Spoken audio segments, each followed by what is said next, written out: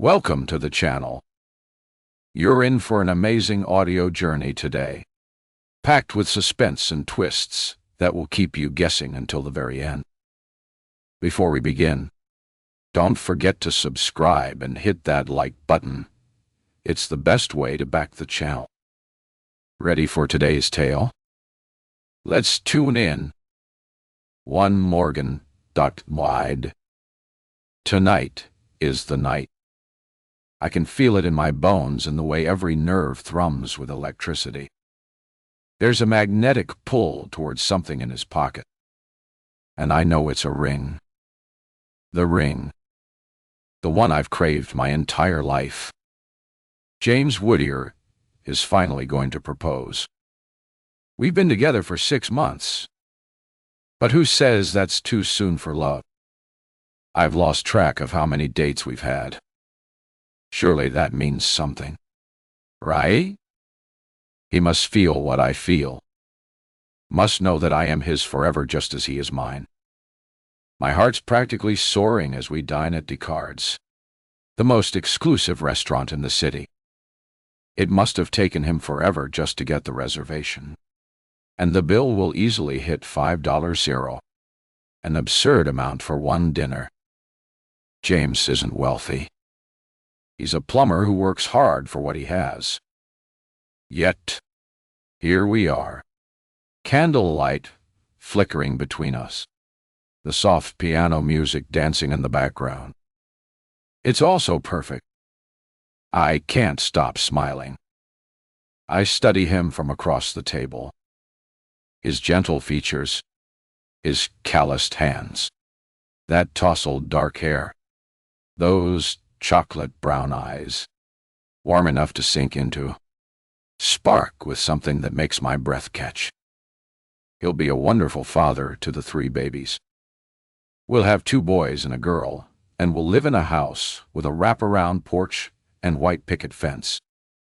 Eventually, I'll be that sweet, bookish old woman with the perfect life, still working at the library because I want to, not because I have to. I'm aware of how pathetic it might sound, but I can't help it. Love is an intoxicating, exciting dream, and right now, I'm gladly lost in it. Morgan, James's voice snaps me back to reality. The waiter lingers, ready to take our order. I clear my throat and glance at the menu. I have no clue what it says. There aren't even prices listed. I'll have what he's having, I say, flashing the kind of smile I hope James finds adorable. The waiter pours our drinks and disappears. James lifts his glass. To the future, he says. Heat blooms in my cheeks and I raise my glass to his. To the future. It's not long before the food comes. Wagyu steak that melts on my tongue. A decadent chocolate slice more divine than anything I've ever tasted. When James motions for the check, it arrives tucked in a leather book. He barely glances at it before handing over his card. He's so calm, so assured that my pulse flutters with anticipation. This must be it. My ring is coming.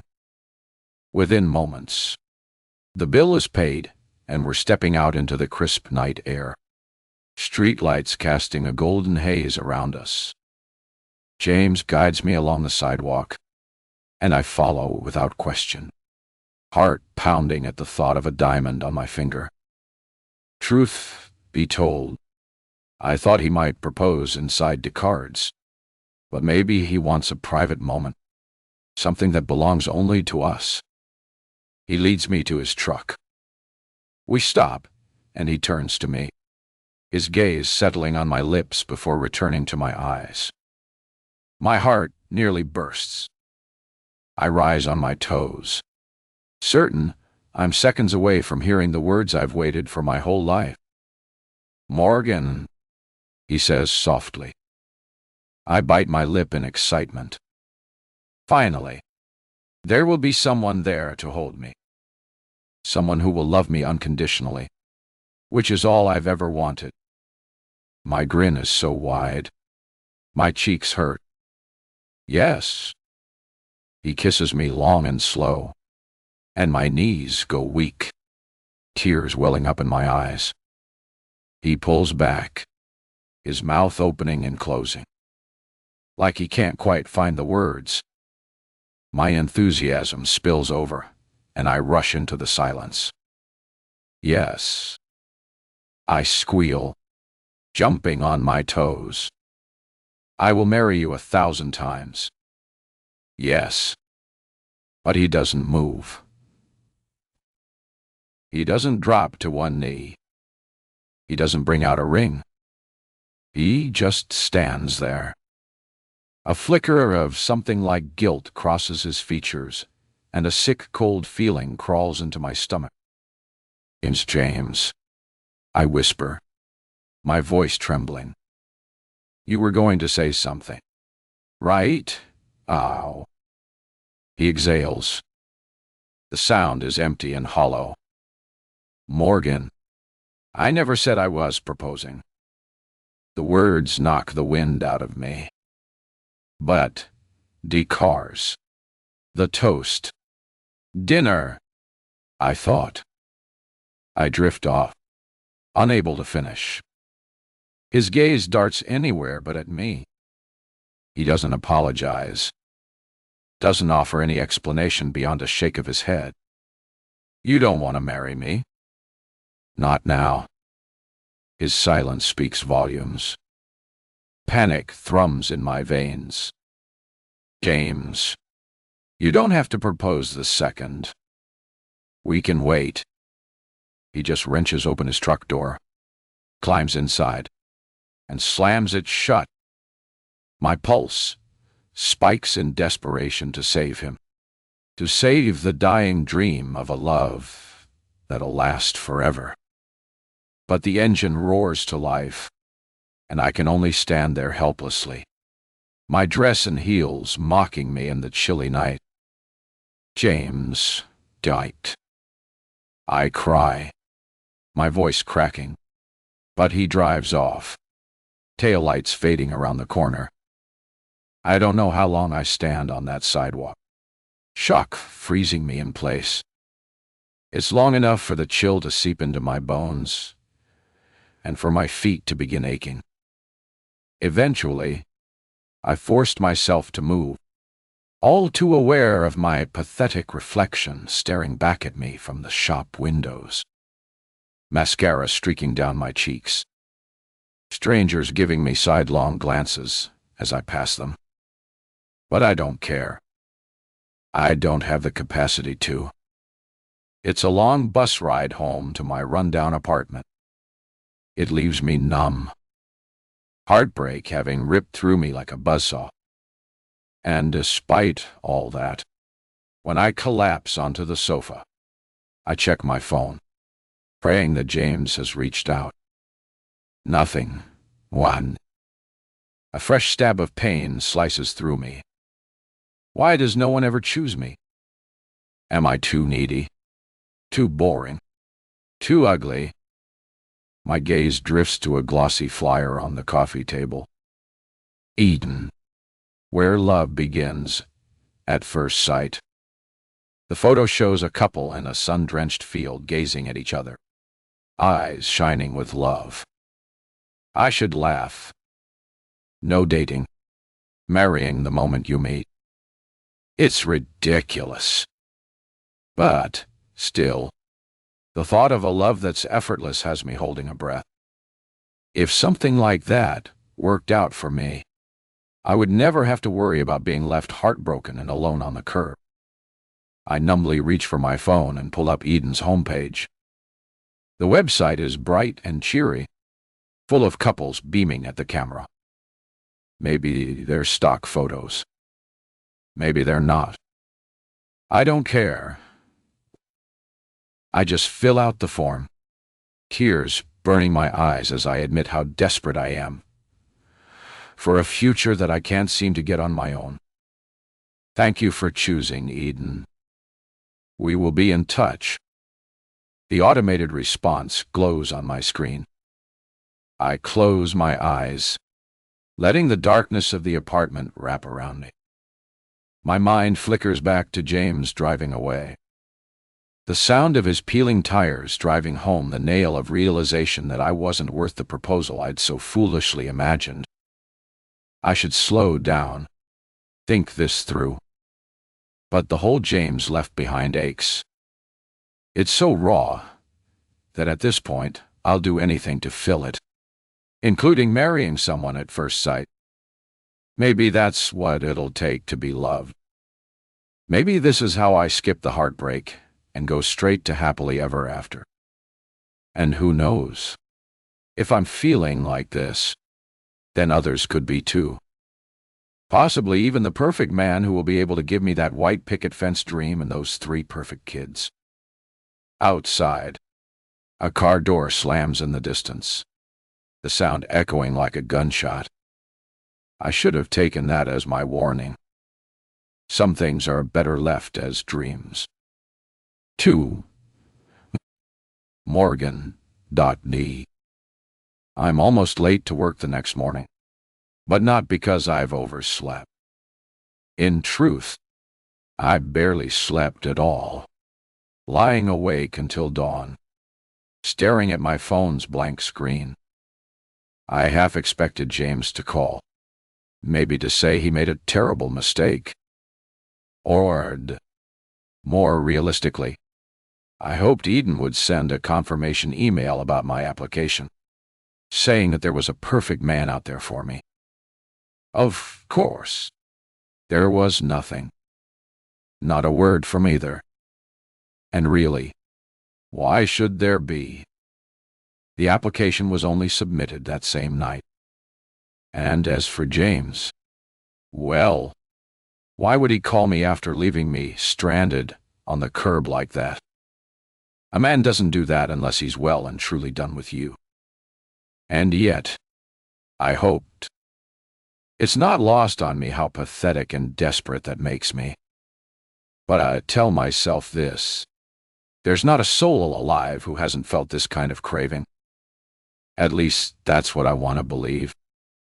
By the time I unlock the glass doors at the library where I work, my eyes feel grainy and swollen from crying. But I paste on a bright smile for the handful of early bird patrons waiting outside. As soon as I flip the closed sign to open, I shuffle in with their usual greetings.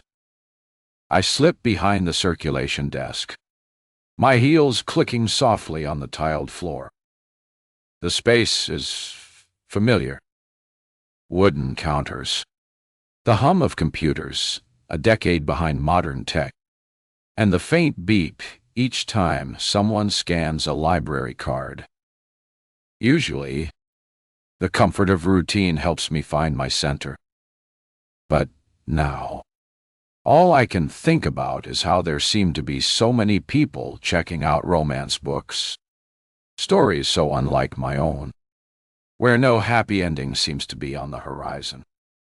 Tiana appears beside me, setting down a box of newly arrived paperbacks. She's wearing a bright yellow cardigan that pops against her tan skin, and I can't help noticing how awake she looks, as if she actually got some sleep. "Morning," she says, side-eyeing me with a concerned frown. "You okay? You seem off." "Just tired," I say. I click open our library's software, scanning the spines of returned books. My fingers tremble on the keys, and I know Tiana doesn't miss it. I'm guessing last night didn't go like you wanted it to. My shoulders stiffen, and I force myself to meet her eyes. Kind of my throat constricts, and that sick wave of embarrassment heats my cheeks. "We broke up." Her eyes flood with sympathy, and she uncharacteristically wraps her arms around me. "Oh, Morgan, I'm sorry. That's rough." Especially since you seem to really like him. The words scramble out before I can stop them. I thought he was going to propose. Tiana. My cheeks burn hotter. I hate how desperate I sound. We went to Descartes last night and everything felt so perfect right up until he left me on the sidewalk. He just drove away. Didn't even tell me why. Her eyes go wide. Wow. That's wow. I let out a laugh. That sounds more like a wounded bark. I thought we were in love. She squeezes my arm. I know it doesn't help, but sometimes men freak out when things get serious. Maybe he just got scared off. Austin was like that when he was trying to propose to me. You didn't see him. He was, I don't know. I push away the lump in my throat. I shake my head and try to distract myself as though scanning barcodes might somehow scan the pain out of me. Something in me tells me that James isn't coming back. She doesn't say anything. What can you say? I'm not going to sit around and mope. Though, I say, despite the fact that I may have done exactly that all night. I already applied for something that might help me move on. Tiana's eyebrows lift. What kind of something? I hesitate, my tongue darting across my lips. A flicker of doubt flutters in my chest, but I shove it down. It's called Eden. Have you heard of them? She shakes her head. A customer steps up. An old woman who wanted some help finding a book she'd heard about. When the woman is gone with her spicy novel, Tiana looks at me. So, Eden? She asks. I look around to make sure no other customers are coming. The last thing I want is for anybody to overhear just how desperate for love I am. It's a matchmaking service. They match you to a perfect man and help you skip all the heartbreak. She draws back. Skip the heartbreak? Yeah. I bite my lip. It's a marriage at first sight service. She starts cackling, the sound of her voice disrupting the silence. More than a few people walking around with books in their hands stop to look our way. But when Tiana sees the serious look on my face, her laughter dies in her chest and her eyes fill with horror. You're serious? I am. I'm tired of messing around with these dating apps. You know just how bad they can be. How many people are just looking to get laid or are wanting to take their sweet time being serious? I shake my head, reaching for another book on the endless stack to scan. This is good. This is real. But what? How does that even work? I'm not too sure. The website didn't say much, but there's an interview. Tiana stares at me for a long moment, and in a deadpan voice repeats after me. There's an interview. I nod. She draws a deep breath, then sigh. Morgan, this is a bad idea. Why? Because it sounds too good to be true.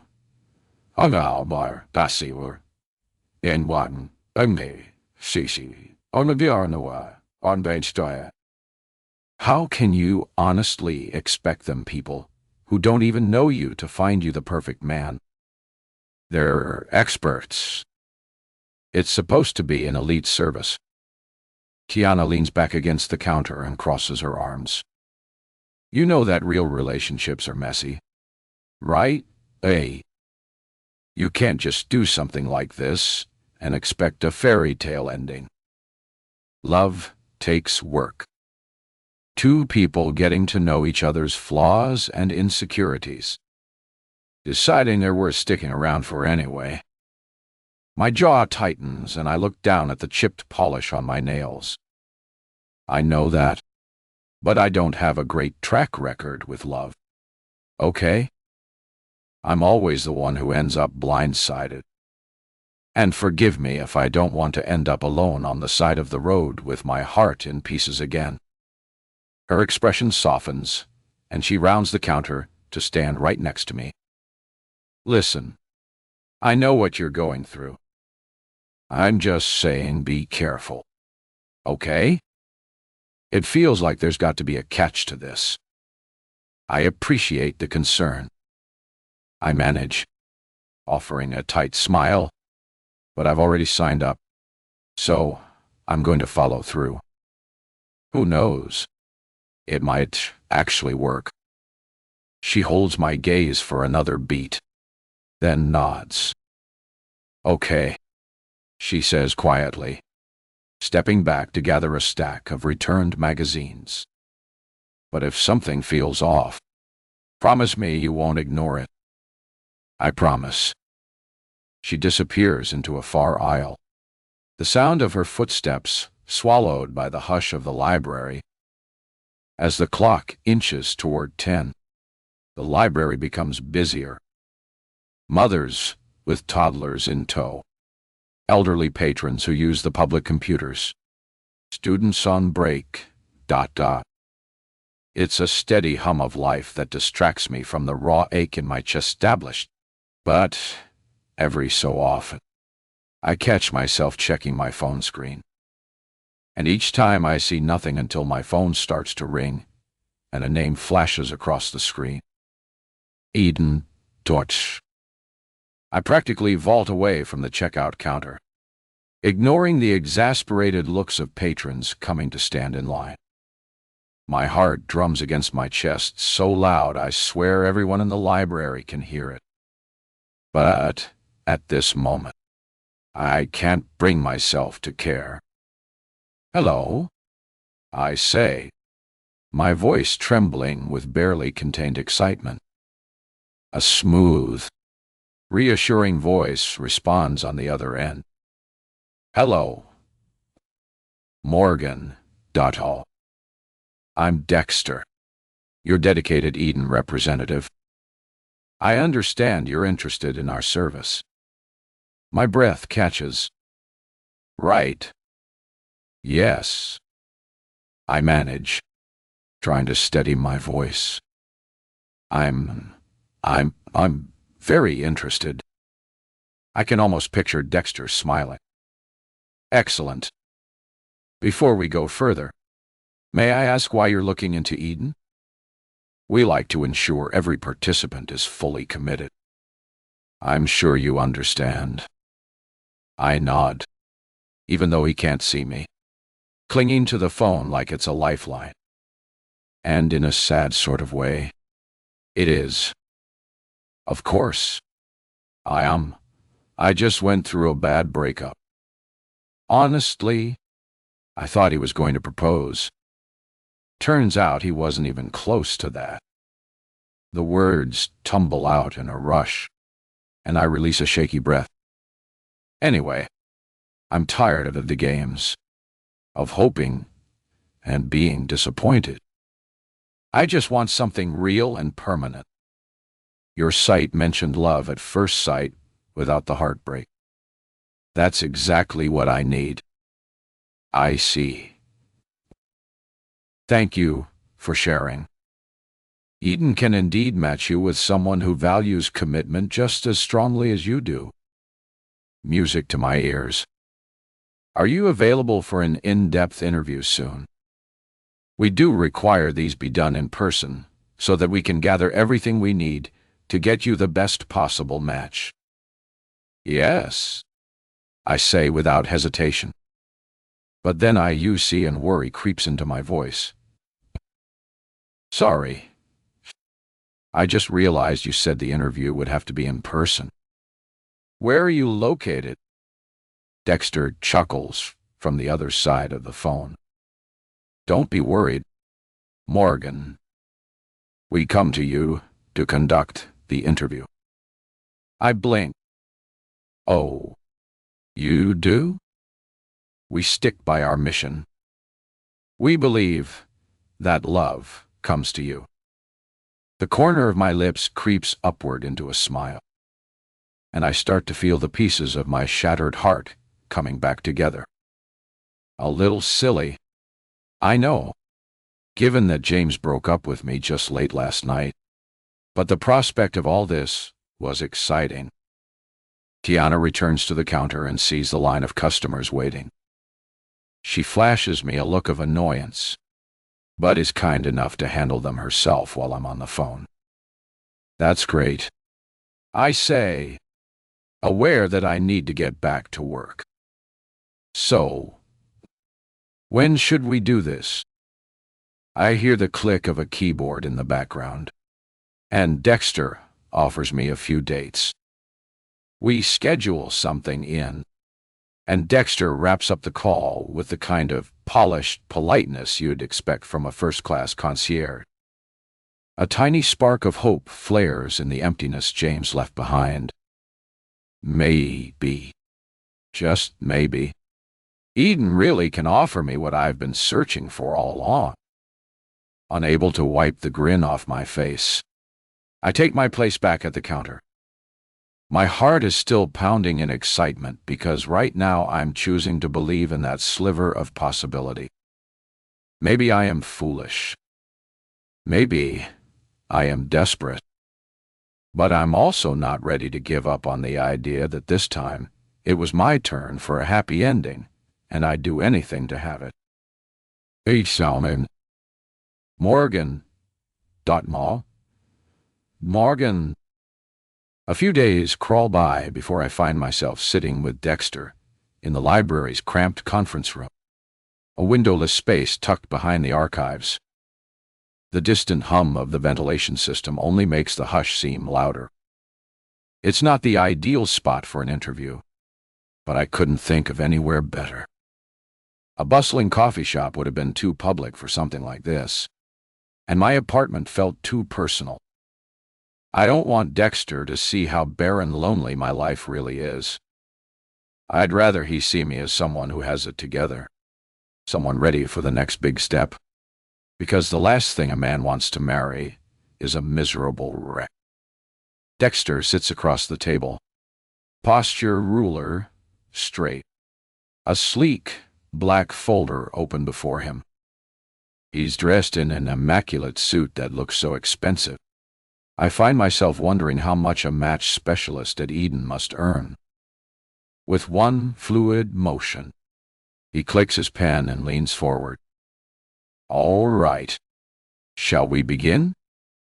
I inhale, trying to study the twist in my stomach before leaving my desk. I kept repeating the same mantra in my head. You are good. You are beautiful. You are worthy of love. You deserve this. Yes, I manage, folding my hands in my lap to keep them from trembling. Excellent. Dexter glances at his notes, then meets my eyes.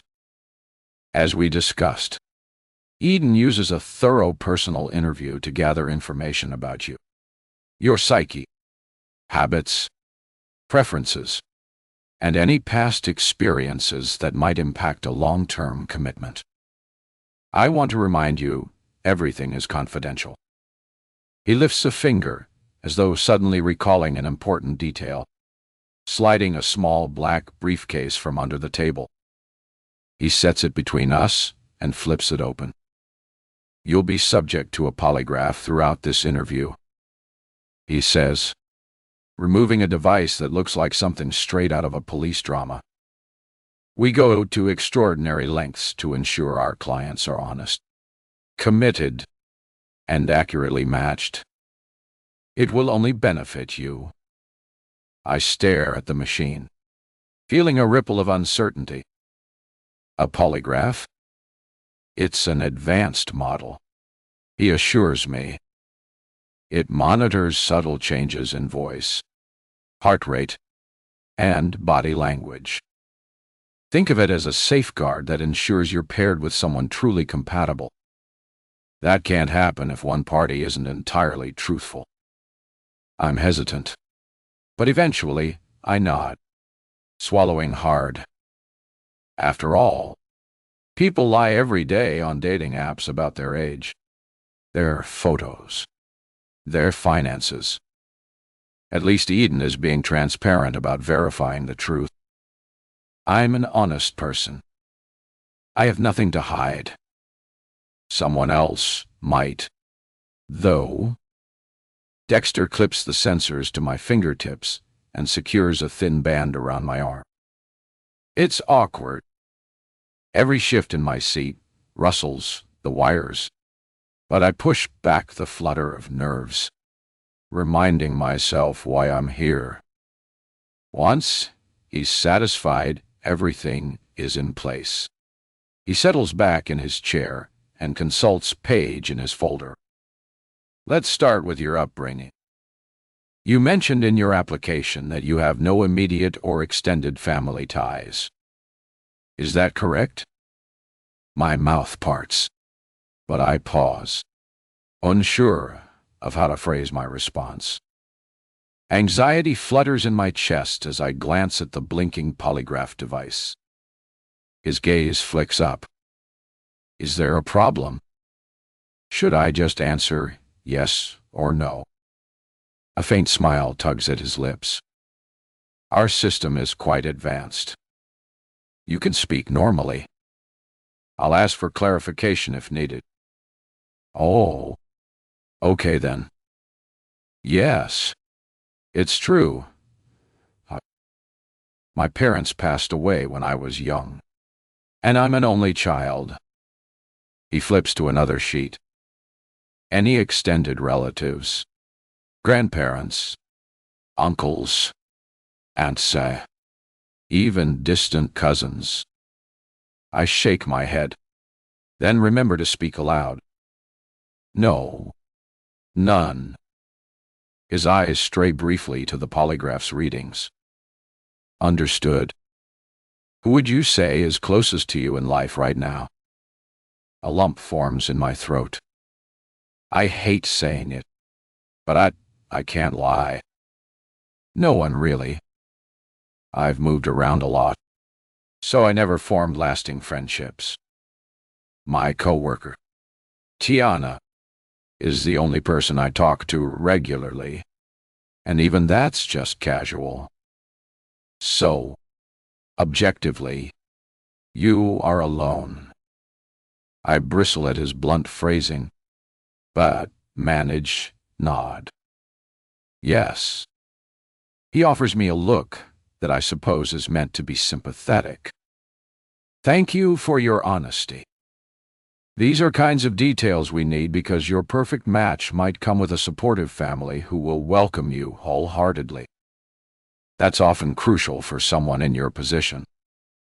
My chest tightens at the thought. A mother-in-law who dotes on me. A father-in-law who sees me as one of his own. Siblings to share jokes and holidays and inside stories. The idea sends a wave of warmth through me, pushing aside the mild discomfort I feel of her being hooked to a lie detector. That would be nice, I admit. Dexter scribbles something in his folder. Next question. How has this loneliness shaped your sense of belonging? Do you fear letting others close? I guess it's made me clingy, I say quietly. If I find someone worth loving, I'll do anything to keep them from leaving. I mean, anything. He nods, his pen gliding across the page in neat, deliberate strokes. And how did that play out with your ex-boyfriend, James? A small pang pierces my chest. I don't remember mentioning him on the application. Did I? He left anyway, I say softly. I thought that being sweet and attentive would keep him, but it wasn't enough. Dexter's detached hum makes the words sound more clinical than they should. I force myself to take a calming breath, reminding myself that I won't have to repeat these answers once I'm finally matched and married. The man I marry will already know all this. He'll love me for it. Dexter flips to a new page. Some general lifestyle preferences. Favorite form of exercise? I like long walks. Hate running, but I don't mind biking. Favorite place? My bed, I say, then flush at how that sounds. After a moment of scanning more notes, he levels his gaze at me. Are you sexually active? The question knocks the air from my lungs. What? Or are you a virgin? Why are you asking me that? It's an important aspect of compatibility, he says calmly. Waiting. Heat rushes to my cheeks. I glance at the machine, conscious that any hesitation might be noted. Yes, I am a virgin. His brow lifts. Have you engaged in any form of sexual activity? I exhale. Shaky. No. Yeah. He jots this down. How would you describe your libido? A bubble of disbelief escapes as a nervous laugh. You're kidding me, right? He taps a pen against his shoulder. Intimacy is often the cornerstone of a strong marriage. We can skip this if you're uncomfortable, but we can't promise an ideal match without full disclosure.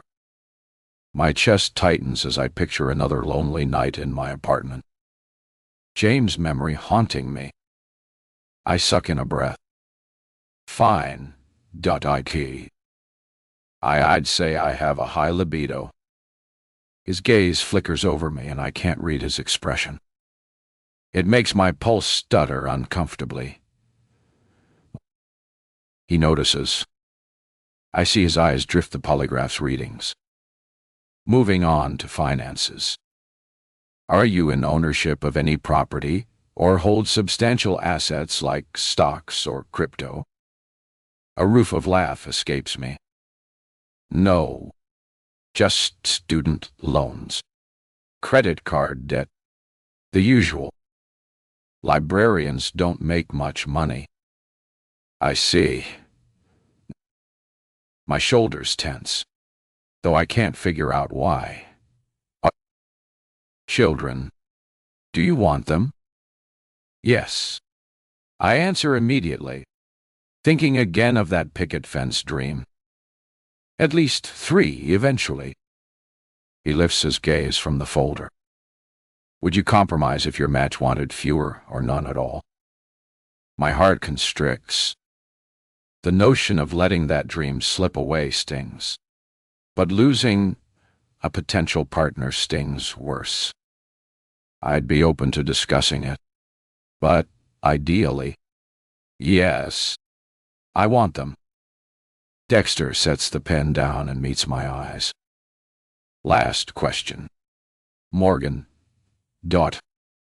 If your perfect partner asked you to uproot your entire life, move across the country or overseas, would you do it? No questions asked. I can feel my pulse in my ears, and the conference room walls feel like they're closing in a fraction. The safest answer would be, we'll discuss it. But I recall the Eden motto. The guarantee of skipping heartbreak if I commit wholeheartedly. Yes, I whisper, my voice shaky. I'd do it in a heartbeat. Dexter's lips curve into a measured smile. That's wonderful. Morgan, .eu. Thank you for being so forthcoming. He neatly unhooks me from the polygraph, collects his notes, and rises. I finalize these and forward them to my colleagues. We should have a decision for you within the week. I nod, feeling like my mouth is full of sand. Thank you. He heads to the door, pressing a hand to the handle, but something gnaws at me. "Wait," I blurt. Dexter pauses, glancing back. "You said a decision. I thought I was already accepted." "You are." The decision refers to selecting a perfect match. Once we've done that, the next steps will be arranged swiftly. A hint of a smile flickers at the corner of his mouth. By this time next week, you could be married.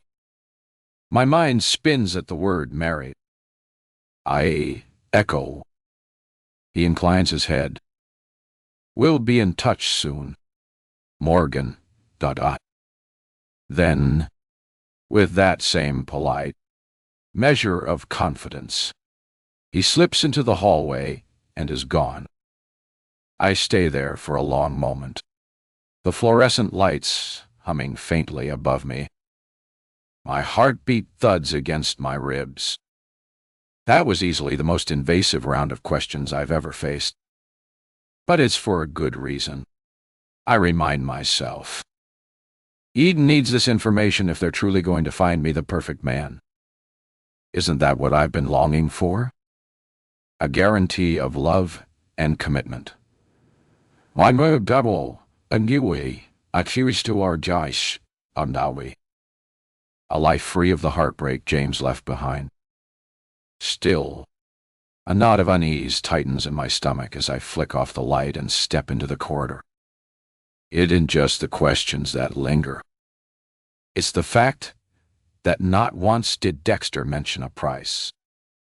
And if there's one thing I know about things, without a price tag, they always cost more than you can afford. 4. Detonkai. Morgan. ... The following days are an odd mixture of tension and numbness. I keep expecting my phone to ring at random moments. On the bus. At the library. In the grocery store. Every time it chimes, my heart leaps, only to deflate when it's just a spam text or my phone reminding me about upcoming bills. I'm hardly sleeping, too excited by the possibility of a perfect match. It sounds like a fairy tale, and I can't stop thinking about what kind of man would want to build a life with me. No games, no heartbreak, no leaving me on the sidewalk in my best dress with tears rolling down my face. But as the days pass with increasing silence, the doubts start to creep in. Maybe the polygraph revealed something they didn't like. Maybe I seem too desperate, too lonely, too messed up. Why? It gets to where every time I look in the mirror, that's all I can see. The pathetic, embarrassing, desperate woman that I am. The following Wednesday morning, I'm so on edge that I nearly snap at a teenager trying to check out a stack of adult thrillers without a proper library card. The poor kid flinches, and I have to apologize over and over, cheeks burning with embarrassment. Tiana gives me a sharp look from across the desk, clearly worried. At lunch, I lock myself in the staff bathroom and breathe. In for 4. Hold for 4. Out for 4. It's a trick I write about in some self-help book one day while scanning it in ink. But it doesn't help much. My phone remains silent, perched on the edge of the sink. I considered texting Eden's main contact number. Would that make me look unhinged? Possibly. No. But if they told me a decision would come within a week, and well, we're pretty much there.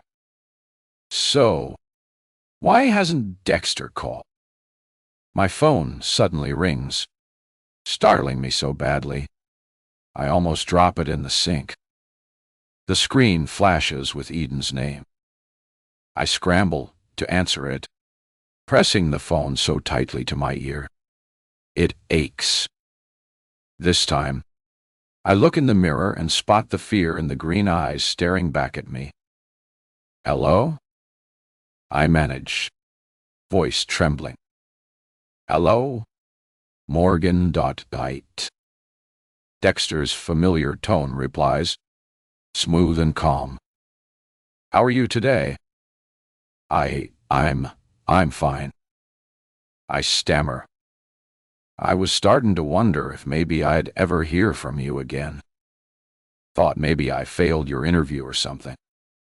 He chuckles softly. I assure you, Eden doesn't operate on a pass-fail system.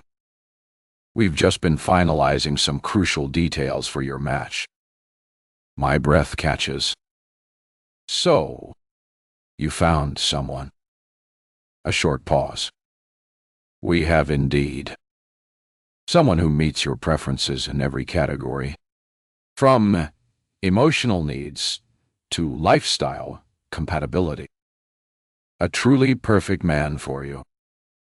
I believe you'll be very pleased. I press a palm to my chest, trying to study my breath. There's someone out there for me. Oh my God. Okay. Yes. That's great. That's amazing. What's his name? What's he look like? Is he take a deep breath? Morgan, he says, cutting through my words. Sorry.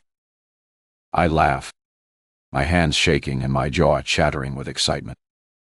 I'm just, excited. You have a very good reason to be. This is one of the best men to come through our program. He is? I practically melt in front of the mirror. I let out a long breath. What happens next? Now we move forward with the next steps. Introducing you to your perfect match. The altar. Our main goal at Eden is ensuring your immediate and lasting happiness. Thus, we'd like to expedite the process. We're prepared to arrange the ceremony at our private retreat if you're available to travel soon. My head spins. How soon? Dexter's tone remains unfailingly polite. Within the next 48 hours. What? Ah. My voice echoes in the tiled bathroom. That's really fast. As we mentioned, our service is built on skipping the messy parts and going straight to a committed relationship. He pauses. If you're uncomfortable with the time frame, we can discuss alternatives. However, your match is eagerly awaiting the opportunity to meet you. And we do find that moving quickly helps preserve the excitement and the certainty of the match. I close my eyes, Kiana's warnings ringing through my head like a distant alarm. Is this entirely insane? Absolutely. But at the same time, my mind conjures images of that white picket fence, the husband who never leaves, the family dinners I've only seen in movies. Isn't this what I wanted? The words spill out before I can stop myself. Yes, I can go. Excellent, Dexter replies. I'll email your flight itinerary and retreat details. We'll handle all accommodations, including attire, meals, and lodging. Please note that we do ask for discretion. Eden prides itself on offering a private experience for both parties. I swallow hard. Discretion. Right? Excellent. We'll be seeing you soon. Morgan.Faye. Wait. Yes. What about a wedding dress? Don't I need to get one? As I mentioned, all your attire has been covered. I blink.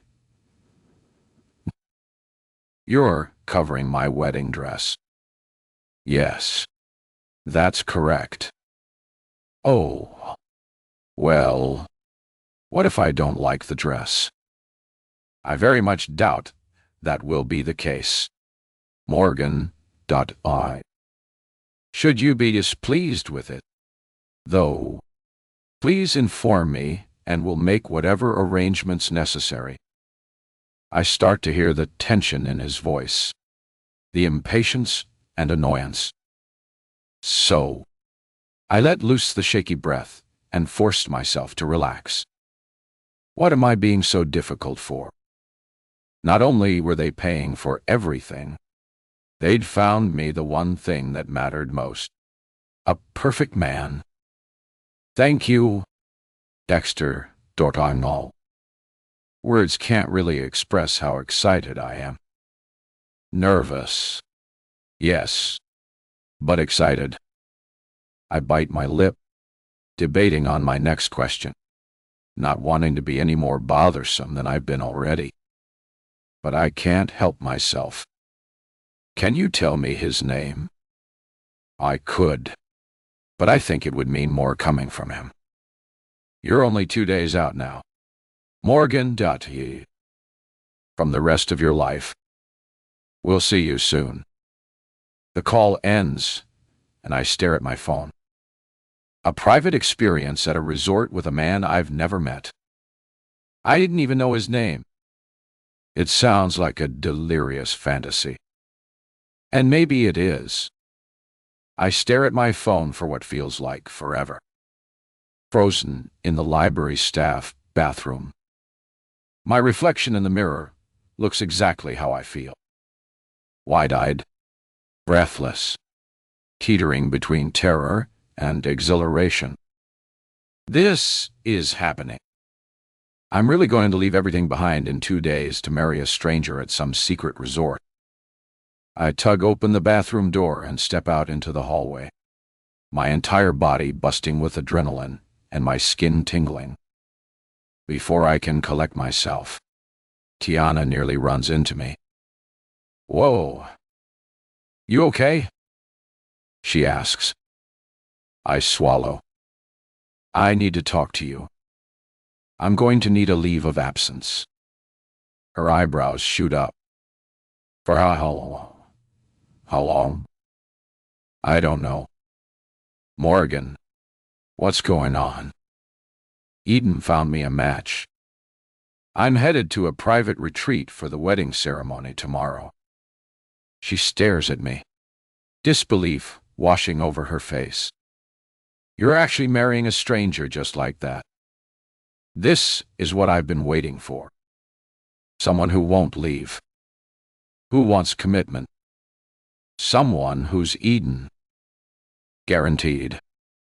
Guaranteed. She shakes her head. Morgan, please. I interrupt. Don't try to talk me out of it.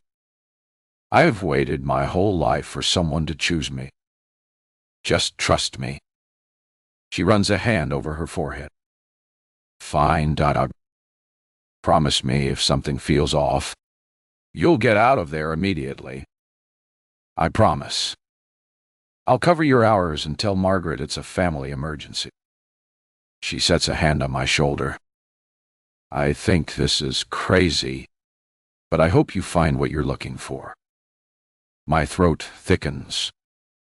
I swallow the emotions threatening to spill over and offer a tentative smile. May. 2. 5. Life. Morgan. Dutchin. What happens next is nothing short of a fairy tale. I stuff my few vacation-worthy outfits into a suitcase.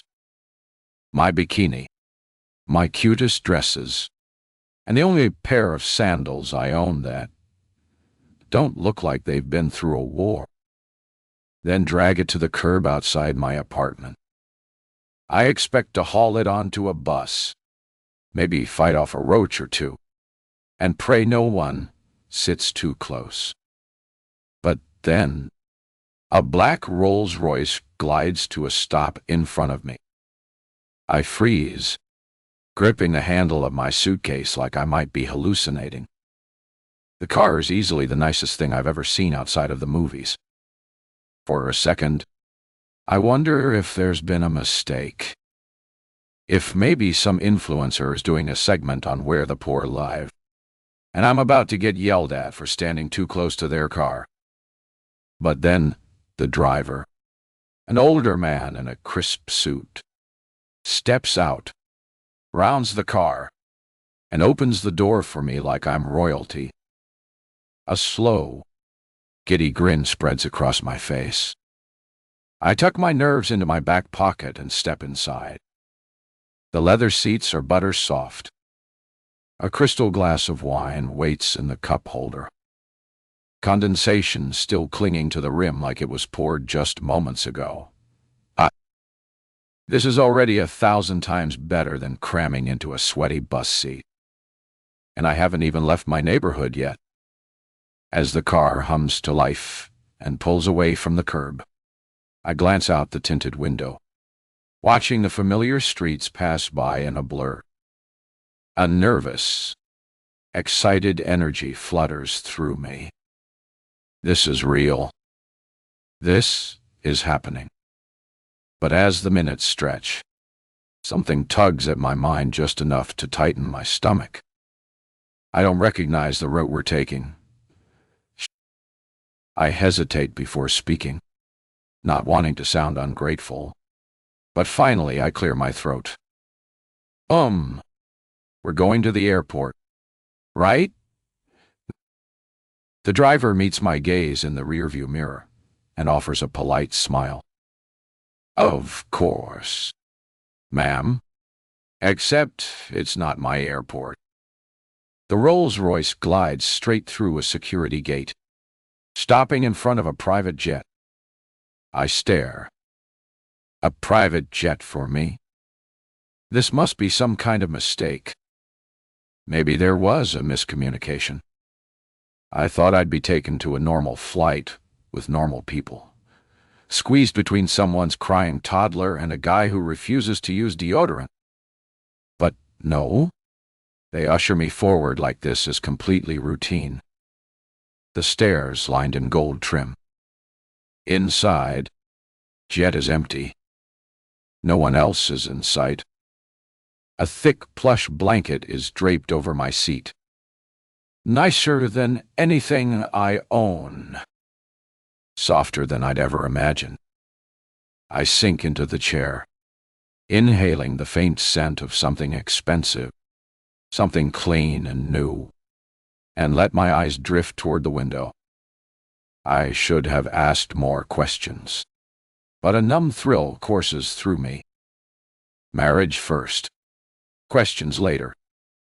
The thought is ridiculous, but a bubble of laughter escapes my lips anyway, loosening the last of the tension in my shoulders.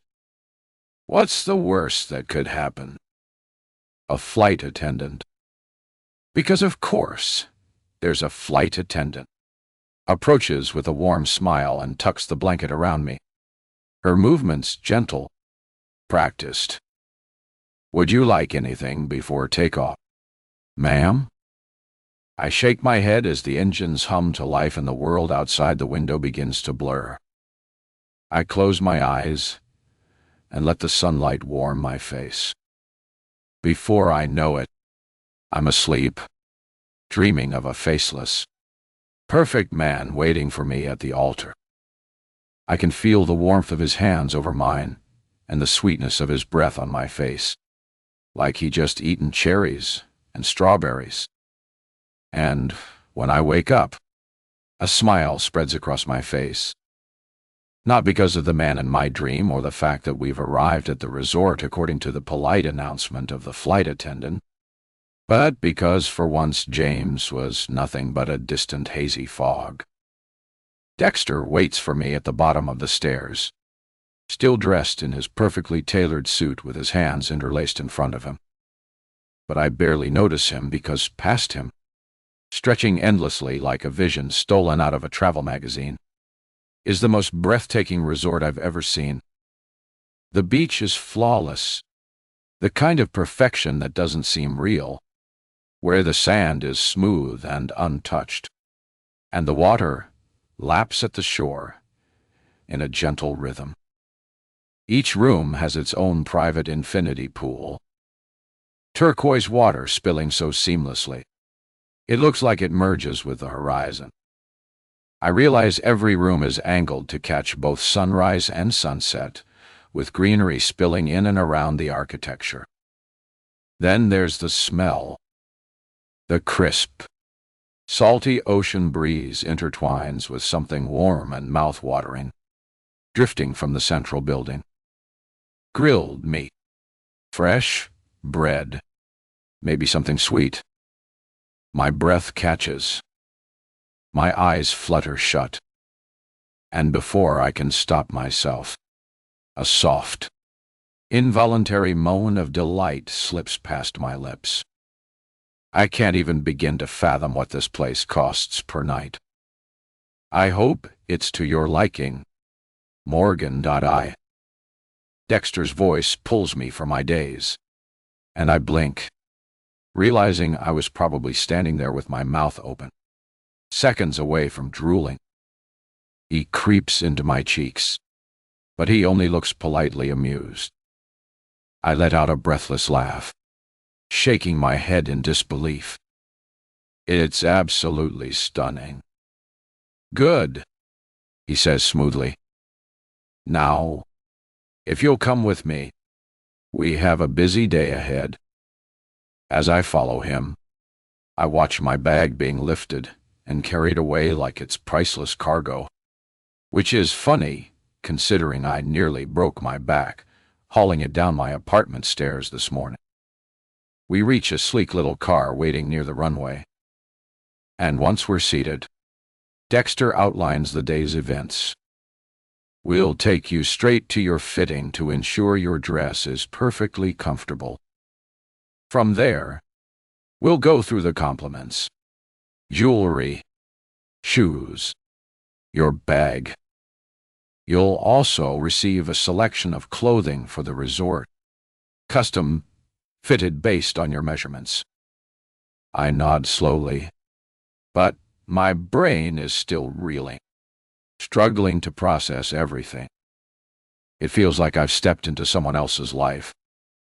Someone born into privilege, untouched by heartbreak or finances or anything real.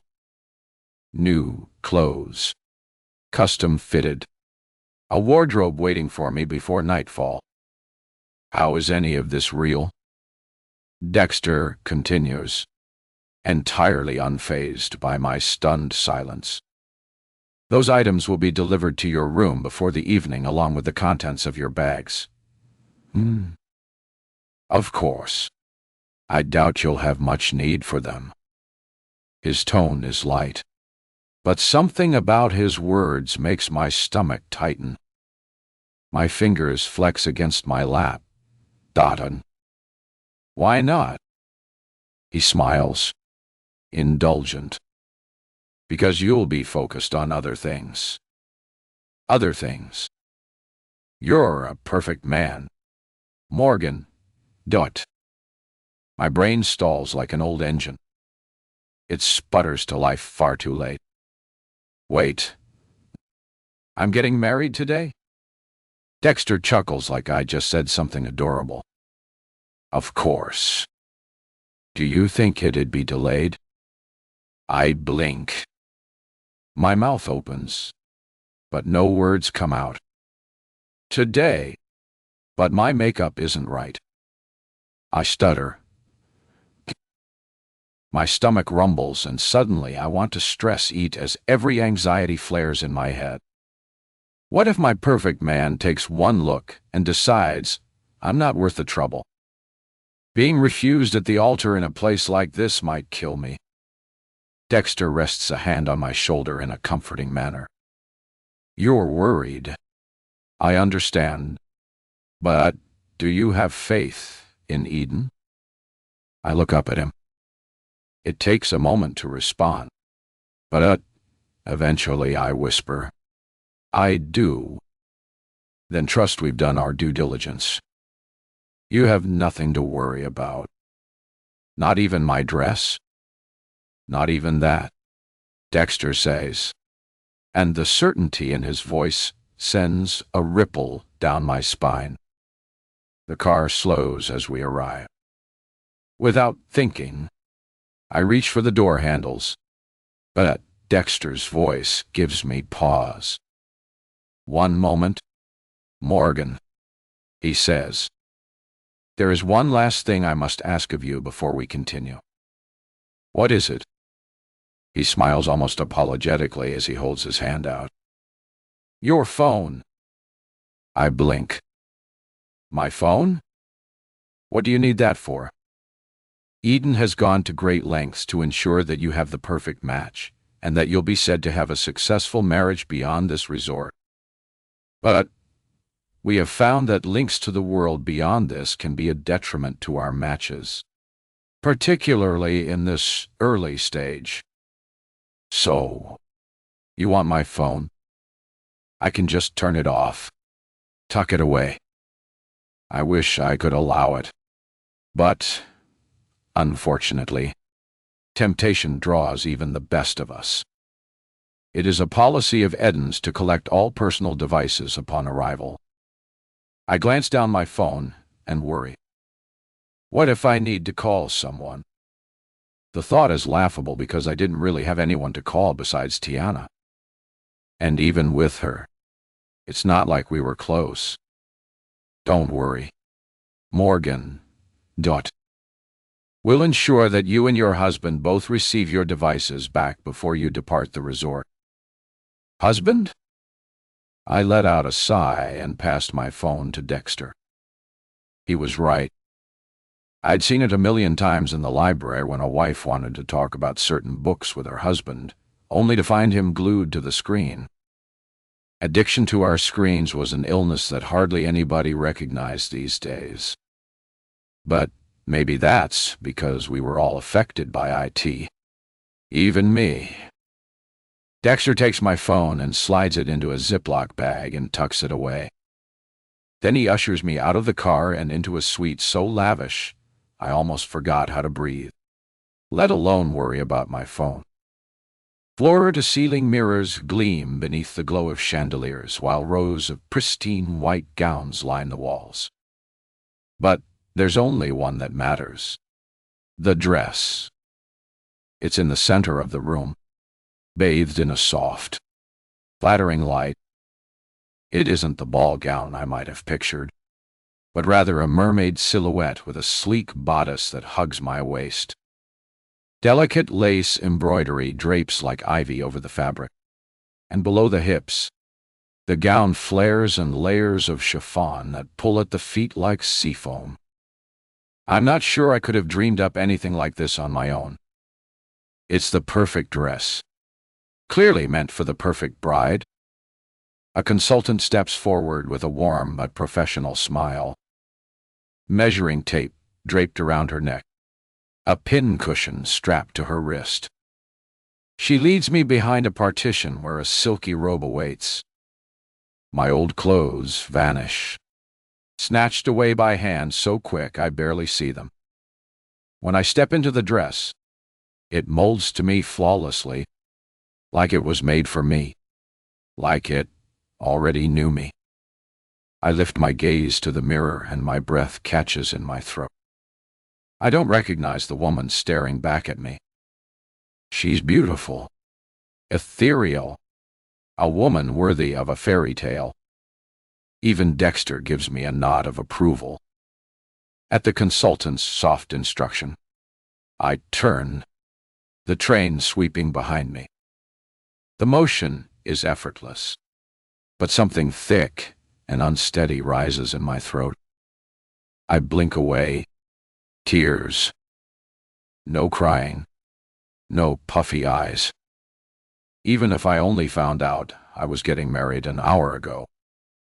Jewelry next. The consultant murmurs, and Dexter steps forward, a velvet case balanced in his hands. Inside is a delicate chain, spun silver with a diamond so bright it could have fallen from the stars. A pair of matching earrings gleam beside it. Do you remember Eden's motto? Morgan, Dexter asks. I meet his eyes. Love comes to me. That's right, he says, smiling with a twinkle in his eye. I don't ask how they knew exactly what I'd like. Eden knows. They've known all along. Hands move swiftly, fastening the clasp at my nape, sliding the earrings into place, dusting a final sweep of blush across my cheeks. I barely whisper, "Thank you," before I'm led away again down a corridor aligned with flickering lanterns and vases overflowing with white roses. My pulse thuds a steady chant. This is real. This is real. This is real. We arrive at a set of grand double doors, their gold handles gleaming under the waning daylight. Dexter rests a hand at my back, a gentle guiding pressure. He's waiting just beyond these doors. My fingers tighten around the bouquet of roses an attendant hands me. Classic, beautiful, pure. This is already more than I ever imagined when I filled in that online application. No expense spared, no detail overlooked. They've given me the kind of fantasy I never thought I'd get. And I'd happily go into debt with Eden for the rest of my life, if it means getting a love that won't abandon me. But a tremor works its way through me as Dexter's words sink in. He's waiting for me. The man I'm supposed to love. The man who's supposed to love me.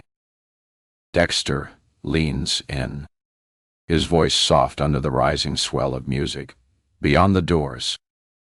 Don't worry. Morgan, shoe. Eden never makes mistakes. I force a wobbly smile, my breath thin in my chest, because on the other side of these doors is everything I've been promised. All I have to do is step through. The doors sweep open, and the music rushes in. Soft, romantic, something out of a dream. My heart stutters, every nerve in my body wound tight. I take one last breath. I should have savored it. 6. Morgan, wait.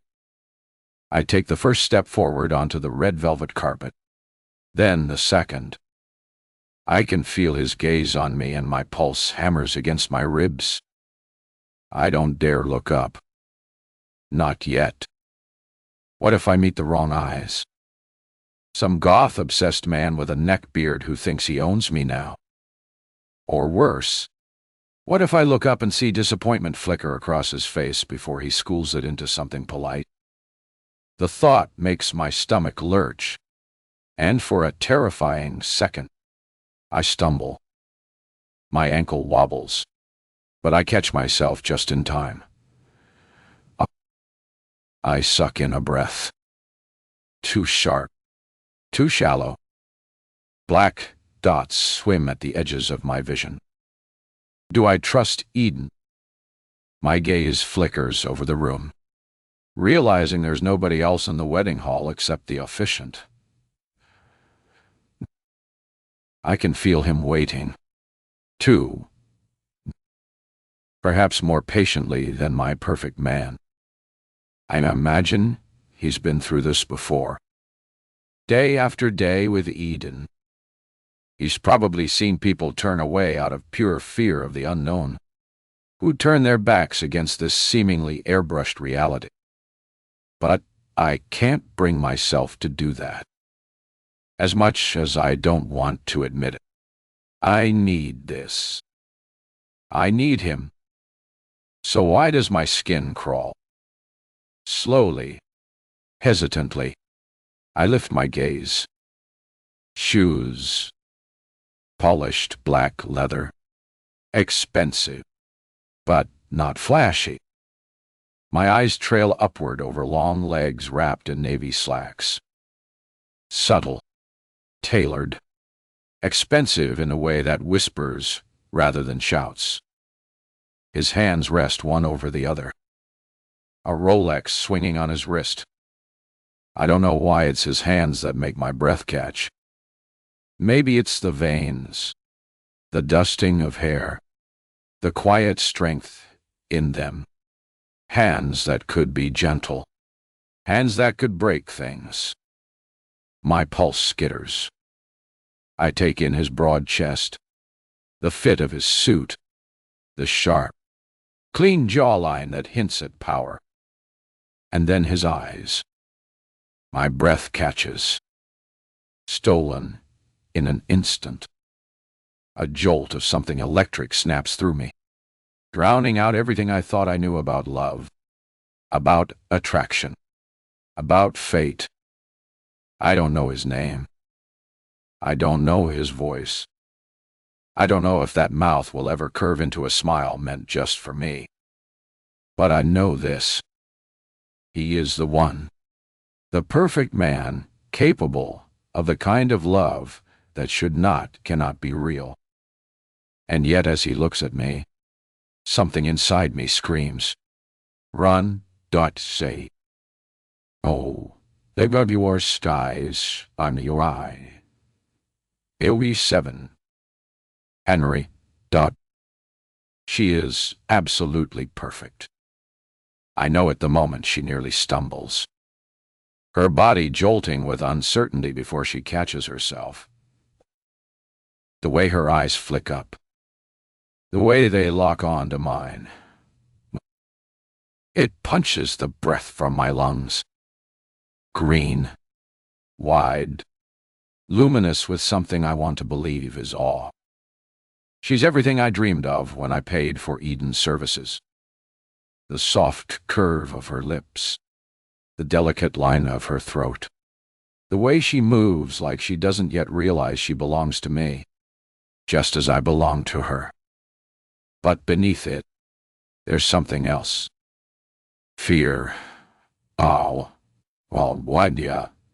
Morgan, It flickers in her gaze just for a moment. A deer poised on the edge of flight. My mouth parts as a sharp worry slices through me. Is she going to run? Thought is unbearable. I take a half step forward, my muscles taut with the urge to reach for her, to reassure her before the moment fractures, before she slips through my fingers. The officiant tuts disapprovingly. Maybe because for this marriage to be valid, she must come all the way to me. But I don't care. I extend my hand anyway. She hesitates. I see it in the way her breath catches, the way her fingers tremble at her sides. Of course, she's afraid. She's never seen me before, never laid eyes on the man who was about to be her husband. This is all new, unknown, and the unknown is terrifying. That's why she needs me. This is when I step up, when I steady her, guide her, claim her proudly as my wife. She only has to take my hand. 8. Morgan. His hand hovers in the air as he patiently waits for me to take it. My gaze goes from his hand to his eyes, and I can feel the confidence coming off him, like he knows I'll take his hand. Part of me wants to refuse, to turn away and go back to my grim reality where this man doesn't exist. Because at least then I could live, knowing that I never deserved it anyway. But I don't. I'm desperate for this fever dream to be real. And despite the fear shaking me to my core, I take his hand. His fingers are warm, strong, and when they close around mine, there's finality to it, like a lock clicking into place. I can't tear my eyes away from our hands. His touch doesn't feel alien like I thought it would. It doesn't feel like I'm holding on to a stranger. Instead, it feels strangely familiar, like we've known each other all our lives. The officiant clears his throat, unimpressed, but I barely hear him.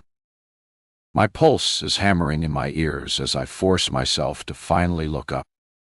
Really look at the man standing before me. He is breathtaking. That should be my first red flag. Men like this don't exist.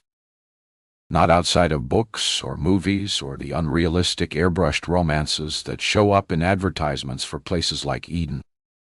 And despite that fact, here he is. His navy suit fits like it was sewn to his body. His hair is dark, neatly styled, but not stiff. And his eyes. God, his eyes. They drink me in with an intensity that is both thrilling and terrifying. I swallow hard, my lips parting before I can stop myself. What's your name? His mouth lifts slightly into the softest smile, like the question amuses him, but his voice is both smooth and steady when he answers. Henry Langford. Henry said like a man whose name has weight. The name rolls through me, settling in my chest as if it should mean something. But it doesn't. He's a stranger. A stranger whose ring will be on my finger in less than 5 minutes. His gaze softens. And do you? The words feel strange. Not just the question, but the way he asks it, like he already knows, but wants to hear it from my lips. I hesitate, straighten my spine, and lift my chin. I say my name like it's got weight, too, even if it really doesn't weigh much more than a blade of grass. Morgan Sloane. Henry smiles then, and it's beautiful. For a moment, I feel the tension slip away. It doesn't matter that this is absurd, that I'm standing in a wedding hall with a man I have never met before, that my entire future is balancing on the edge of an application I made only a handful of days ago while I was desperate and heartbroken and lonely. He is perfect. And maybe, just maybe, this is real. I barely notice the officiant shifting in front of us until his voice slices through the moment, sharp and dry. Apologies, but we should carry on with this. There are other appointments. I flinch at the sudden crack in the perfect day, but Henry doesn't. His head tilts slightly, and his expression, though still perfectly composed, hardens just enough that the officiant notices. I wasn't aware we were on a time limit, Henry says smoothly. The officiant lips thin. He glances between us, clearly debating whether to push back. He doesn't. Instead, he sighs and flips through the crisp white pages of the contract in his hands. For now, let's proceed. I don't know why, but my stomach tightens. The way Henry stood up for me subtly but firmly should be reassuring. And it is. But it's also something else. Something that prickles along the back of my neck. I push the feeling away. The officiant drones on, a wide smile spreading across his face like nothing ever happened. I don't pay much attention to what he has to say. The words blur together because all of my attention is on the man standing before me. It's strange how the entire process feels hazy, like I'm watching it happen instead of living it. So, it's a shock when I hear my own voice, soft and breathless, saying, "I do." Henry looks deep in my eyes, and in a low murmur, he says, "I do," before the officiant even asked him. Henry takes my hand and my breath stutters. The band is smooth, cool against my skin. But it's the diamond that makes my heart stop. It's massive, a brilliant, impossible thing, catching the light and scattering rainbows across my fingers. For a moment, I find myself struggling to breathe. It's stunning. It's unreal. It's mine. I stare at it, completely transfixed, hardly noticing the way Henry's thumb brushes over my knuckles, the way his lips quirk into a small, knowing smile. "It looks beautiful on you," he murmurs. Tears prick my eyes. I nod, unable to form words. The officiant clears his throat gently, and I force myself to focus as I take Henry's ring. Smaller, simpler, but just as significant. My hands tremble as I slide it into place, my fingers barely closing around his as I whisper, "Perfect fit."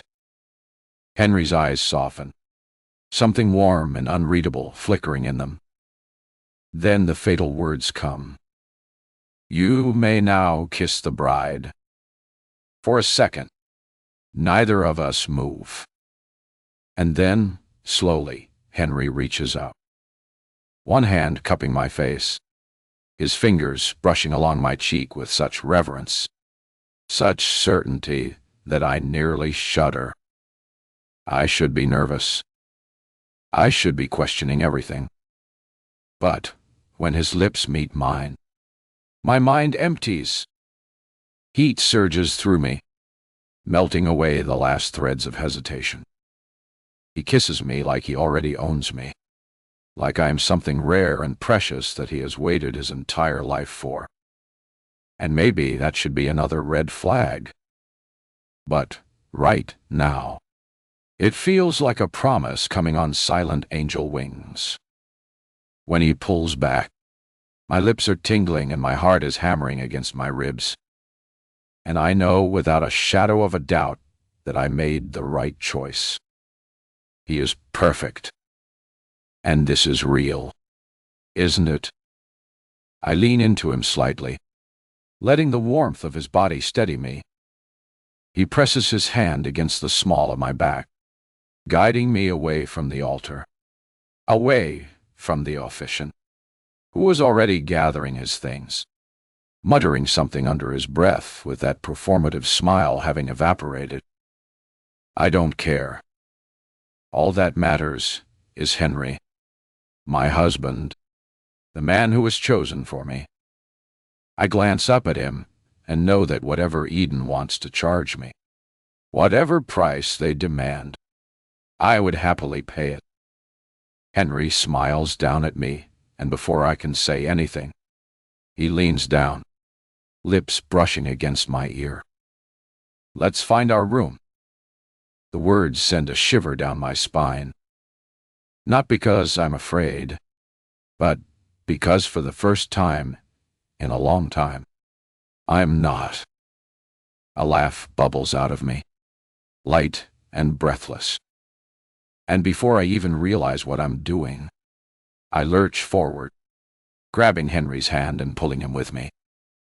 My dress catches at my ankles as I break into a sprint, my heartbeat wild, my mind spinning with something reckless and electric.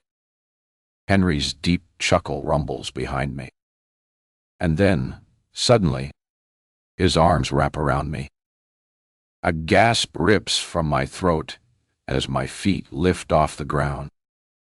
He swings me up effortlessly with a gentle but strong grip. We fly past the hall, past Dexter's voice calling after us. "Congratulations, Morgan, on your newfound Eden." I barely hear him. My laughter turns into a squeal as my bouquet tumbles from my hands, the flowers scattering across the path like an offering to the wind. Henry doesn't slow. If anything, he runs faster. The ocean breeze, whipping through my hair, the scent of salt and warm sand curling around us. We pass the lower-end rooms, the empty pool and the pristine courtyard. The silent staff who barely spare us a glance as they carry out their tasks like this is an everyday occurrence in this strange, perfect world. Still, he doesn't stop. His breathing is even, his pace unbroken, like I weigh nothing at all. And then suddenly we are at the top where the suite waits. My breath catches as I take it all in. The stretch of the ocean endless and glittering beneath the setting sun. The soft glow of lanterns flickering along the terrace. The vast, sprawling room beyond the massive double doors framed by arched windows and gauzy white curtains billowing in the wind. It is dreamlike, perfect. But none of it, not the view, not the sky painted in hues of gold and lavender, compares to the man holding me. Henry's gray eyes are locked on mine. Intense, unreadable. A slow, knowing smile curves my lips as he slows in front of the door, his grip adjusting slightly. But there's something strange in his expression. A hesitation. What is it? I ask, tilting my head. He exhales, his fingers tightening against my back. I'd like to carry over the threshold, he says, his voice quieter now. More careful, but I want to make sure you're comfortable. We don't have to go in just yet. We can get dinner, get to know each other first. Something warm flickers inside me at the words. He's considerate, thoughtful, exactly the kind of man I had hoped for, but never dared to dream existed. I know what Tiana would say. She would tell me to take him up on his offer, to take my time and get to know him before giving up something I couldn't take back. And yet, I don't want to wait. I don't want a slow, careful unraveling of whatever this is supposed to be. I want him. The thrill of it thrums in my veins. A hunger, both unfamiliar and undeniable. We have the rest of our lives to learn the little things about each other. The details, the quirks, the small, quiet intimacies that come with time. But right now, I want to claim him. I want him to know without hesitation, without a single doubt that he is mine for now and always. A surge of confidence I haven't felt in ages passes through me, and I brush my fingertips along his jaw. A current of desire sparks under my skin, and I need to be closer to him. All of him grows stronger with every beat of my pounding heart. Henry, I whisper, brushing my lips against his ear, letting my breath ghost over his skin. Kick open the door. Henry stiffens just for a second. He looks genuinely shocked, like he fully expected me to take him up on his offer. Something about having caught him so off guard sends a thrill of pleasure through me. Something shifts in his expression. The hesitation melts away, replaced by something darker, something satisfied. He moves. One sharp motion, his leg jerking up, his foot slamming against the double doors. The force of it sends the doors bursting open, the hinges groaning and prot-established. With a deep, low chuckle, Henry carries me over the threshold, just the way a husband should. The doors drift shut behind us with a quiet click. But just before they do, a strange, overwhelming feeling grips me. Something raw and unfamiliar. Was that fear? 9. Henry Dart. It's early morning when I unwind myself from the covers and from my wife's tangling limbs. I stand over the bed, watching her, taking her in.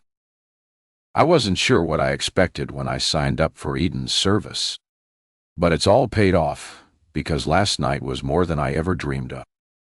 I can't remember the last time a woman left me breathless. With a smirk, I brush a strand of hair from her face. She stirs in her sleep. A slow, contented sigh, leaving her lips before she settles again. "I'll be back," I murmur, just in case she's more awake than she seems. I pull on a pair of linen trousers and step outside. I light a cigarette. The air is thick with salt and heat. The distant crash of waves muffled by the resort's manicured perfection. The sun hasn't risen yet, and the sky is still that deep, endless dark, the kind that makes you wonder if you'll ever see the light again. I flick ash from the cigarette, watching it scatter into the soft breeze. I take another slow drag, closing my eyes as the rush of nicotine spreads through me, grounding me. Cigarettes will be the death of me. But we all have our vices. Some people shovel fried food into their stomachs. Others shoot up drugs. Some destroy everything around them with gambling. I'm not one of those people. I'm a good man. I keep my nose clean, my wallet full, and my life stable. So, what if I smoke now and then? I shake my head, running a hand through my hair, and take another drag. The tension knotted deep in my gut starts to loosen. Hopefully, this will all work out. I'm not sure I can go back to the man I was before I was married. Briefly, I wonder if Morgan knows just how pathetic and desperate I am. I hope not. She looks at me like I'm a man, like I'm something solid, something desirable, masculine. It's been a long time since anyone's looked at me that way. Last thing I need is to ruin that illusion. A speck appears on the distant horizon, just as the night sky begins to soften at the edges. I watch it, cigarette hovering at my lips. A bird, maybe, but the speck grows, moving too fast for a bird. A plane. A cold, crawling feeling settles in my gut as it approaches the resort's private strip. I take another drag, longer this time. My eye is locked on the plane as it lands. The door opens. A silhouette emerges, too far to make out. Resort staff swarms the steps, gathering belongings, moving with well-practiced efficiency. The silhouette crosses the strip, heading toward what I know must be one of Eden's people. I can't tell who they are, but something about the way they walk stops me cold. I take another drag, inhaling deep, but it does nothing to settle the feeling creeping up my spine. The silhouette moves with purpose, cutting across the tarmac. The way she carries herself, shoulders squared, strides long but unhurried. It's familiar. I know that walk. How did she find me here? Maybe the better question is, why is she here? The staff move around her, collecting luggage, speaking in low murmurs. But she doesn't pause, doesn't glance at them. She has her eyes set on something or someone. A prickle travels over my skin, leaving goosebumps in its wake. I shift against the railing nervously, rubbing a hand over the stubble along my jaw. Maybe Eden found her a match, too. But something about that thought doesn't sit right. Should it? I shake my head. Eden is a service, A system. I shouldn't care who she ends up with. Not if that silhouette is really who I think it is. But if she's here, I shake my head, forcing a breath through my nose. Doesn't matter. I have a wife now, sleeping peacefully in my bed. Whoever the silhouette is, whoever she used to be to me, she's the least of my worries. Still, as I stub my cigarette out on the railing and head back inside, I can't shake the feeling creeping under my skin. I hope I'm wrong. God, I hope I'm wrong. 10. Morgan. We had the option to have breakfast brought to our room, but I wanted to enjoy the resort while I could at the pool. That was after I'd had a morning session with my new husband. I flush at the memory, my cheeks swarming with the echo of it. My gaze drifts to Henry, lounging in his chair with sunglasses perched on his nose, staring out at the horizon. His linen shirt is half-buttoned, exposing a glimpse of his chest, and a familiar heat stir inside me. I exhale, forcing myself to calm down.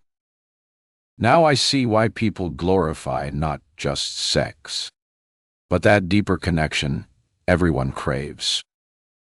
There's something intoxicating about finally having what you've spent years for. A man approaches with a tray of food, his smile bright and practiced. He sets it on the table, then pours 2 glasses of orange juice. If there's anything else you need, please let me know. I'm at your service. Thank you, I say. This looks wonderful. We really appreciate it. He blinks, surprise flickering in his eyes before he glances at Henry. Maybe guests here aren't known for their gratitude. I've seen the movies. Rich people can be snobs, treating staff like they're invisible. It's my pleasure, the man says, giving a short bow before stepping away.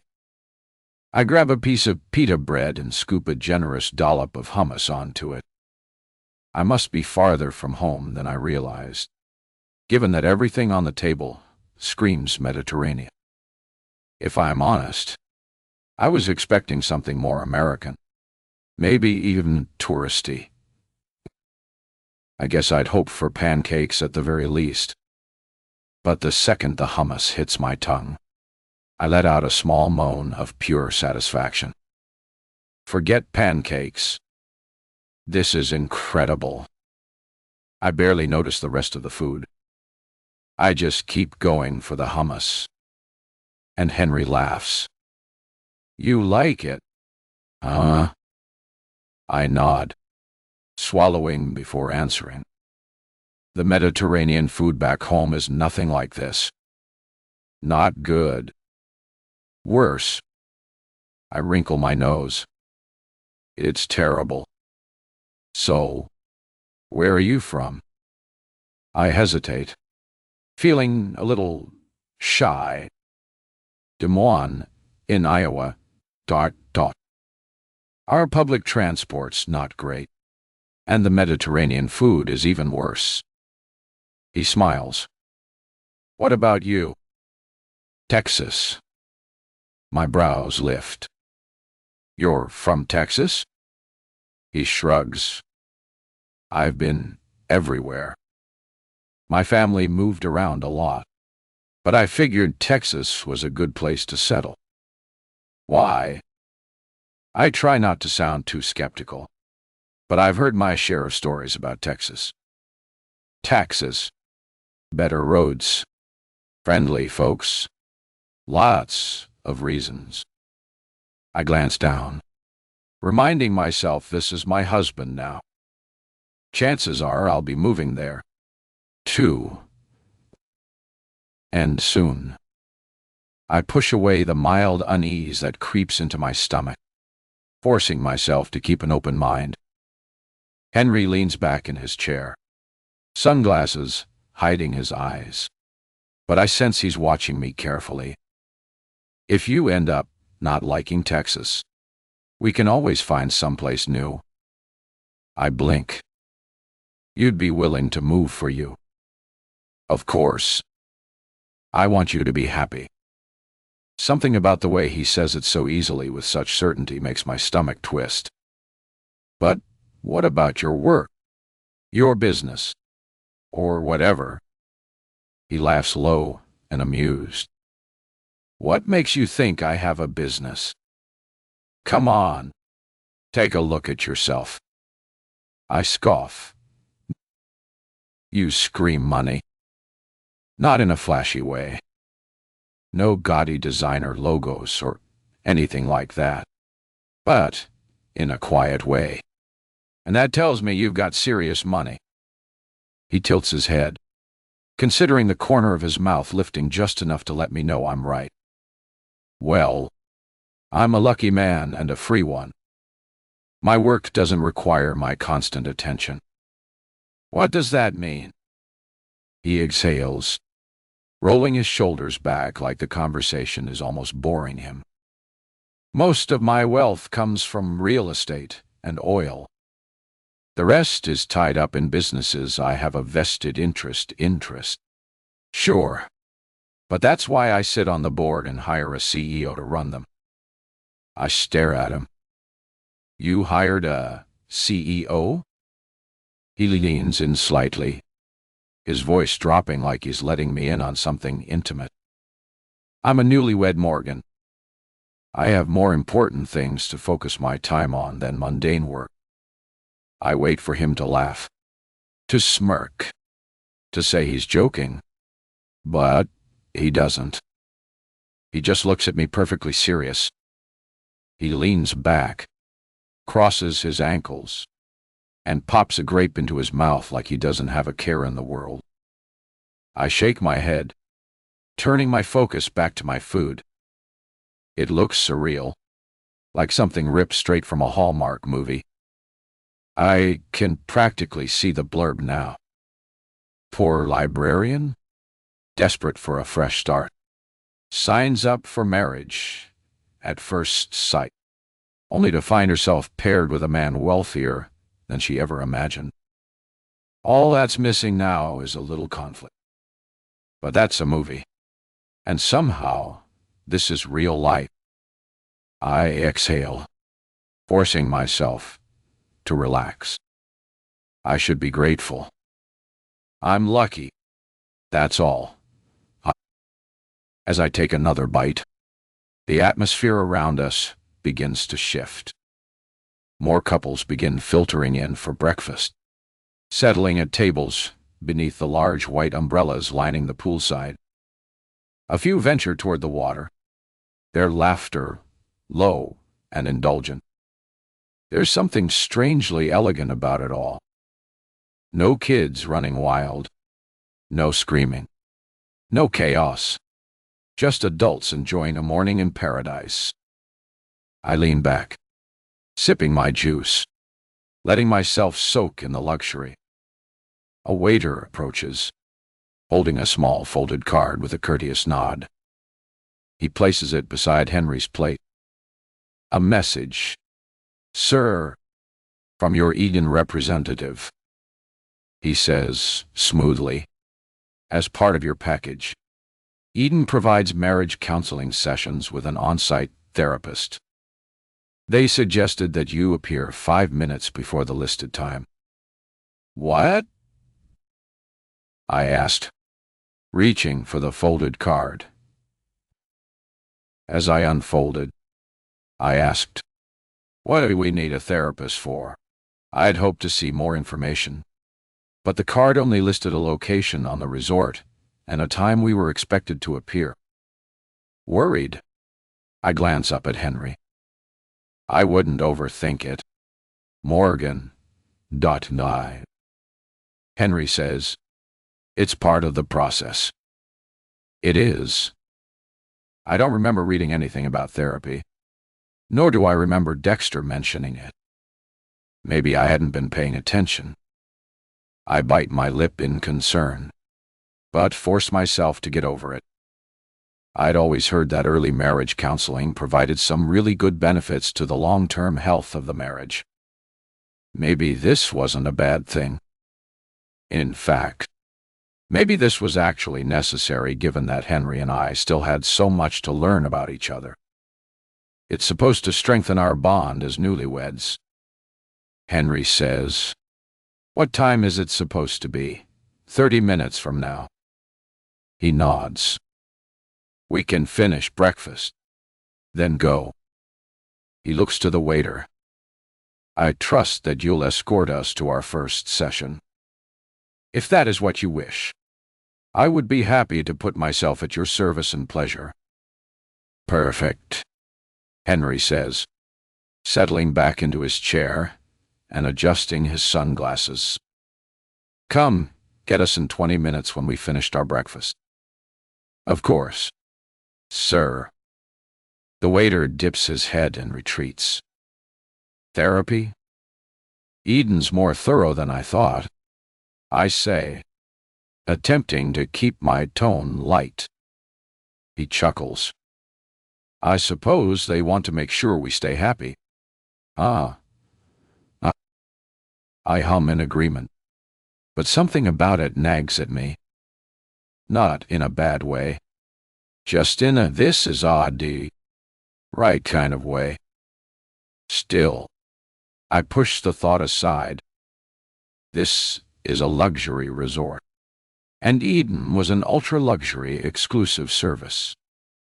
It makes sense that they'd go the extra mile to ensure their matches have the best chances of succeeding with their marriage. With a relenting sigh, I take a few more bites of my food. My gaze is wandering lazily over the other couples at the resort.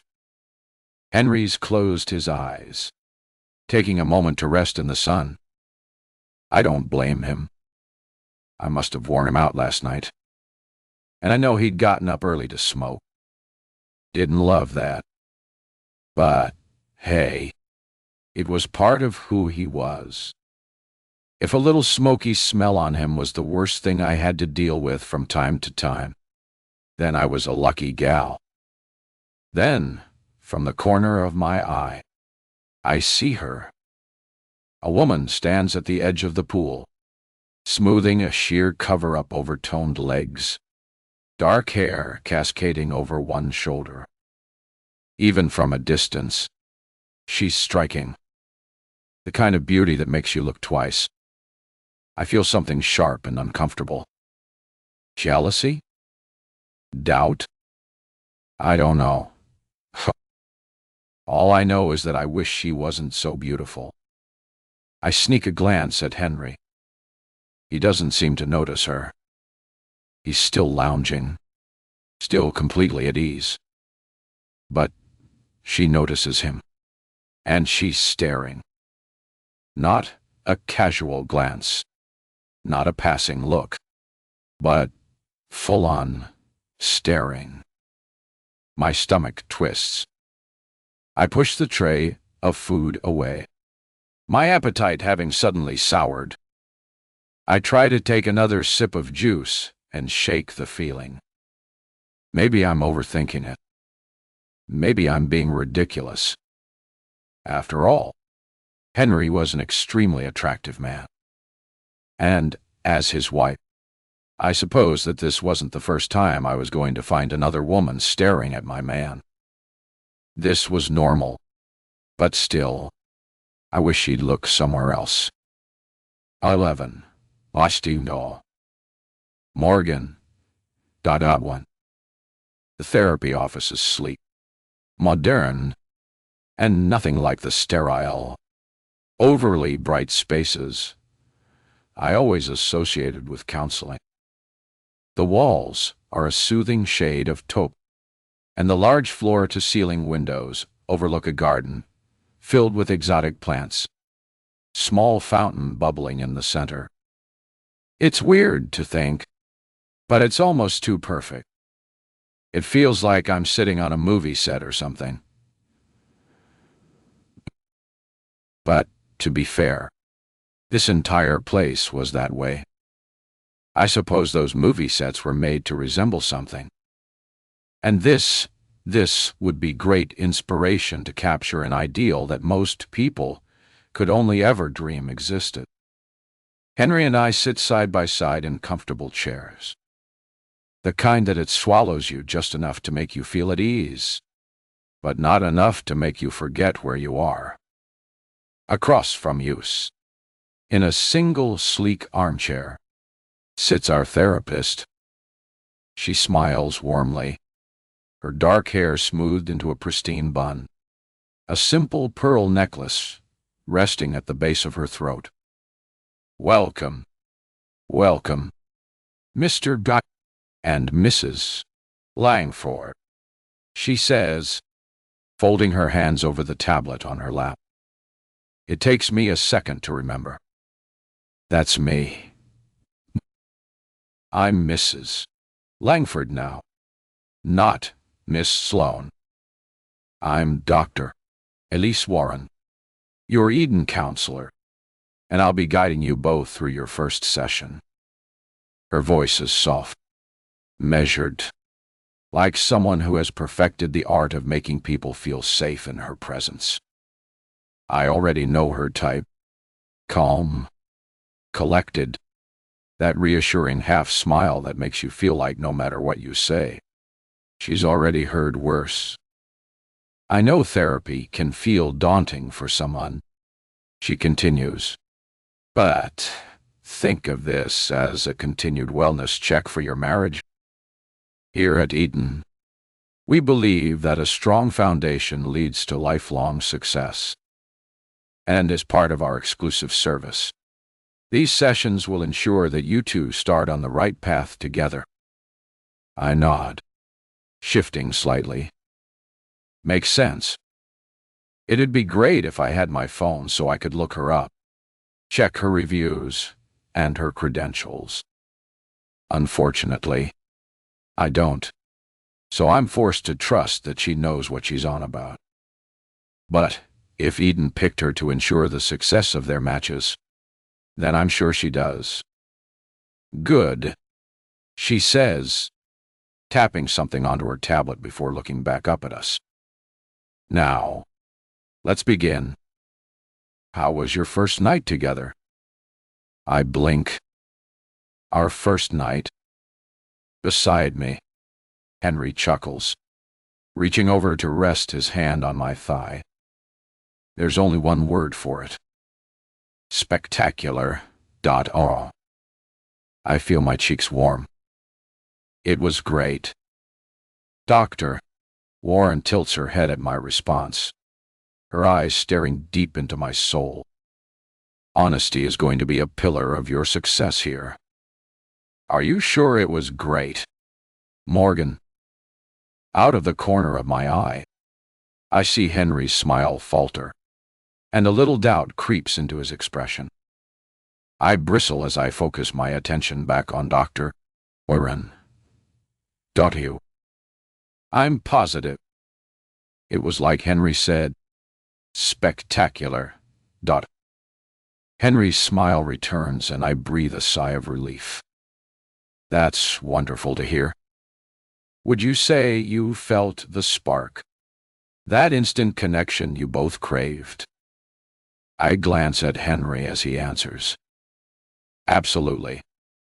I knew the moment I saw her. His words land smoothly, perfectly without a hint of hesitation. I smile, pushing away a tiny flutter of self-consciousness. Yeah, I think we really clicked. Dr. Warren hums, tapping again. Good. Good. Good. And intimacy-wise, did it feel natural? Comfortable? I shipped in my seat. I'm not sure why she's digging so much into this. I mean, yeah. Of course. Henry's grip on my thigh tightens slightly, and I look into his gray eyes, letting them ground me. Still looking at me, he says. It was perfect. She's perfect. Dr. Rhett. Warren's eyes flicked to me, studying me for a second too long before nodding. That's exactly what we want to hear. The session continues in much the same way. Question after question, all slightly invasive, but framed as casual, harmless inquiries. Are we happy so far? Have we had a chance to get to know each other? Do we feel like we complement each other? Are there any early concerns? Henry answers every question smoothly, confidently. He doesn't stumble, doesn't hesitate. He says all the right things. For some reason, I can't shake the feeling that this is rehearsed. But maybe that's the way therapy is. After all, Dr. Warren must sit in these sessions day after day, going over the same questions each time. Then, Dr. Warren sets her tablet aside, smiling at me. Morgan, would you mind stepping out for a moment? I blink. What? It's standard practice, she assures me. We conduct a brief personal session with each spouse to check in individually. Nothing to worry about. I glance at Henry, but he seems completely at ease, already leaning back into the couch. Oh, I say, standing slowly. Okay, sure. Dr. Warren gestures toward the door. The lounge just outside has refreshments. Feel free to help yourself. This won't take long. I hesitate, but nod, slipping out of the office and into the hallway. The door clicks shut behind me, and that's when I notice the couple approaching. The man isn't what you'd call conventionally handsome. Long hair, a rounded face framed by a thick mustache, built like a bear. But there's kindness in his eyes, which is more than I can say for the woman beside him, her hand resting lightly in the crook of his arm. It's her, the woman from the pool, the one who had stared at Henry without a shred of shame. Now she's staring at me. Her gaze is unwavering, cool, detached, as if she's looking at something less than her, something unworthy of a reaction. As much as I hate it, the only thought that appears in my mind as a response is, she smells good. I don't really know perfumes. I don't wear any myself, but whatever she's wearing, it has this nice twist of rose and musk. The man clears his throat, offering a smile. Hey there. Sorry to bother you, but this is where the counselor is, right? I look away from her when I answer. Yeah, you're in the right place. Great, he says with a nervous laugh. A moment of awkward silence lingers before he shifts, then offers his hand. I'm Brody. This is Genevieve. She finishes, her voice smooth, effortless. She doesn't extend her hand. She just keeps watching me. That's right. But she goes by. Brody starts. Just Genevieve. She cuts him off, offering me a thin, practiced smile. His own smile falters for half a second before he clears his throat, recovering quickly. Nice to meet you, I say, keeping my voice even. I'm Morgan. Did you two meet through Eden? Two? We did. Brody's smile returns and he glances down at Genevieve. looking at her like she's the best thing that's ever happened to him. Couldn't believe my luck. You know. Not a whole lot of women like her where I'm from. Shoot. Dot. Not a whole lot of women like her anywhere. Genevieve's lips press into a thin line.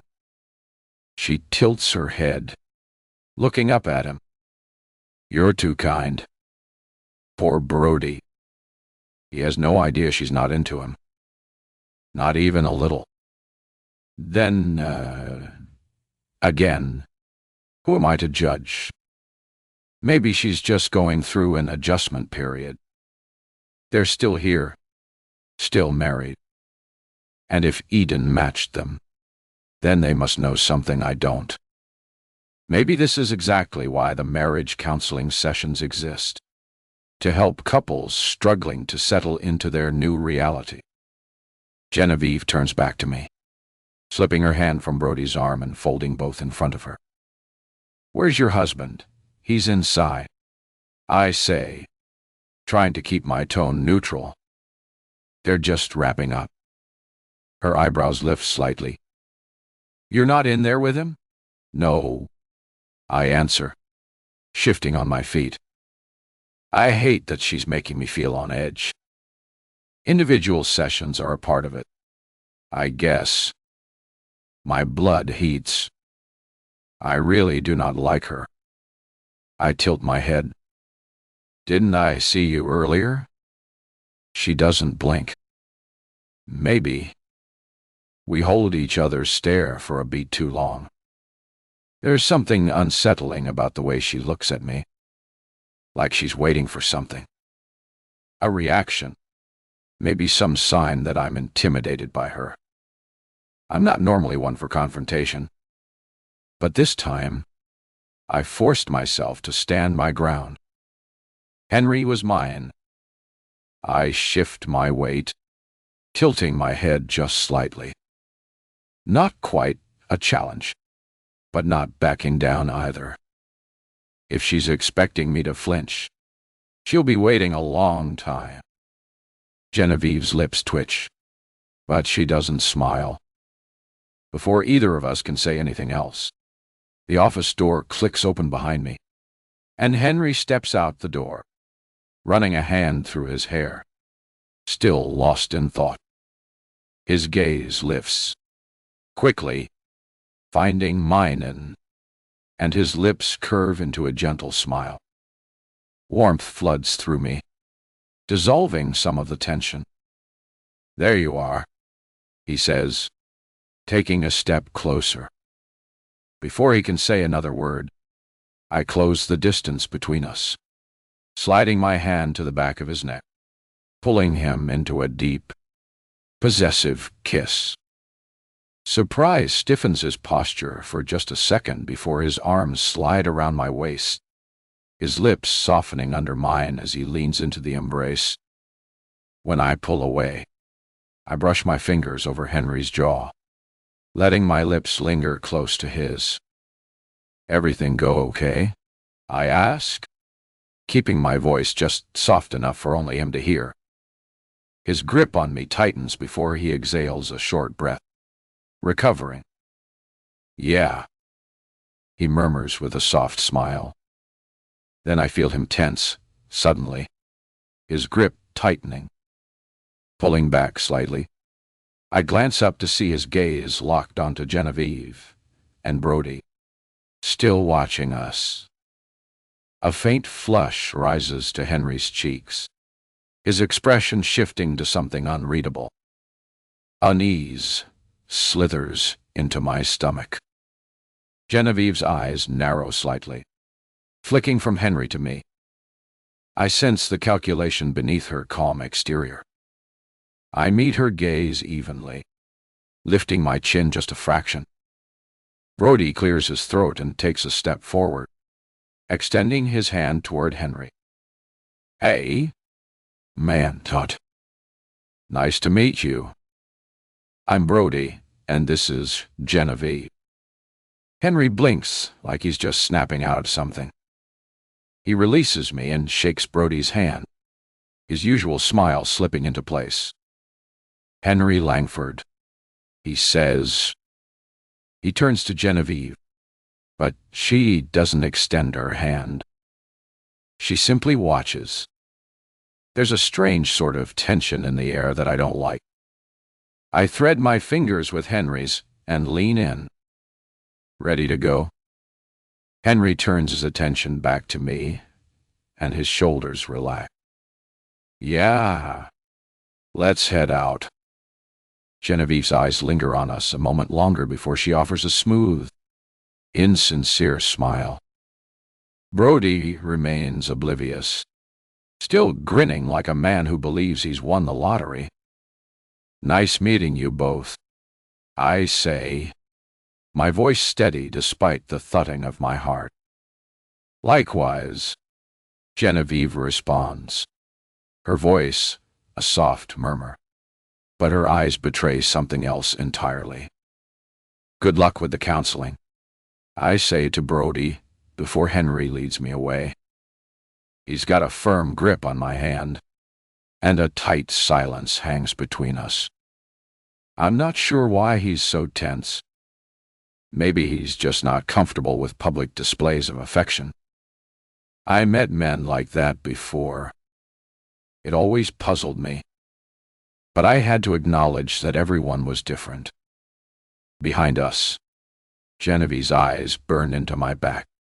But I don't look over my shoulder.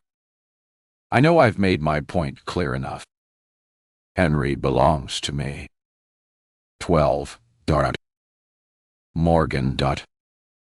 We're lying tangled in bed, my fingertips tracing idle patterns along Henry's chest, the dim light casting reflections off my diamond ring. He's warm, his skin pressed gently to mine, and I allow myself to sink into the sensation, to savor something I've longed for longer than I care to admit. I should be lost in this moment, wrapped up entirely in my new husband. But instead, my mind drifts stubbornly back to her, Genevieve. Even her name is ostentatious. She had money written all over her, from her perfect posture to that icy confidence in her eyes. "Hey!" I murmur softly, nudging Henry with my fingertips. "Can I ask you something?" His voice is sleepy, satisfied. "Of course." I tilt my chin up to look at him, watching the relaxed lines of his face. "What did you think of that couple earlier? Brody and Genevieve?" The peaceful look slips from Henry's face. He doesn't exactly tense, but his posture changes subtly beneath me.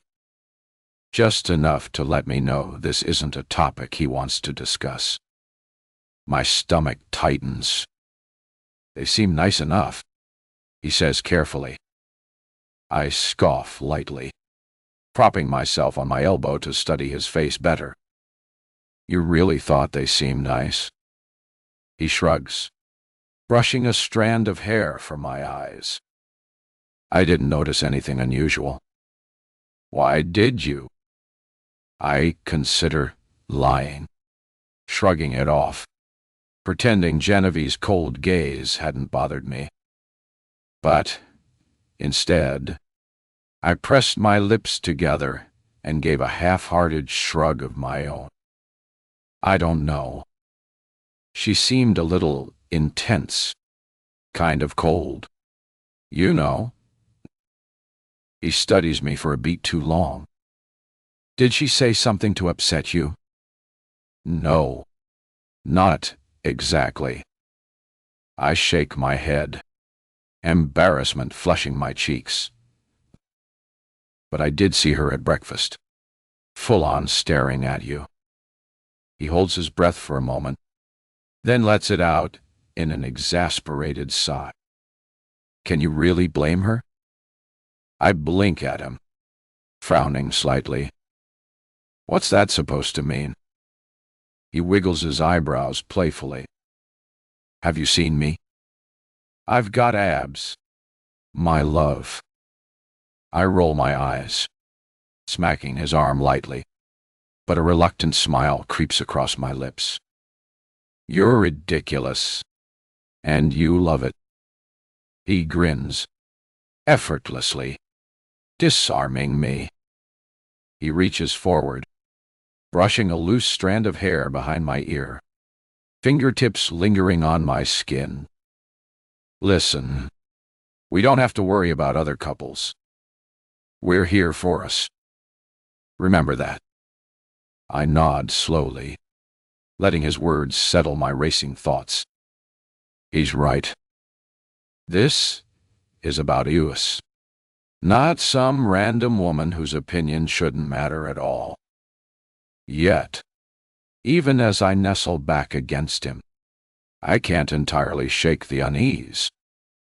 Something about Genevieve just gets under my skin, and I don't like it. She was with that guy Brody, right?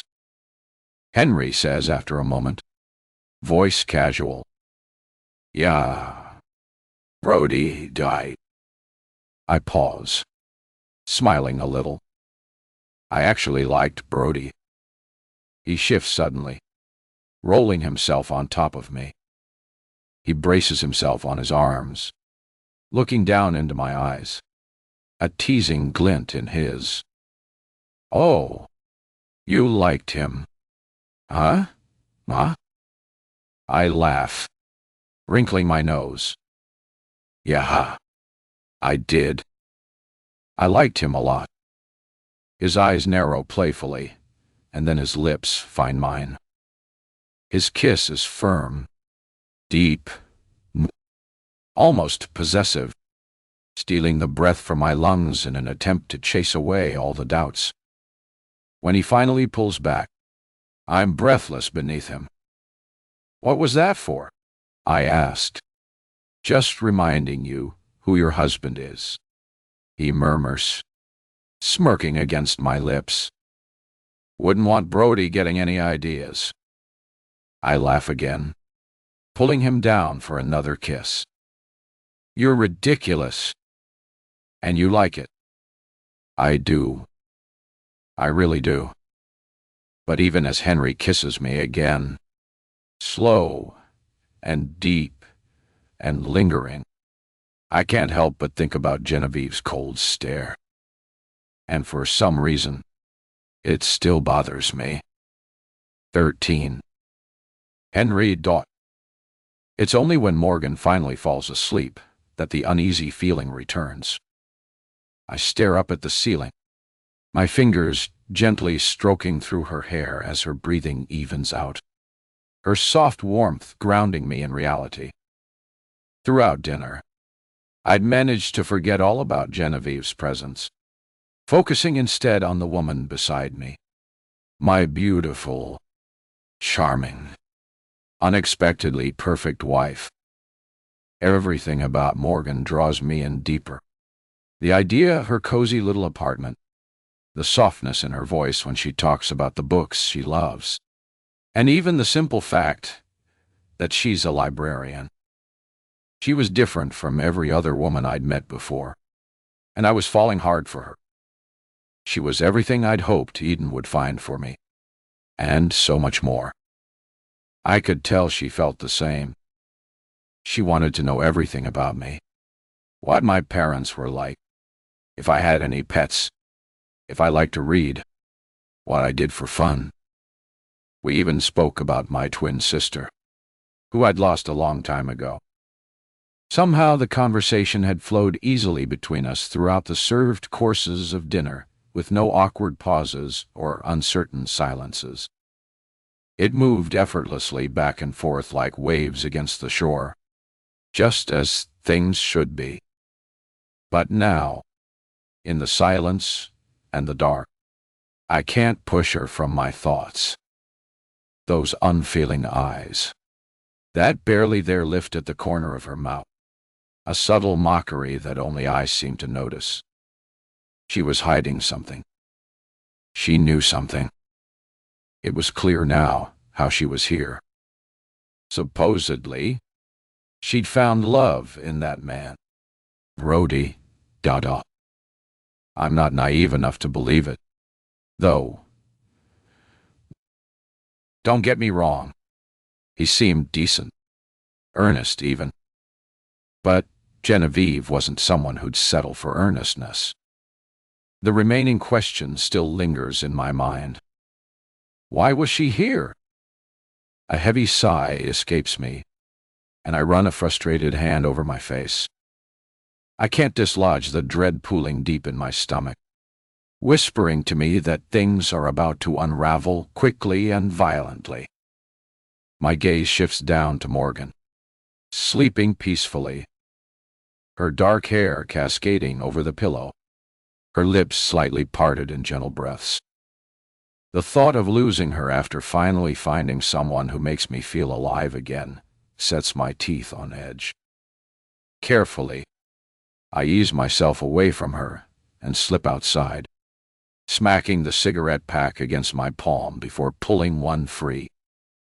With an exasperated sigh, I light up and lean against the railing. The stars are out in full force. The sky stretched wide and endless. A cool breeze whispers across my skin, raising goosebumps in its wake. I take a slow drag, letting the nicotine seep into my lungs, feeling the tension in my shoulders loosen just a little. Smoke curls from my lips, rising toward the heavens. Whatever cruel plans Genevieve has in store, whatever game she's playing, I won't let her near Morgan. Not this time. Then it hits me, a creeping sensation prickling along my spine. Someone's watching. I snap my head around, the ash scattering from my cigarette. My gaze sweeps the darkness, scanning for movement, for a shadow, for anything. But there's nothing. No one. Maybe Morgan got up, peered at me through the door. Who knows? But I don't think that's it. Maybe it's an animal. A raccoon. A fox. Do they even have those out here? Somehow, I doubt it. I swallow hard. Take another drag. Then grind the cigarette against the railing. No point in smoking if I can't even enjoy it. Slipping back inside, I climb into bed and brush a strand of hair from Morgan's face, careful not to wake her. She exhales softly, leaning into my touch, and warmth spreads through my chest, chasing away the chill. Slowly, the knot of unease loosens. I draw her closer, whispering gently against her ear. You're mine. And she is. Genevieve can't change that, no matter what she does. 14.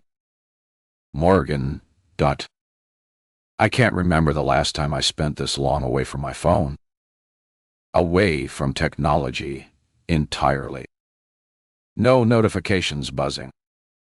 No social media updates flooding my screen. No endless cycle of tragic news or mind-numbing articles designed to keep me scrolling forever. Just silence. Just stillness. It's strange, the sudden freedom. Time itself seems to stretch. The days unfolding at a slower, more deliberate pace. Without a phone to tether me to the digital world, I feel entangled, as if I've stepped outside of time entirely. The world around me feels bigger, fuller, like I'm finally noticing things that have always been there, waiting to be seen. The endless expanse of sky, the rhythmic pulse of the waves, the way the sand shifts and shimmers beneath the afternoon sun. And, oddly, I don't miss it. I don't miss the frantic scrolling, the curated perfection of other people's lives. or the constant demand for my attention. If anything, I want more of this quiet, this simplicity. Maybe when Henry and I return to the States and move into the house, we'll make it a rule. No screens for a weekend every month. Just used. Just the real world. Just the life we're building together. We'll immerse ourselves in the moment, in each other, in the kind of love that doesn't need validation from likes or comments. A deep, satisfied breath escapes me as I float on my back in the rolling waves, letting the water cradle me. I've never been a strong swimmer, but here, the ocean is different. It's gentle, the waves more of a rhythmic lull than an overwhelming force. The warmth of the sun sinks into my skin, and the weight of the world, or at least the one I used to be trapped in, fades away. A slow grin tugs at my lips. Henry. I still can't believe him. Last night at dinner, I searched for a flaw, some tiny crack in his perfect exterior. Maybe he hated dogs. Maybe he had a strained relationship with his parents. Maybe something, anything. But instead, every word, every gesture only reinforced what I already felt deep in my bones. He is perfect, and not in the way people throw the word around. No, Henry is perfect down to the marrow, down to the way he listens, really listens when I speak, down to the way he looks at me like I am something rare, something precious, down to the way he makes me feel like I'm the only woman in the world. It makes what I felt for James seem laughable. James was a boy, and Henry is the man I've spent my life searching for. I sit up in the water, shake my hair back, the strands clinging to my skin as I let my gaze drift toward the beach in search of my husband. The sand is crowded with couples lounging under umbrellas, stretched out on chairs, sipping drinks, and basking in the golden warmth of the afternoon. Some are trapped in each other's arms, lost in whispers and laughter. Others are a little too close for what's probably considered appropriate in public. But the sight only makes my smile widen. There's something refreshing about it. This unrestrained affection. This willingness to revel in the moment. I scan the shore, my eyes landing on a familiar figure. Brody. He sits alone in the sand, feet buried beneath it, staring absently at the water. When he notices me looking, he lifts a hand in an easy wave. I force a polite smile, nodding in return before shifting my attention elsewhere. I'm not looking for him. I'm not looking for her. Genevieve. The name itself stirs something sharp and uneasy inside. My muscles tense before I can stop them. The peaceful weightlessness I felt only moments ago, already starting to slip away. She's out here somewhere. I can feel it. My eyes sweep across the beach until they land on her, standing next to my husband. She's wearing a bikini that somehow manages to be both scandalous and sophisticated, hugging every inch of her and possibly lithe frame. There isn't a single flaw in her, not a single bit of cellulite, not a single ounce of softness. Nothing. Nothing. Even the way her hair cascades down her back is like something out of a shampoo commercial, catching the sunlight in a way that makes it gleam. I thought she was beautiful the first time I saw her, but now she makes runway models look ordinary. And worse, she makes me feel like I'm an ugly cow. Jealousy slams into me, hot and ugly, burning in my chest like acid. I don't move, frozen at the sight of them together. But then I look at Henry. His posture is rigid, his shoulders stiff, his jaw locked so tightly I can see the muscle jumping from here.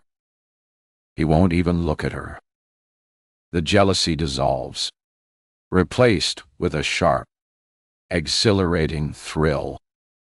He doesn't want her near him. He's uncomfortable, tense. That's a good sign. That's a great sign. I make a mental note to reward him later. Then she laughs. And as if that weren't enough, she presses her hand against Henry's bare chest. Oh, hell number. I don't even think. I just move. Channeling my inner Michael Phelps, I swim hard, cutting through the water with single-minded purpose. Though I probably resemble a splashing seal more than anything else. The second my feet hit the sand, I'm up and moving, stalking toward them. I'm all too aware of how different we look. Purr, flawless and toned, me dripping wet, hair plastered to my skin with a pouch for a stomach. I grab a spare beach towel off a nearby stack and wrap it around myself, hating that I feel the need to. The closer I get, the clearer their conversation becomes. Don't be so shocked.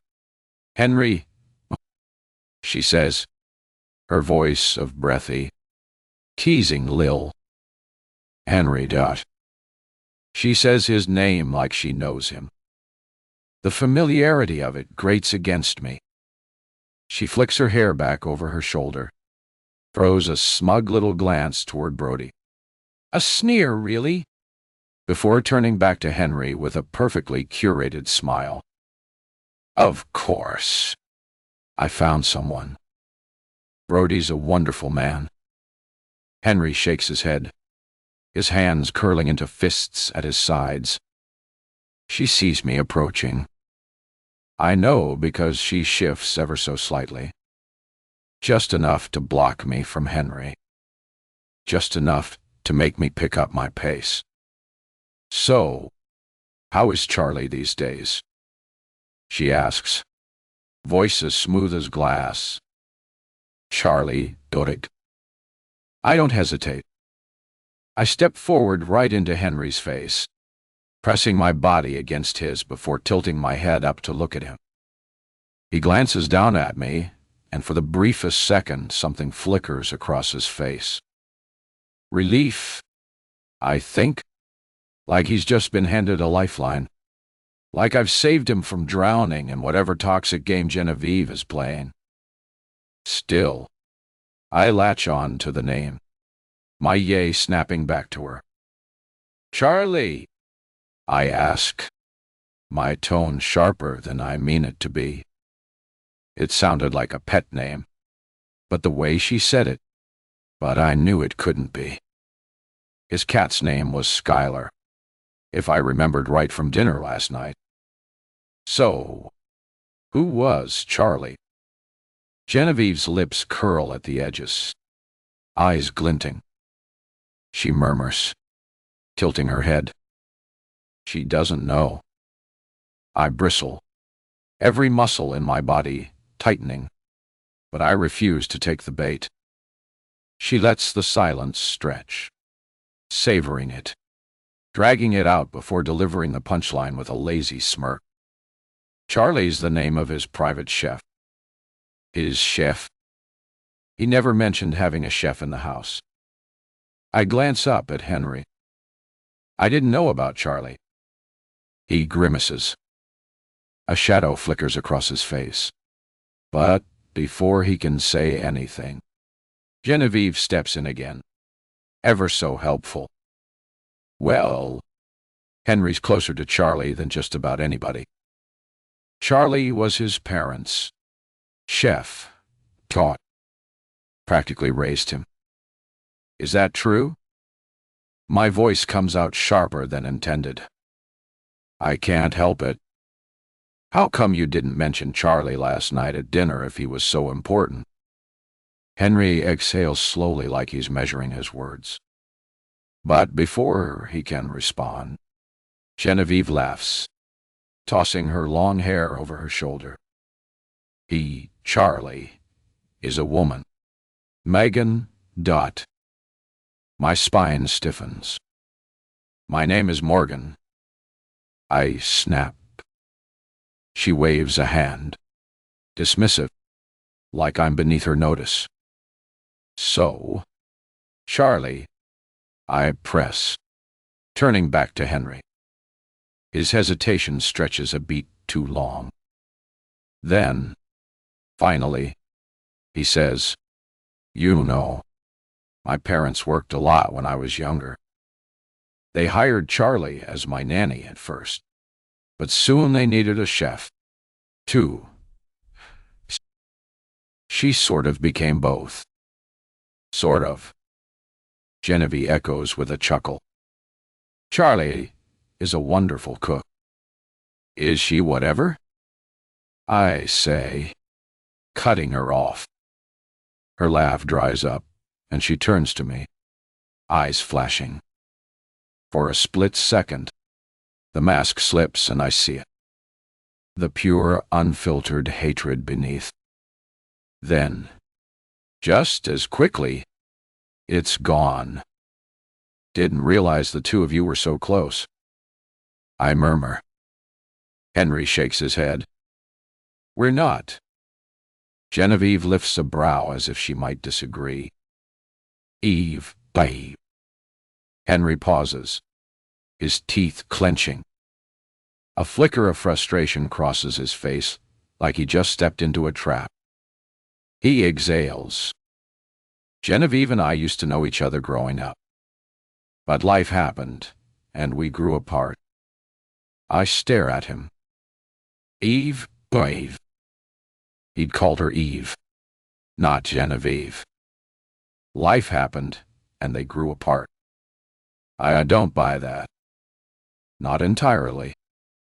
There's more to the story. I can feel it. And from the way he's looking at her now, a simmering, controlled anger. I bet my life on it. Henry doesn't like her. In fact, I get the sense he hates her.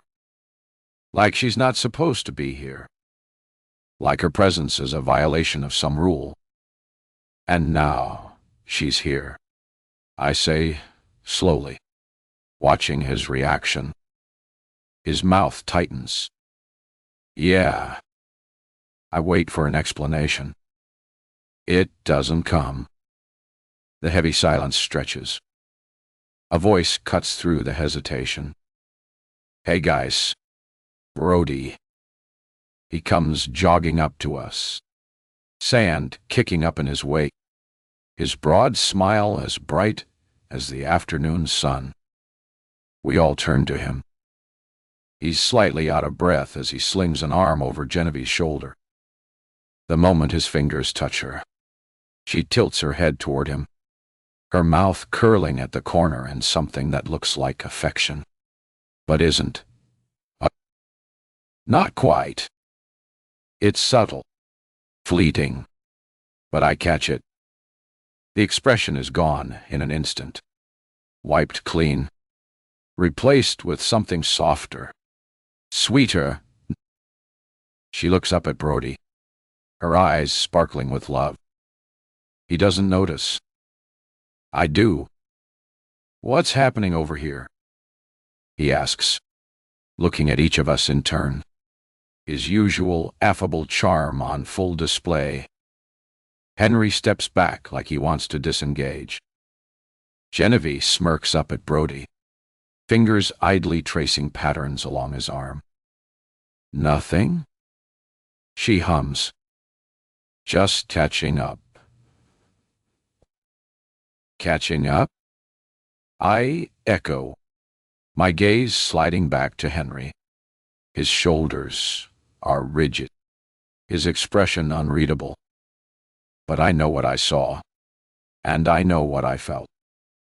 Something isn't right. Genevieve isn't just here. She's here for a reason. Ah, okay. Okay, I see, Brody says, grinning. I'd love to be in the water, but, well, can't swim. Crazy nice day, though, isn't it?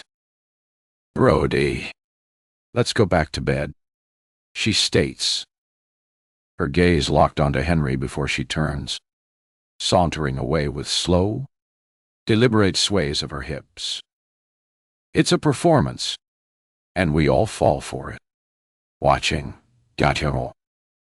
Brody tilts his head, blinking in surprise. He rubs his jaw, then chuckles, flashing us a wide, lazy grin.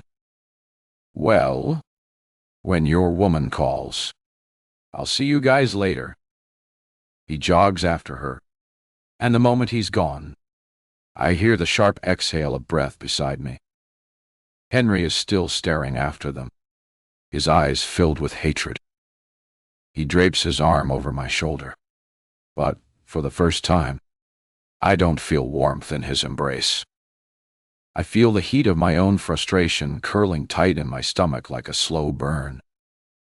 I step out from under his arm, crossing mine over my established. Why didn't you say you knew her? Henry looks at me almost astonished, like he can't believe I pulled away. His mouth hardens.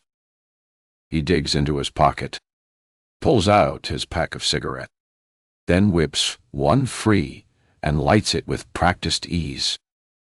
Don't tell me you're mad. Mad? I let out a hollow laugh. You lied to me. No, I didn't. You acted like you didn't know her. And I don't. Not really. Anyway, I meant what I said. Life happened. We grew apart. I shake my head. So, why does she know the name of your chef? Henry? And why does she act so familiar with you? His eyes darken. I don't know. Okay. The words snap out of him, sharp and defensive. A few couples on the beach glance over, exchanging worried looks. Maybe they're wondering if we might be them. Maybe they should be. Because if there's a crack in the perfection of Henry, then they're all in danger. I don't say anything. I just stand there breathing hard, waiting. Henry takes a long drag, runs a hand through his hair, then exhales a slow stream of smoke. His mood shifts in an instant. He flicks the cigarette away, even though it's barely burned, then steps forward, arms wrapping around me. Look, what did I say? His voice is softer now, coaxing. Why? I don't answer, but I don't pull away either. I said we're here for us, not anybody else. Right? Forget about her. She's nothing. His fingers find my chin, tilting my face up until I'm forced to look into those stupid, beautiful eyes. You're the only one in my world right now. Okay. I nod. I even smile. But something doesn't sit right. The way Genevieve looked at him. The way he looked at her. She's nothing. Then why does she feel like something more? The breeze coming off the ocean feels colder now, despite the sun beating down. I lean into Henry's touch, but my mind is elsewhere. I could let it go. I should let it go. Hot. Genevieve is just some woman from his past, and I'm his wife. The life we're building together is real. Solid. B. But then I remember the flicker in Henry's eyes when he said her name. Eve. A slip of the tongue. Maybe. Or maybe something more. I glanced back toward the beach, expecting to see Genevieve and Brody disappearing into the distance. But Genevieve isn't looking at Brody. She's looking at me, and she's smiling. A slow, knowing smile, like she's waiting for something. A chill runs down my spine. I could push. I could ask Henry more questions, demand more answers. Or I could let it go, bury the doubt, and pretend this day is as perfect as it's supposed to be. I swallow hard and lace my fingers through his. It would be smarter to pretend, but I knew that the need to know wasn't going to go away. Not until I knew what Eve's connection to Henry was. 15. Morgan. My mind is still stuck on Genevieve during dinner, leaving a strange tension hanging between Henry and me. Neither of us talks much. He's not looking my way, and I'm carefully avoiding his gaze, as if eye contact might cause more problems between us. Instead, my eyes wander through the crowd, scanning the faces in search of answers. Who exactly is this Eve to my husband? Then I see him standing near the edge of the restaurant, deep in conversation with the staff member. I recognize him instantly by the tailored precision of his suit. Dexter. A rush of urgency grips me. I wipe my mouth, place my napkin gently on the table, and offer Henry a reassuring smile as I stand. I'll be right back, I say casually. He looks at me, eyebrows drawn together, puzzled, but doesn't press for details. In fact, he seems almost relieved, like he's grateful for a moment alone to sort through whatever is troubling him. Maybe that's exactly what he needs. The tension from earlier is still palpable, and perhaps space will ease it. But space won't help me. I need answers, and I need them now. I move swiftly through the restaurant, threading carefully through tables and patrons, my heart rate quickening as Dexter starts to turn toward the exit. I raise a hand, waving urgently, desperate to catch his attention before he disappears. Excuse me. Sorry, I mutter, bumping past a woman coming from the restroom. I push out the door and see Dexter a short distance away. Dexter. He pauses and looks back over his shoulder, one eyebrow raised. I breathe a sigh of relief as I wave and catch up to him. Hey. Oh, I haven't seen you in a while. I do my best to keep out of the way once matches are made, especially when they seem to be going well, he says with a wink. But is there something I can help you with? Actually, yes, there is. I bite my lip, carefully, choosing how to phrase my question. Dexter waits patiently, his eyes calm and attentive. I thought nobody would know each other here. But there's this woman, Genevieve. I watch his face closely for any flicker of recognition, but his expression remains carefully neutral. Anyway, it seems she knows Henry somehow. A faint crease appears between his brows. It's subtle, but I notice it. It's uncommon for matched couples to know each other prior to Eden, he says thoughtfully. But the world is small, especially among the elite. It's certainly possible they're familiar with each other. Right. Sure, I say, shifting uncomfortably. But were they ever together? Dexter pauses, studying me with mild amusement, and then a slow smile spreads across his face. Mrs. Langford, are you jealous? I flush, shifting awkwardly from one foot to the other. No, I'm not jealous. I'm just, I'm frustrated. I don't like not knowing their history. History? Dexter's tone is reassuring, gentle even.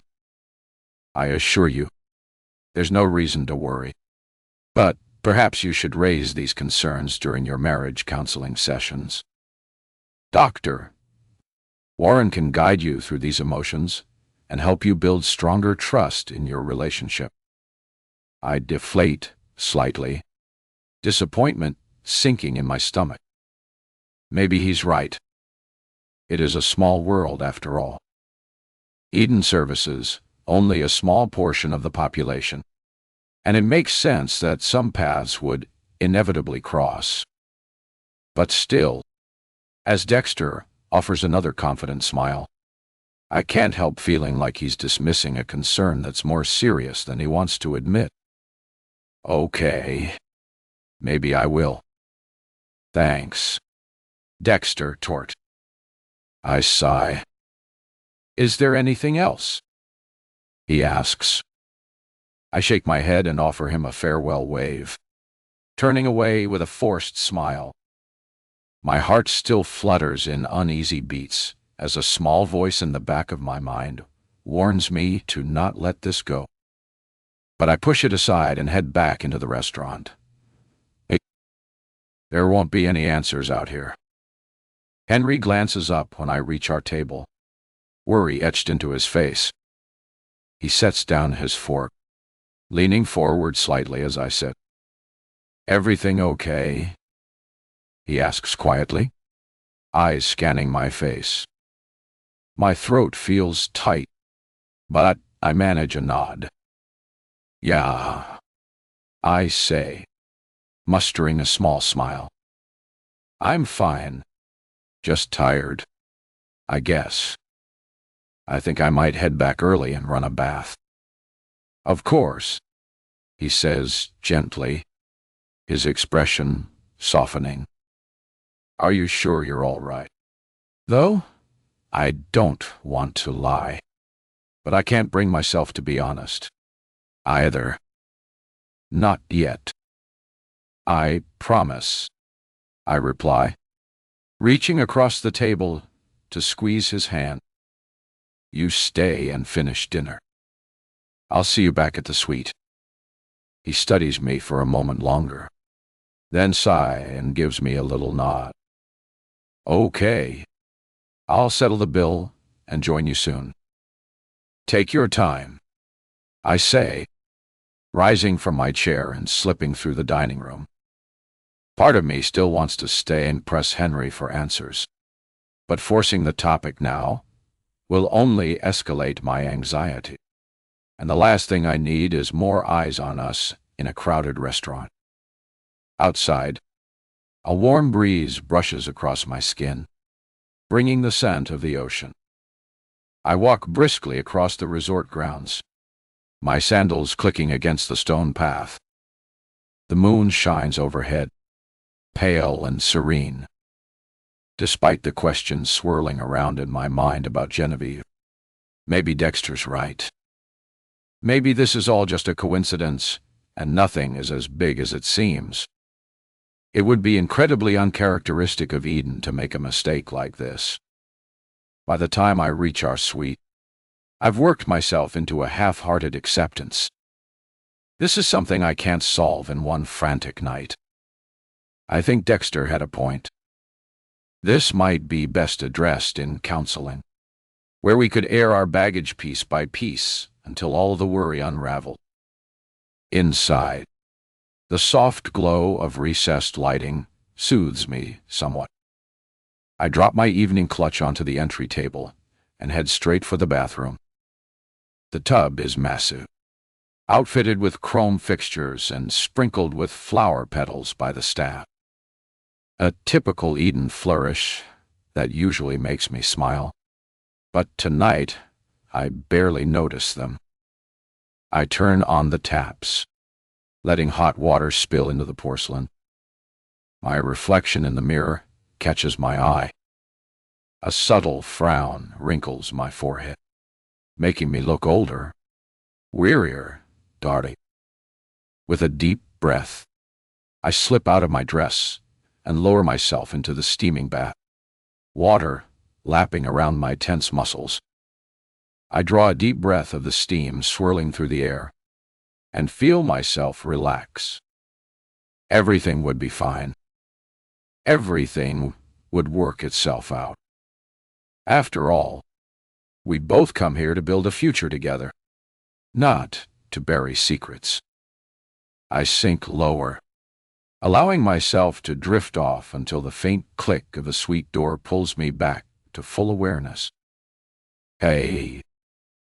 Henry's voice calls softly through the half-open bathroom door. "You doing okay?" I sit up, water slushing around me. "Yeah." I answer, a little breathless. He steps in, a delicate foil-wrapped box cradled in his hands. I blink startled as he sets it on the bathroom counter and moves closer. "I brought you something," he says, smiling in that gentle way that makes melt. I can't help but meet it with a smile of my own. "What is it?" He nudges the box toward me. "Go on. Open it." I dry my hands with a plush towel before lifting the lid. Inside, nestled in crinkled tissue paper, rests a slim glass bottle of perfume. I couldn't quite pronounce the name, but I could tell it was expensive. "Where did you get this?" I ask, glancing up. Henry shrugs, looking almost boyish as he leans against the doorframe. "I was wandering after dinner, saw it in one of the resort shops, and thought of you." I pick up the bottle, a swirl of pale pink liquid glinting in the soft light behind the elegant label. "It's beautiful," I say quietly.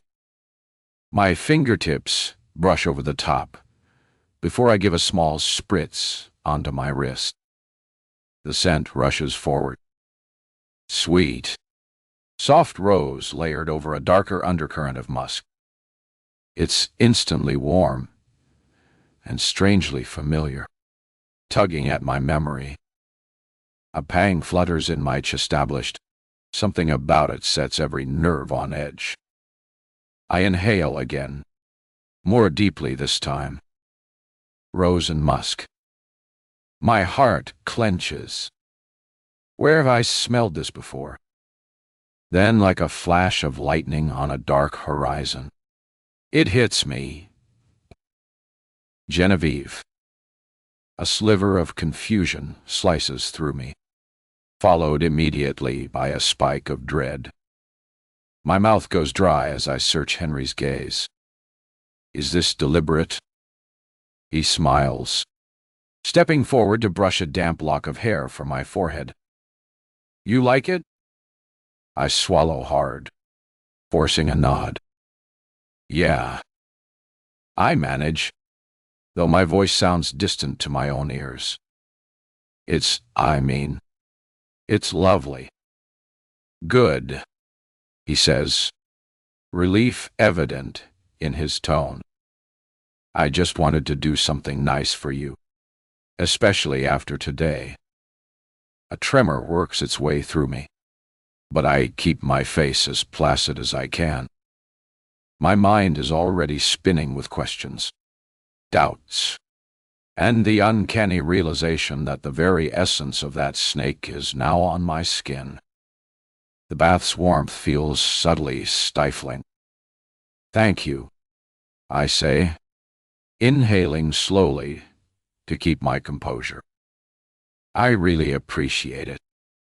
He leans in, pressing a tender kiss to my temple. I'll see you in bed. Okay. I force a smile I can't feel. Sure, I whisper, clutching the perfume bottle close. The scent clings to my skin, invading my senses, sinking into me. Not mine, not his, hers.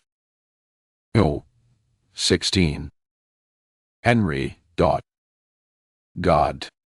These counseling sessions are unbearable. They remind me of when my mother sent me to therapy as a boy, convinced I had anger issues. But that wasn't the real problem. The problem was that I was a young man going through puberty. Hormones are swinging wildly. And thanks to my parents, I had more money than sense.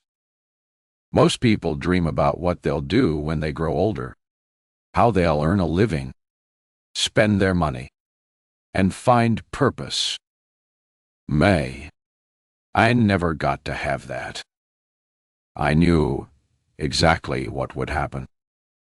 I'd inherit my father's wealth, his oil empire, his real estate, and continue to grow it as he did, just as his father had done before him. And when my days were finished, I'd pass it down to my child, expecting him to do the same.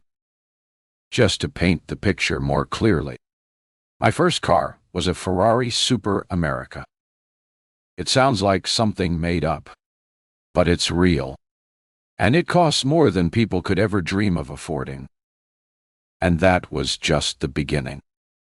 I glanced sideways at Morgan, suddenly curious about what her first car might have been, feeling the weight of my gaze as she turns and meets my eyes with that mesmerizing green stare that always seems to swallow me whole.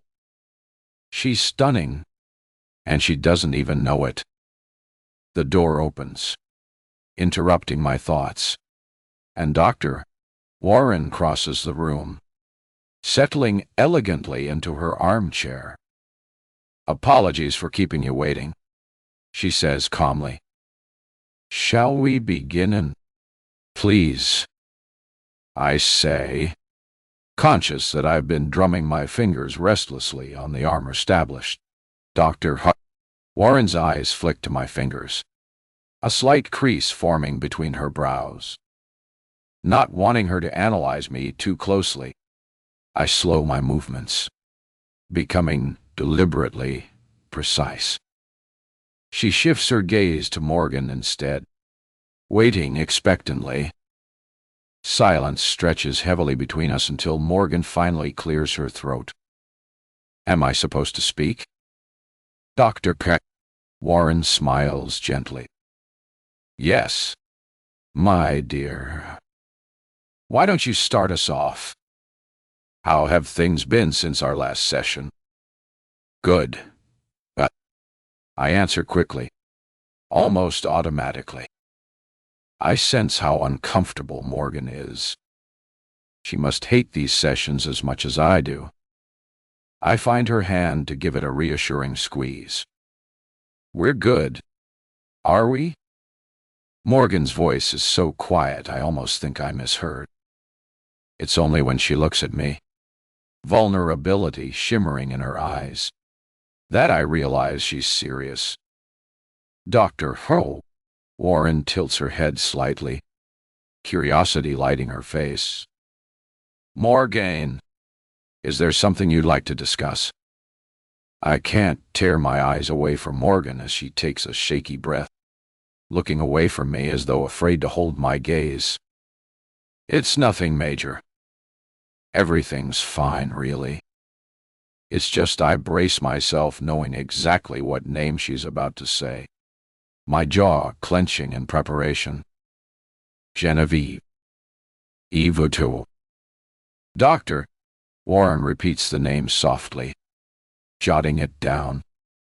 "Tell me about her." "She's someone we met here." I jump in, forcing my voice to remain neutral. I don't want Morgan to think I'm angry or defensive. She recognized me from a long time ago. Like I said before, we barely know each other. Dr. Warren nods slowly, then addresses Morgan. How do you feel about Henry knowing someone here? Morgan shifts uneasily in her seat, gripping the fabric beneath her fingers. I don't know. I just want to understand exactly what their relationship was. Henry keeps saying it's nothing, but it doesn't feel like nothing. I just want the truth. A heavy sigh escapes me. I run my hand through my hair, frustration mounting. Why can't Morgan see I've already committed myself to her entirely? There's nothing to worry about. There's nothing. Morgan. All. Absolutely nothing. You have to trust me. If you really cared about me, you'd tell me the truth. She says, sharper than she probably intended. I stare at her, incredulous. I do care about you. That's exactly why I bought you the perfume. Doctor, you... Warren leans in slightly. Perfume? Yes, perfume. It was just a little gift, a nice gesture, because I care about her, and I want her to feel special. Doctor. Warren's eyes shift to Morgan. Morgan, did it make you feel special? Morgan looks down, visibly uncomfortable at first. But the perfume he gave me, it smells exactly like Genevieve. I didn't even know that. It was just the nicest perfume in the store. The most expensive, the most popular. Dr. Warren cuts in smoothly. Henry, do you like the way Genevieve smells? My jaw drops. Excuse me? Answer the question. My nostrils flare. I don't care about her. I just like the scent. Period. So, you do? My jaw ticks.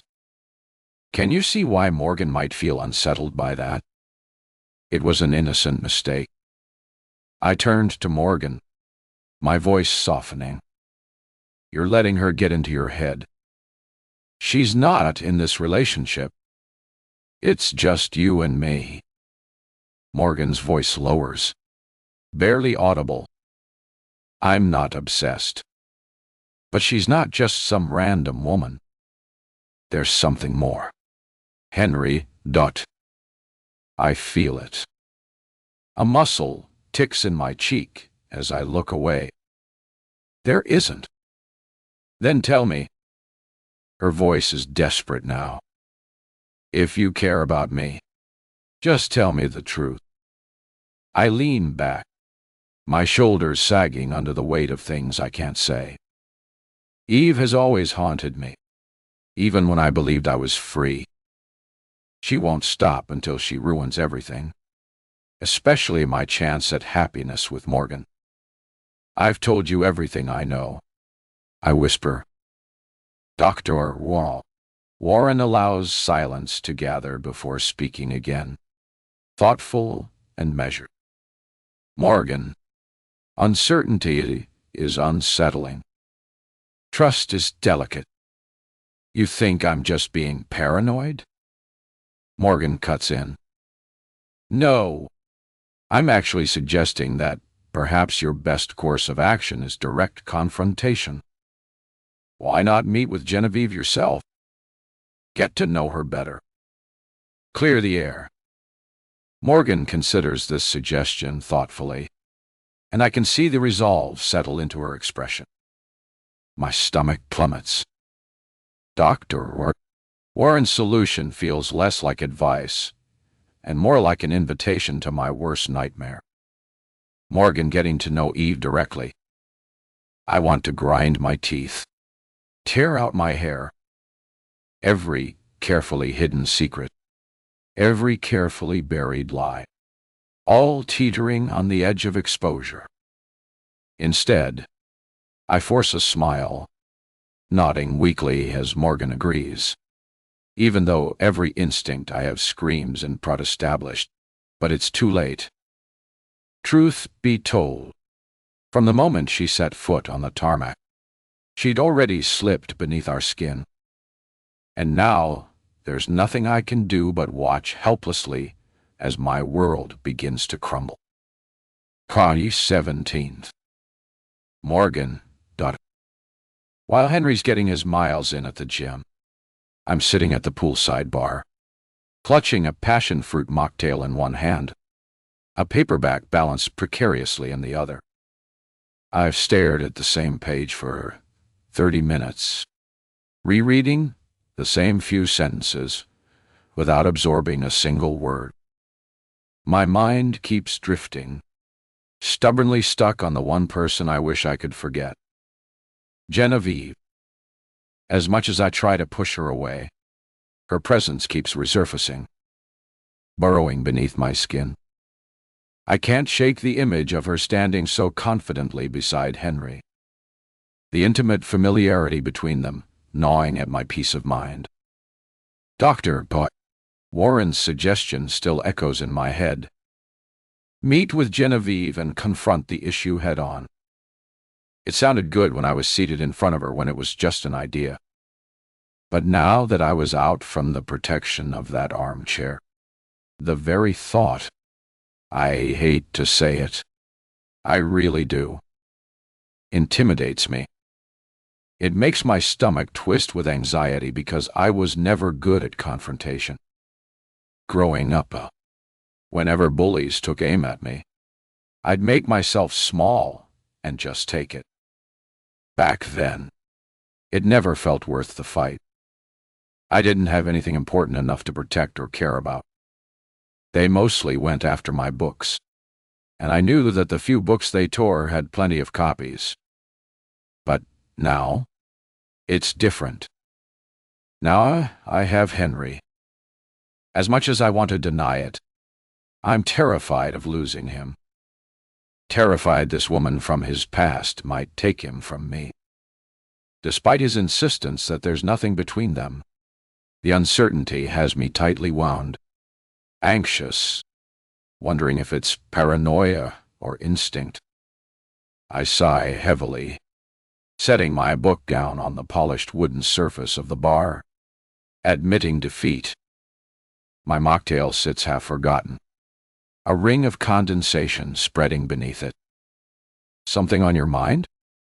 I glance up sharply, jolted from my reverie by the bartender's gentle voice. He's smiling politely, eyes bright with casual interest as he wipes down the bar top. "Do I see her?" "What makes you ask that?" I respond, slightly embarrassed, but grateful for a voice that wasn't my own, echoing around inside my head. He chuckles softly, nodding toward the book lying face down. "You've been stuck on that same page for almost half an hour, and I know it's a good book." I turn it over, glancing at the familiar cover with a sheepish smile. "That obvious?" "Huh?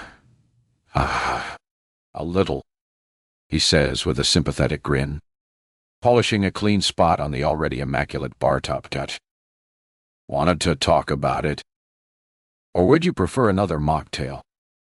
"Maybe both," I concede with a faint laugh, pushing the glass toward him. "I'll take another passion fruit, one." "Coming right up."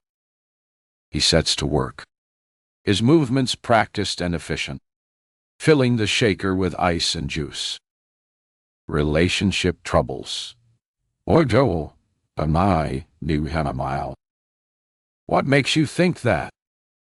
He shrugs, an easy smile softening his features. "Muddy Joel." Bartender's intuition, I suppose. Most of the troubles people have here are relationship-related. I laugh. "Then maybe you should get that intuition checked out." You're off the mark a little bit. Oh, so it's not relationship troubles. He sounds curious now. More so woman troubles. He chuckles. Some of the other women here bothering you? Just one in particular? Maybe you know her. Genevieve. I don't even know her last name, but she's the hot one strutting around. His eyes dart toward another member of staff walking by, his expression marked with a sudden nervousness. I imagine he's not really supposed to discuss the state of affairs with eating guests. He could get fired if someone overheard. But instead of sitting back, I lean in, a slight grin playing at my lips. You do know what I'm talking about. Everyone on the island knows Genevieve. She's something of a well. She's something. That's a light way to put it, I say with a soft laugh. Despite myself, I hesitate, fingers drumming against the bar top. What harm could come from opening up just a bit? Supposedly, she knows my husband, Henry, from before, I guess. He says they barely knew each other, but I don't know. He finishes pouring the shaken contents of the mocktail into a frosted glass and slides it in front of me. He leans in conspiratorially close, and his voice dips into a lower pitch. And it's bothering you. He says it like a statement, not a question. Eyeing him, I nod and say, Counselor thinks I should talk to her directly. Work it out with her. She would say something like that. He mutters. I frown. What's that supposed to mean? His eyes dart around again like he's just realized he wasn't supposed to say that. He backs up a fraction before leaning in and saying, Look, you seem nice. Be careful with her. I mean it. She's not what she seems. Nothing is. Footsteps sound behind him, and he jerks back like he's been shot. In the flash of an eye, he's got his cloth back in hand, wiping across the tabletop. He dips his head at me with a forced smile and winks. Enjoy the mocktail. Mrs. Langford. Another member of staff. His boss appears over his shoulder and smiles at me. Thank you very much. You've been incredibly helpful. He nods and starts to walk away. I didn't catch your name, I say, bringing him to a halt. His boss looks on at us with curiosity. My name is Luca. Well, this is the best passion fruit mocktail I've had in a long while. Luca, I say, swirling the melting ice in my glass. I hope I'll see you around. I'm glad you like it. I'll be seeing you. He disappears into the back, leaving the boss to man the bar. I lift the straw to my mouth, taking a slow sip as I stare across the shimmering turquoise water, trying to mask the sharp edge of fear tightening my chestablished. What did he mean that Genevieve wasn't what she seemed? And why did I need to be careful of her? A shuddering breath leaves me unsteady, rattling through my ribs. The weight of Luca's words presses against my spine, a warning coiling in my gut. I need to clear my head. Tucking the book under my arm, I pick up my drink and step off the pool deck, making my way toward the beach. The sand is warm beneath my feet, grounding me as I walk toward the water's edge. The ocean breeze wraps around me, lifting strands of my hair and carrying with it the crisp scent of salt and sun. It should be soothing. It should be enough to calm me. But it isn't. Not after what I just heard. A member of staff, someone with no reason to lie, just warned me. That alone solidifies the thought already forming in my mind. Genevieve isn't just some woman from Henry's past. She's here to take him from me. Avoiding her won't change that. Avoiding her won't give me peace. If anything, it will only feed my paranoia. Coil it tighter until it consumes me whole. Dr. Warren was right. If I wanted answers, if I wanted control over the situation, I needed to face her directly. The tightness in my chest constricts, winding around my lungs. I sip my passion fruit, mocktail, hoping the tartness will snap me back to reality, pull me out of the spiraling thoughts circling my mind like vultures. But the taste doesn't even register because I can't shake her. And now, more than ever, I refuse to believe that this is just jealousy or insecurity twisting me up inside. Maybe Henry is telling the truth. Maybe he barely knew her. But that doesn't mean Genevieve isn't a problem. Fingers tap my shoulder. I glance back. A member of staff is standing behind me holding a small folded card. With a courteous nod, she offers it to me. A message. Ma'am. Let me guess. From my Eden representative. I ask, I take the card. She shakes her head. No, ma'am. This is from another guest to the resort who specifically asked that this be delivered to you. I unfold the card. It's an invitation to a spa day, and it's from her. 18th. Morgan. Genevieve's invitation stares up at me from the glossy card sitting innocently on the table. The handwritten note is elegant and precise. Each swirling letter a quiet taunt, daring me to confront her. I bite my lip, considering my options carefully. Part of me still hears Luca's quiet, cautious voice echoing in my mind, telling me to be careful. But another part clings to Dr. Warren's calm, measured advice.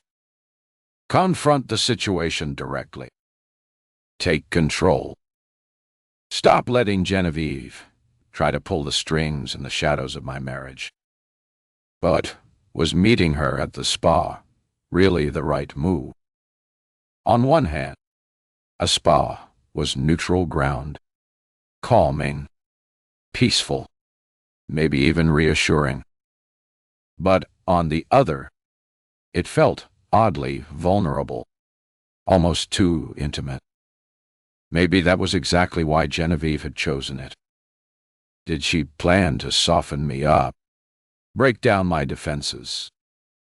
An alternative flashes through my mind.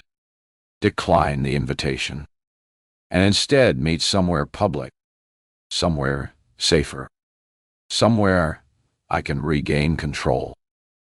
Maybe a quiet cafe, or better yet, at the bar where Luca could listen in and give me his honest impression. Afterward, I press my fingertips to my temple, feeling the sharp tension knotting beneath my skin. I roll my shoulders, trying to ease the tightness, but the dull ache persists stubbornly. My chiropractor's voice reminds me that scrunching my shoulders won't solve anything, but it's a habit I've yet to break. The bathroom door opens abruptly, steam rolling out in thick clouds. Henry emerges, fresh from his shower, his hair damp and tousled. My eyes catch on the taut muscles of his stomach, and warmth spreads through me. He catches me staring and gives me a smile that sends butterflies through my stomach. I blush, but I don't look away. This wasn't just a boyfriend or some stranger. No, this was my husband. My perfect, dreamy husband. He crosses the room and wraps his strong arms around me, his touch instantly comforting and reassuring. It helps to chase away some of the anxious shadows lingering in my established. God, I love him. I love him. How was your day? He murmurs softly against my hair, pressing a gentle kiss to my temple. I melt slightly, leaning into him, craving the security he offers. It was fine, and I say quietly, not wanting to shatter this moment with my worries about Genevieve. Just relaxed by the pool. Tried to read. Tried? Henry pulls back slightly, studying my face closely. Everything okay? I glance up into his eyes, searching for any hint that he's hiding something. Anything. But all I see is genuine concern and tender affection. Maybe I was right earlier in thinking that perhaps he isn't hiding anything. I'm fine, I say with a small, reassuring smile. Just tired. He nods slowly, studying my face closely, clearly sensing something deeper beneath my words. But he doesn't press.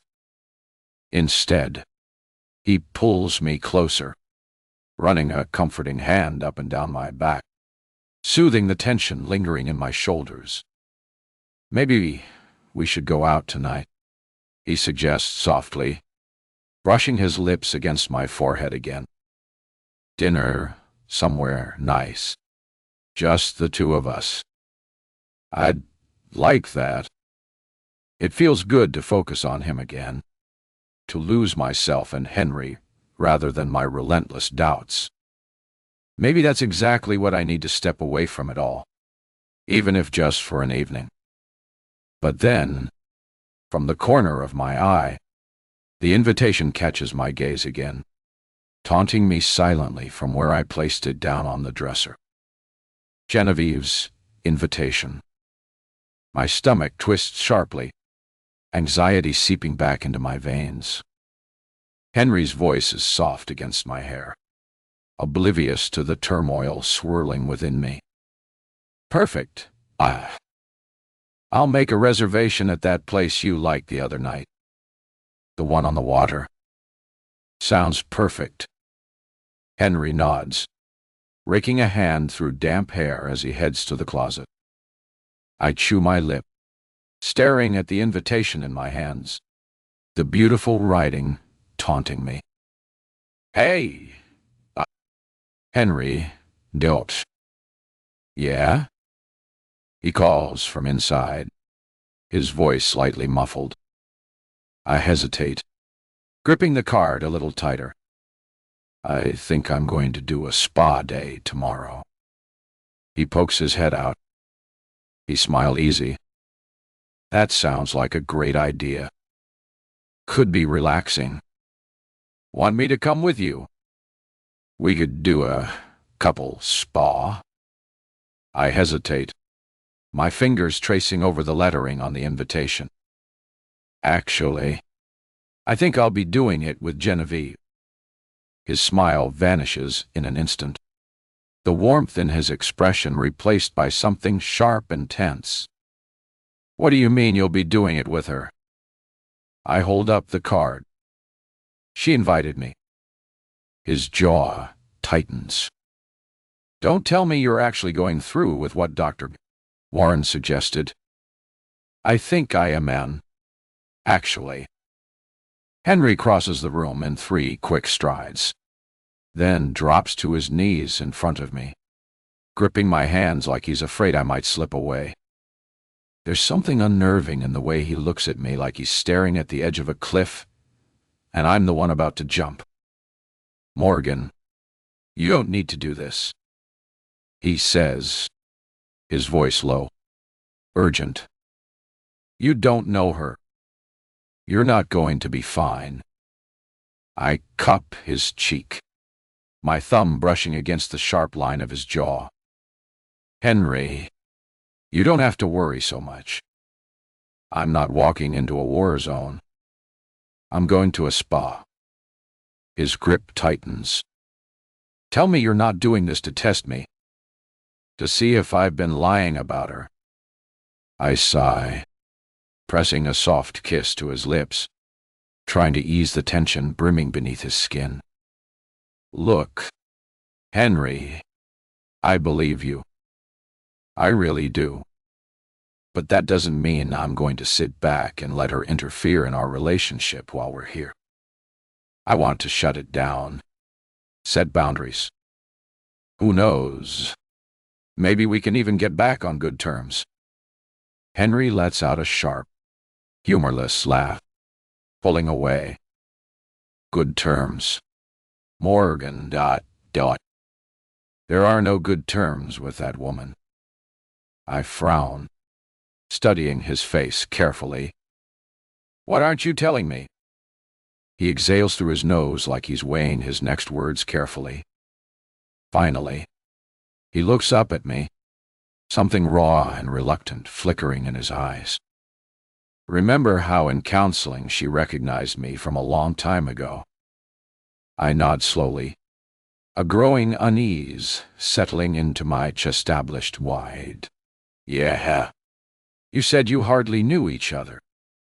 Well, that's not entirely true. We were childhood friends.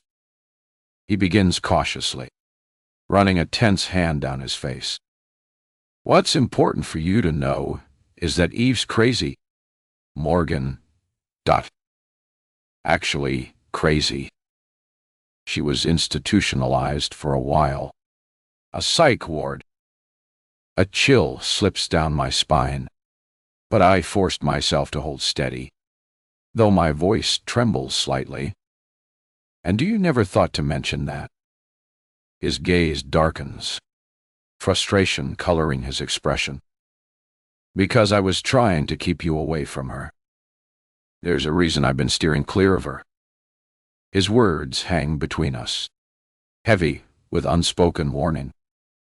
Suddenly, the spa invitation feels far less like an olive branch and far more like a trap.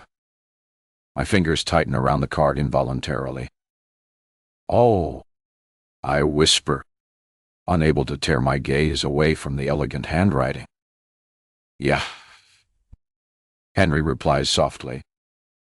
Frustrated, I toss the invitation aside and bury my face in my hands, pressing my fingers against my temples. Why didn't you mention this sooner, Henry? This is exactly the kind of thing you're supposed to share with your wife. His laughter is short, bitter. What exactly was I supposed to say? Hey, my lovely darling wife of a few days. You see that girl over there? She's crazy. Stay away from her. Yeah, that would have gone great. I groan, hating how reasonable he sounds. How right he probably is. There really wasn't an easy way for him to bring something like this up. If I were in his shoes, I probably would have tried to avoid the conversation altogether, hoping Genevieve stayed away on her own. Still, something about all of this bothers me. Eden was supposed to be meticulous, thorough. So, how did they miss something like this? Weren't they dedicated to ensuring their matches succeeded? Striving for everlasting happiness. Putting Henry's unstable childhood friend on the same island during her honeymoon felt reckless, bordering on intentionally cruel. Promise me you won't meet her, Henry says suddenly, his voice soft and pleading, almost childlike. My eyes find his, the worry in his gray gaze tugging at something deep inside me. With a heavy, resigned sigh, I nod slowly. Okay. Henry visibly relaxes, relief washing over his features as he leans forward, pressing a tender kiss to my forehead. Thank you. I manage a small smile, knowing full well I wasn't surrendering, merely shifting gear. I stretch my arms over my head and roll my shoulders, trying to relieve the stubborn tension that settled there. It's a shame I was looking forward to the spa. I've never been able to afford the experience. So his eyes soften. I suppose you could still go, just at a different time than her. I pause. You think? Sure. I mean, could be helpful. Give you some time alone to really unwind. He hesitates, then adds, so long as you're definitely not meeting her. Yeah. No, I don't want to meet her. I run my hands through my hair, aware of how it could do with some treatment after my time in the ocean. All right, maybe I'll do it. After all, things have been a lot lately. At least that part isn't a lie. Shoulders relax further, a smile finally returning. He presses a kiss to my head. Good. Good. You deserve a break. Take some time for yourself. Yeah, I really do. I echo softly, convincing myself as much as him. But beneath my calm exterior, my thoughts raise. If Eve is truly as unstable as Henry claims, then sitting back passively would only empower her. Letting her slink around unchecked, weaving herself deeper into our lives, would be the real danger. No, I couldn't allow that. I had to do something proactive, something decisive. I needed clear boundaries set firmly and unmistakably. As Henry retreats into the closet to finish dressing, I cross the room quickly, reaching for the landline phone on the bedside table. My hand trembles slightly as I dial, my voice carefully casual as someone answers immediately. Could you please get in touch with my Eden representative? Dexter? I need to meet with him as soon as possible, I say, sounding far calmer than I feel. There's a brief pause before the polite but firm reply. I'm sorry, Miss Langford, but Mr. Dexter is currently off island. He'll return in the next few days. Would you like me to leave a message? Frustration and disappointment surged through me, tightening my grip on the phone. I forced my voice to remain steady. No, that's fine. I'll reach out again once he's back. Of course. Enjoy your evening, Mrs. Langford. I slowly hang up, the quiet click of the receiver echoing in the silence of the room. Dexter's absence means I'm completely on my own, at least for now. A sense of urgency tightens in my chest. Established. I couldn't afford to wait days for him to return. Who knew what kind of damage Genevieve could cause in that time? My gaze shifts once again to the invitation lying discarded on the nightstand. Her elegant writing mocks me from under the lamplight. Henry might think he'd convinced me to stay clear of Eve, but I know better than to simply ignore a threat like her. She wants to meet, to play her games, to sink her claws into the one thing I've spent my life longing for. Fine. Let's play. Let's see who comes out on top. 19 Total. Morgan. The resort spa is beyond anything I could have imagined. Stepping inside, I am momentarily stunned by the sheer beauty of it.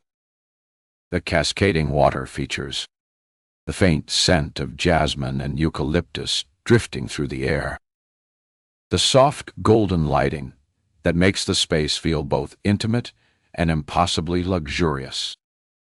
The floors are a cool, polished stone, The walls lined with elegant wooden panels and intricate carvings. Everything is curated for relaxation, designed to lull guests into a sense of ease. And as much as I can't afford to settle into ease, I find myself breathing in deeply, letting the spa's tranquil atmosphere settle around me. For a brief moment, I let myself believe that I came here just for this, for the warmth of the sauna, the weightlessness of a deep soak, the indulgence of an expert massage. I let the receptionist guide me through the process, handing me a robe as she speaks in a soft melodic voice about the services available. My body moves on autopilot, nodding at all the right moments, my mind holding tight to Henry's warning. I had to remember this wasn't a haven of peace. This was a battleground with someone who was legitimately crazy. After slipping into the changing area, I undress, folding my clothes neatly in the locker before wrapping myself in the plush cloud-like robe provided. The first treatment, a heated stone massage, melts away some of the tension lodged deep in my muscles, coaxing me into a momentary sense of surrender. Maybe Henry was right. Maybe I did need this. But then, as I make my way back into the main relaxation area, my stomach knots. There, draped across one of the cushioned treatment tables, is Genevieve. She lounges nearly naked, a pristine white towel draped over her hips. Her eyes are closed in serene relaxation like she's asleep, leaving me free to study her long and toned limbs. Her skin is smooth and perfect. There's not even a single strand of hair on her. Not on her legs. Not on her arms. Not anywhere. Self-consciously, I glance down at my own legs, breathing a curse as I wish I'd shaved before I came. You came. Her voice is lazy, pleased, like she expected me all along. Like this was never my decision, but hers. The air between us thickens, the tranquility of the spa twisting into something else entirely. And just like that, I know the game's begun. I settle onto the table beside her, shifting awkwardly as I try to get the towel to lay just right. The fabric clings in all the wrong places, making me hyper-aware of every inch of exposed skin. Genevieve cracks an eye open, amusement flickering across her face. A soft chuckle escapes her lips. We're the only ones here. Morgan, Dot. No need for modesty. I grunt in response, determined to keep at least one layer of distance between us. The last thing I need is for Genevieve to see my hoo-ha. Some things, no matter how luxurious the setting, are non-negotiable. Once I finally get the towel to sit properly, I exhale, sinking my head back against the plush pillow. The silence stretches between us, taut like a rope, waiting for one of us to pull too hard and snap it. I should be the one to speak first. I should take control, set the tone, lay down the boundaries I came here to establish. But, frustratingly, a small part of me, one I wish I could smother, hesitates, waiting to see where she wants to take this. Because what if? A tiny voice whispers. She didn't bring you here to play games. What if this isn't a power move, but an olive branch like you thought before? What if she just wants to make peace? Morgan, she says finally, her voice smooth as warmed honey.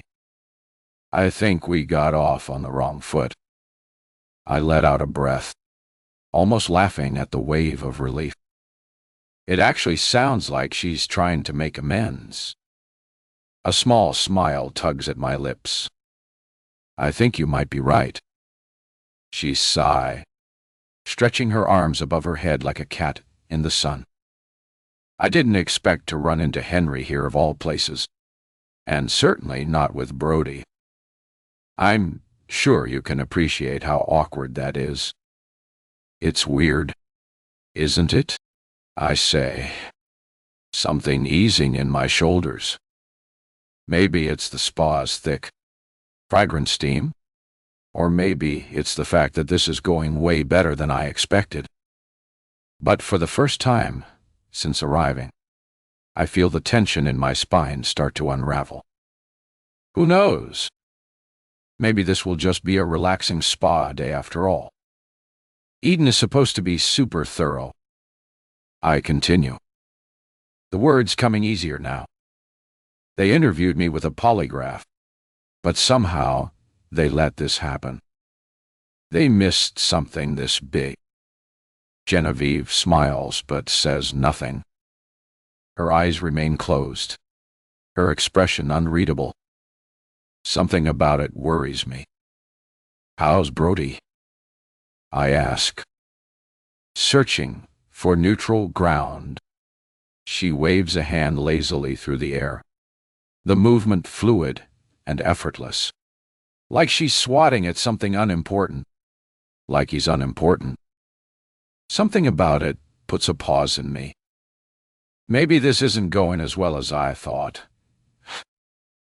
Let's talk about Henry instead, she says, tilting her head slightly toward me, her voice syrupy smooth. How are things between you two? As much as I don't want to discuss him with her, maybe flaunting how strong we are will put her off. Make her see there's no chance of tearing us apart. Really great. Honestly, it's everything I dreamed of when I signed up for Eden. And Henry says the same. It's kind of a perfect match. Is that so? Her voice is deadpan, but I can catch the tiniest flicker of something in her expression. Annoyance. Call. Disappointment. It's bad, but a thrill runs through me. A guilty pleasure at the fact that for once, someone else wants what I have. It is, I say, stretching out against the table, feigning ease. Have you ever wondered why you were chosen for him? You mean why Eden paired us up? I shrug. We've got all the matching qualities, desires in life, you know. Oh, I have no doubt that you're exactly what he wanted. What do you mean? Let me guess. You have no friends, no family, no career aspirations. You're nobody who desperately wants to be with somebody. She lifts a finger like she's cutting me off before I can say anything. And now you are. You're with the perfect man, aren't you? My nostrils flare as I try to control my anger. I hate that she managed to cut so deep so easily, seeing me for what I am. But I still have the one thing she wants. I am with the perfect man, and he's all mine. Genevieve exhales through her nose, long and tedious, then closes her eyes. Nobody's perfect. Morgan. You should be careful. You think I should be careful of my own husband? She hums lazy like this is all just conversation. I know him better than you think. He has anger issues. Did you know that his mother even sent him to therapy when he was younger? I hesitate. Henry never mentioned anything like that to me. It was a big to-do. But look at him now. Maybe it worked. I didn't know about that. I mutter. There's a lot you don't know about him or me, really. We're all just strangers at the end of the day. Aren't we? I steel myself. I know a couple of things about you. She smirks, amused. Do please share. No judgment, I say with a slow shrug. I think we all had our issues when we were younger. But Henry did mention you were committed or something like that. The reaction is immediate. Her shoulders tighten. One of the towels slips from where it was tucked, landing on the floor with a soft thump. Slowly, deliberately, she sits up, letting the other towel fall away as well. The sudden wave of steam from the spa obscures her just enough, but I still see more than I want to, more than I need to. A wave of jealousy rolls through me at just how impossibly stunning she is. It makes my stomach twist because I know exactly what she's doing. Taunting me, trying to remind me that she's better than me. And clearly she thinks that means she should have her hands on my husband. But that just wasn't going to happen. Despite myself, despite the anxiety clawing at my stomach, I sit up. I let my towel fall away, hoping the steam does me the same favor it does her, covering what I don't want her to see. Her gaze flicks over me, assessing before she leans back on her hands, tilting her head slightly. You think you know, Henry? I do, I say firmly. I know that he's the best thing that's ever happened to me. Sure. Her smile is lazy, stretching over her lips. Certainly the best thing to happen to me in bed. That's for sure. Somewhere, some past version of me gasps as how vicious I'm being. But I have to be this way if I want her to back off. She raises an eyebrow and stares at me, wearing that cold, unfailing expression again. I know I've caught her off guard with the comment. I didn't know you were such a Jeech Morgan. I actually laugh, unbothered by her comment. I was a virgin, actually gladly, until Henry. I pause, letting it sink in. He's voiced his pleasure about it. Something in her jaw ticks. It's subtle, but I catch it. And the look in her eyes makes me wonder just for a moment if I've pushed too far. The conversation has taken a turn. The kind that doesn't end well for either of us. I clear my throat and decide to cut through the tension. Look, I get it. You and Henry have some sort of distant history. That's great. It's always nice to see old friends. But I have to draw the line here. Henry and I just got married. You need to give us space. She rolls her tongue over her teeth, gaze sharp as a blade as she watches me. In that moment, I see it. The instability lurking beneath the surface. The barely concealed edge of something dangerous. A bead of sweat slips down my temple. But for the first time, I hold my ground. Maybe it'll be good for you and Brody. Too, I added, doing everything I can to keep from shaking and to keep my voice steady. He seems like a genuinely good guy. I'm sure he'd like that. A heavy silence falls between us, stretching long enough that I start to regret speaking at all. Then, suddenly, she stands. One slow, deliberate step forward until I'm forced to tilt my chin up to meet her gaze. There's something undeniably unnerving about a naked woman standing this close, looking like she's debating whether or not to kill you. She draws a breath, then hesitates. Her nostrils flare slightly, and her gaze flickers over me. I realize with no small amount of satisfaction that she's smelling the perfume Henry bought me, the blend of rose and musk he picked out just for me. I wore it on purpose, bearing a silent message. He's mine. Her lips part slightly, but then she exhales, smoothing a hand over her face. Then she speaks again. Her voice is softer, lighter, dark. Maybe you're right. I have the tendency to be catty, and perhaps I've been overstepping. She steps back, perching on the edge of her table again, as if the moment never happened. I narrow my eyes, waiting for the catch. She offers a languid smile, softer now. Brody is such a good man. I'm just adjusting to him.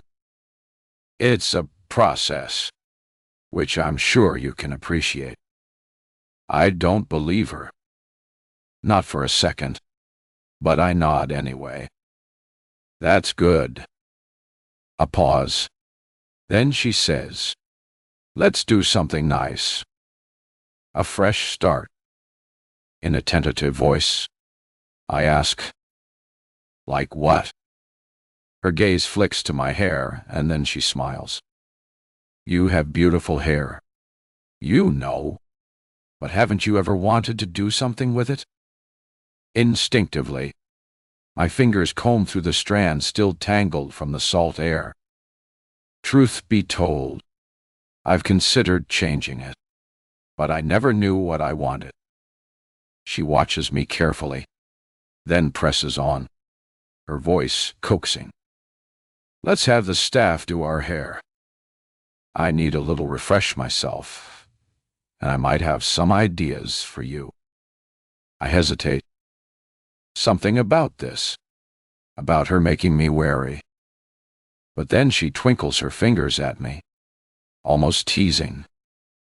"Come on, Odishehi, or Q. A little change. It'll be refreshing. I promise. It's small, harmless, and my hair really could use some attention." I glance at my reflection in the polished chrome fixtures.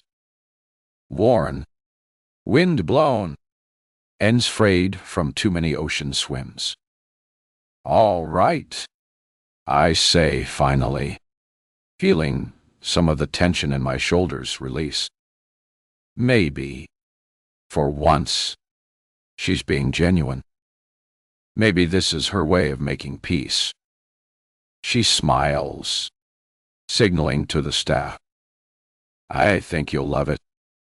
I brace myself, waiting for the moment things will inevitably go wrong. But, instead, the remainder of my spa experience turns out to be shockingly pleasant. We talk. We laugh, albeit cautiously. And when we finally step out, freshly polished and styled, looking better than ever, she pulls me into a hug like we're friends. The idea of being actual friends with someone like her is unbearable. But for the first time, I wonder if we don't have to be enemies either. I should have known better. 20. Fine. Henry. Wall. I sink into the warm sand, panting lightly from the long swim I just finished. My lungs burn in that good way, the way that says, "You did something right." This is life. The sun overhead, the soft hush of waves, the salty breeze brushing my skin. For a second, I let my head tip back and close my eyes, exhaling a rush of satisfaction. Everything's going to be okay now that I have Morgan. We'll figure this out. We'll build the kind of life I always wanted, one I never thought I'd be lucky enough to find. "Henry," I hear a voice like the call of an angel. And when I shift in the sand, shielding my eyes from the glare of the sun with a lifted hand, I see her. Morgan is striding confidently across the beach in a black swimsuit I've never seen before, the kind that hugs every inch of her. She's got a big smile on her face, and it looks like her skin is glowing. My heart thumps hard and fast at the sight of her. God, she's breathtaking. No, she's radiant.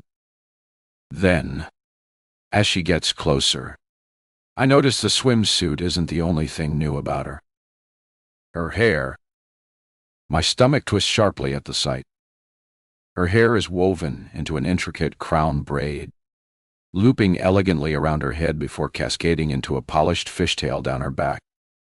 I haven't seen the style in years, but I remember it far too well. Eve. She wore it the first time I'd seen her when we were just children standing in our parents' shadows as they tried to introduce us. Her hair had been done exactly like that. I swallow. A chill crawling over my skin despite the heat. A dull ache starts to form in my chest. She lied. Morgan lied to me. My fingers curl into fists, and my jaw ticks as I struggle to reconcile with the fact that my wife looked me in the face and lied. Hey. Moo, she says, dropping onto the sand next to me. She spins her head to the side so I get the full view, looking more excited than I'd ever seen her. With one exception. The day we got married. What do you think?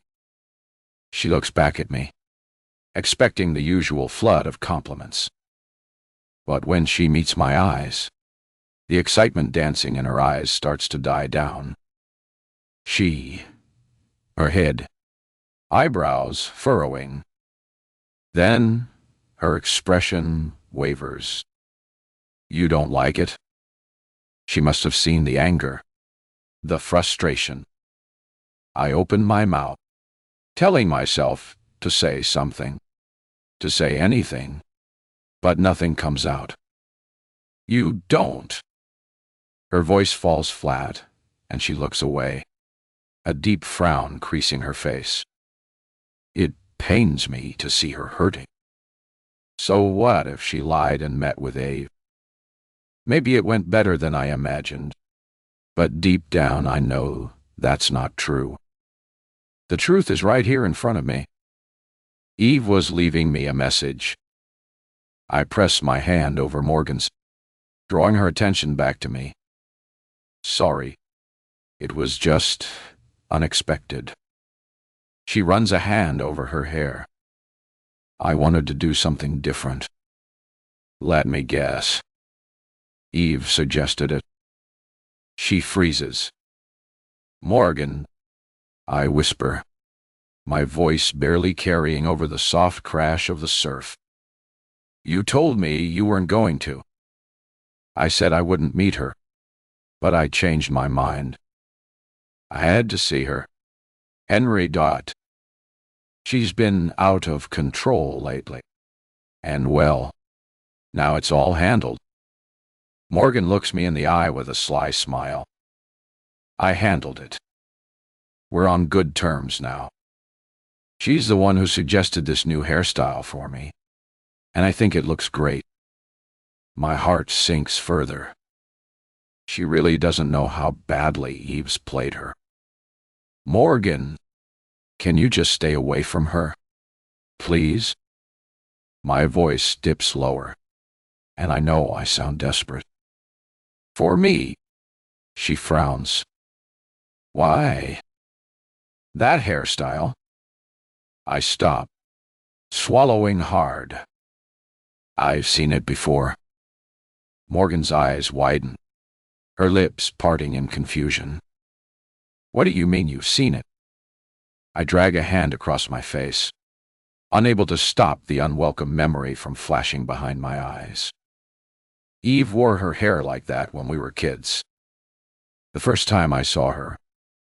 I mean, that was the exact style. For a moment, Morgan just stares, and I can practically see the gears turning in her head.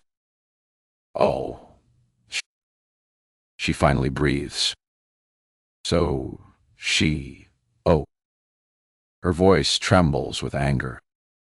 So she styled me like herself. Is that it? I nod reluctantly, the words tangling in my throat. I don't know why, but yes. Morgan's fury flares in an instant. She starts tearing at her hair, screaming with unbridled rage. Her voice carries, drawing the attention of nearby couples and staff.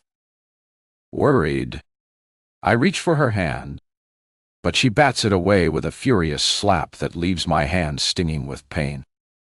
Don't touch me, she shouts. Morgan. She jabs a finger into my established. What is this?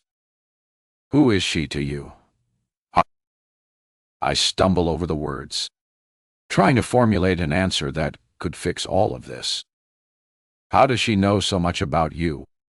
Henry. I look up at her. What? What? How does she know you were sent to therapy to anger management? My forehead pinches. She told her that. She actually told her that. God. What a snake. It's obvious that you two were close. Your families were friends, right? She told me you've known each other forever, that you were practically raised together. We were close once, I admit, my voice low. Our parents had businesses together. It was expected we'd see each other all the time, but it's not like that anymore. Morgan's eyes flash, fury burning hotter with every breath. A staff member approaches, no doubt ready to suggest we take our marriage dispute somewhere more appropriate, probably to a counselor's office where we bicker in those ridiculous chairs under the eye of that even more ridiculous woman. But I fix him with a sharp look.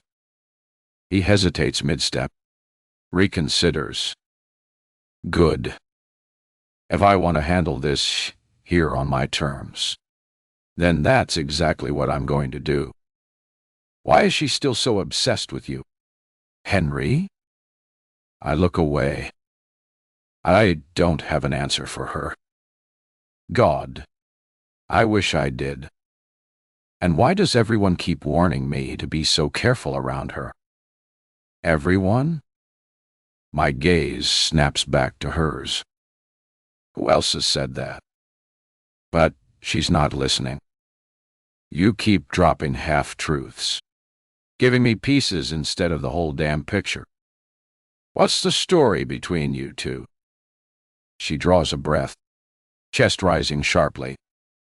I love you, Henry Ditkomau. I love you, too. But I can't do this. Not with her always in the picture like this. I don't even know who she really is to you. You have to tell me, or this isn't going to work. My pulse hammers as panic claws up my throat. I can't lose her. Morgan is everything I've ever wanted. Everything I've spent the last few years dreaming of. If she leaves, she's nothing to me except the absolute bane of my existence. I say, voice tight. She's always there. Always has been. And I can't get rid of her. I don't know why. Morgan's expression sharpens. What are you saying? I don't answer. A singular thought forms in my mind, eclipsing everything else. I need a cigarette. The need is instant, all-consuming. I turn away, rummaging through my things. I toss aside my shirt, the sunscreen, digging through the mess. Where the hell is it? Henry, Morgan says, voice strained. I ignore her. I need that cigarette. Sand scatters beneath my hands as I search. Henry, she says again, softer this time. I glance up to find her holding out the pack. I snatch it from her hands, withdraw a cigarette, and flick a lighter to life. The first inhale sends nicotine rushing through my veins, a balm to the adrenaline tearing through me. Still, my hands shake, the burning ash dusting the golden sand. Is she a stalker? I look at Morgan. Her eyes are filled with concern. You said she was institutionalized, but you never told me why. A pause. Was it because of you? Her voice trembles. It kills me. I rake a hand through my wet hair, struggling for words that won't make this worse. I didn't think I'd ever see her again. Well, we have. Well, she snaps, tears shining in her eyes. And now she is trying to make me look like her. What is wrong with her? I don't know. I say, honestly, desperation creeping in. But I'm sorry. This is exactly what I wanted to avoid. She shakes her head and looks out over the ocean, silent for a long moment. Then softly, she asks, "Is there anything else I need to know? Henry? If so, now's the time." My heart twists. I wish I had easy answers. Clean, simple truths that would fix everything. But nothing about Eve was ever simple. I reach for Morgan's hand. There's nothing else. She's more than just crazy. I'm sorry. She set her sights on you. Morgan sighs, her new hairstyle falling around her face. An elegant, cruel reminder of Eve's presence. It's fine, she says, voice raw. Dash die, kunda not.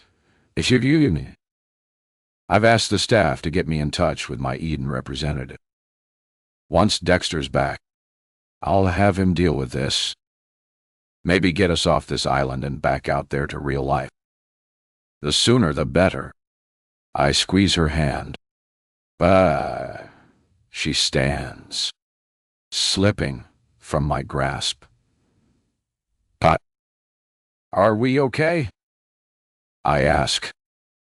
I hate how vulnerable I sound. But this is what marriage is. Trusting someone enough to let them see the cracks. Morgan exhales, nods. Yeah. Just don't hide anything else from me. Don't do it ever again.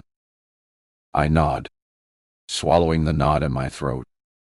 She offers a small, placating smile. Don't worry, Henry.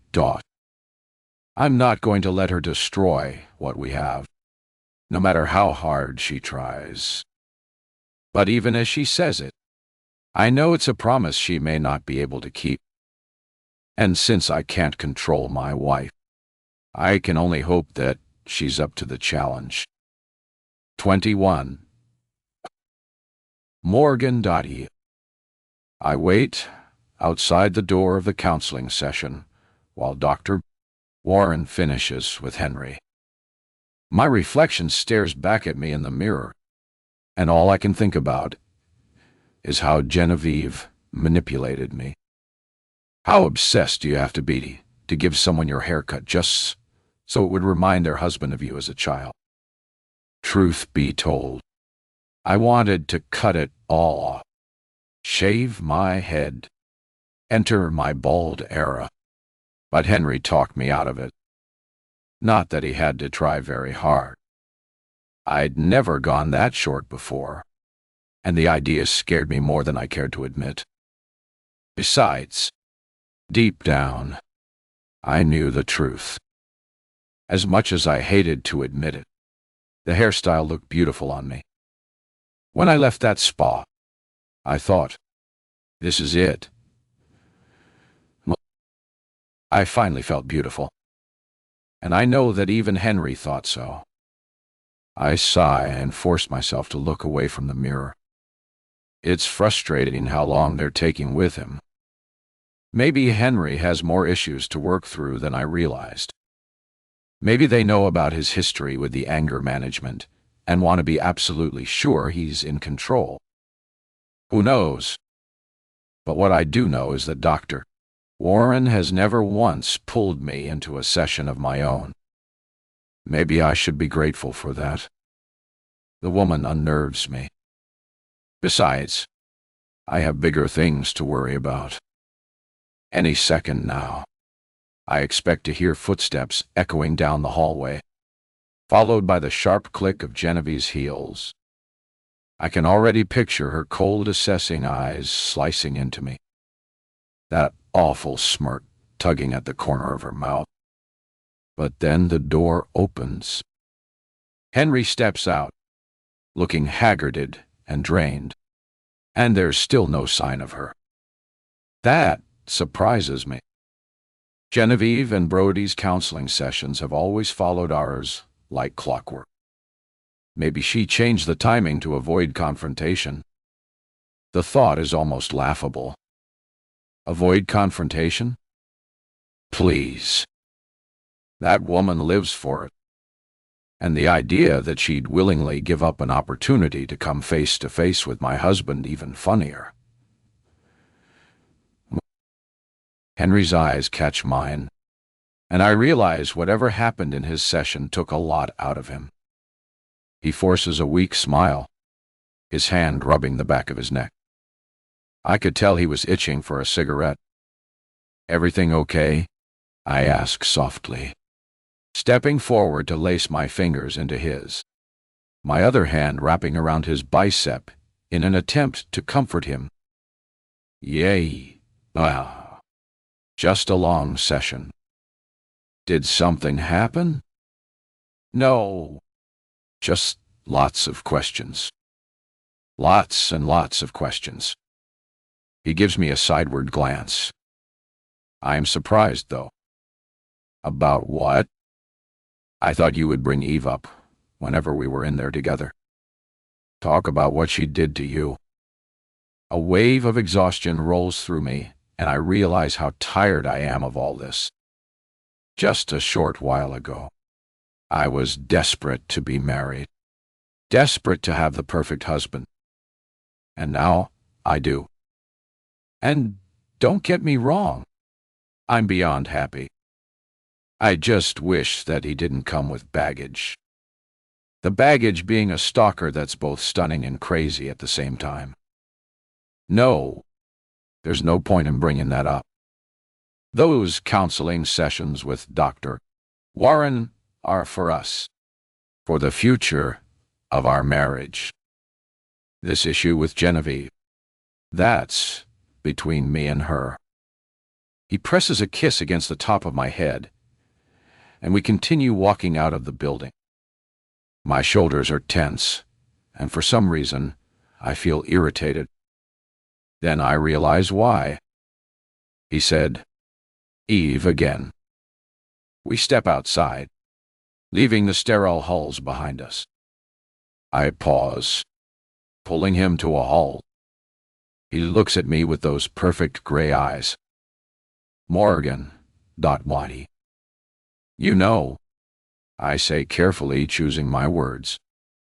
I'm still wondering why you keep calling her Eve. Her name's Genevieve.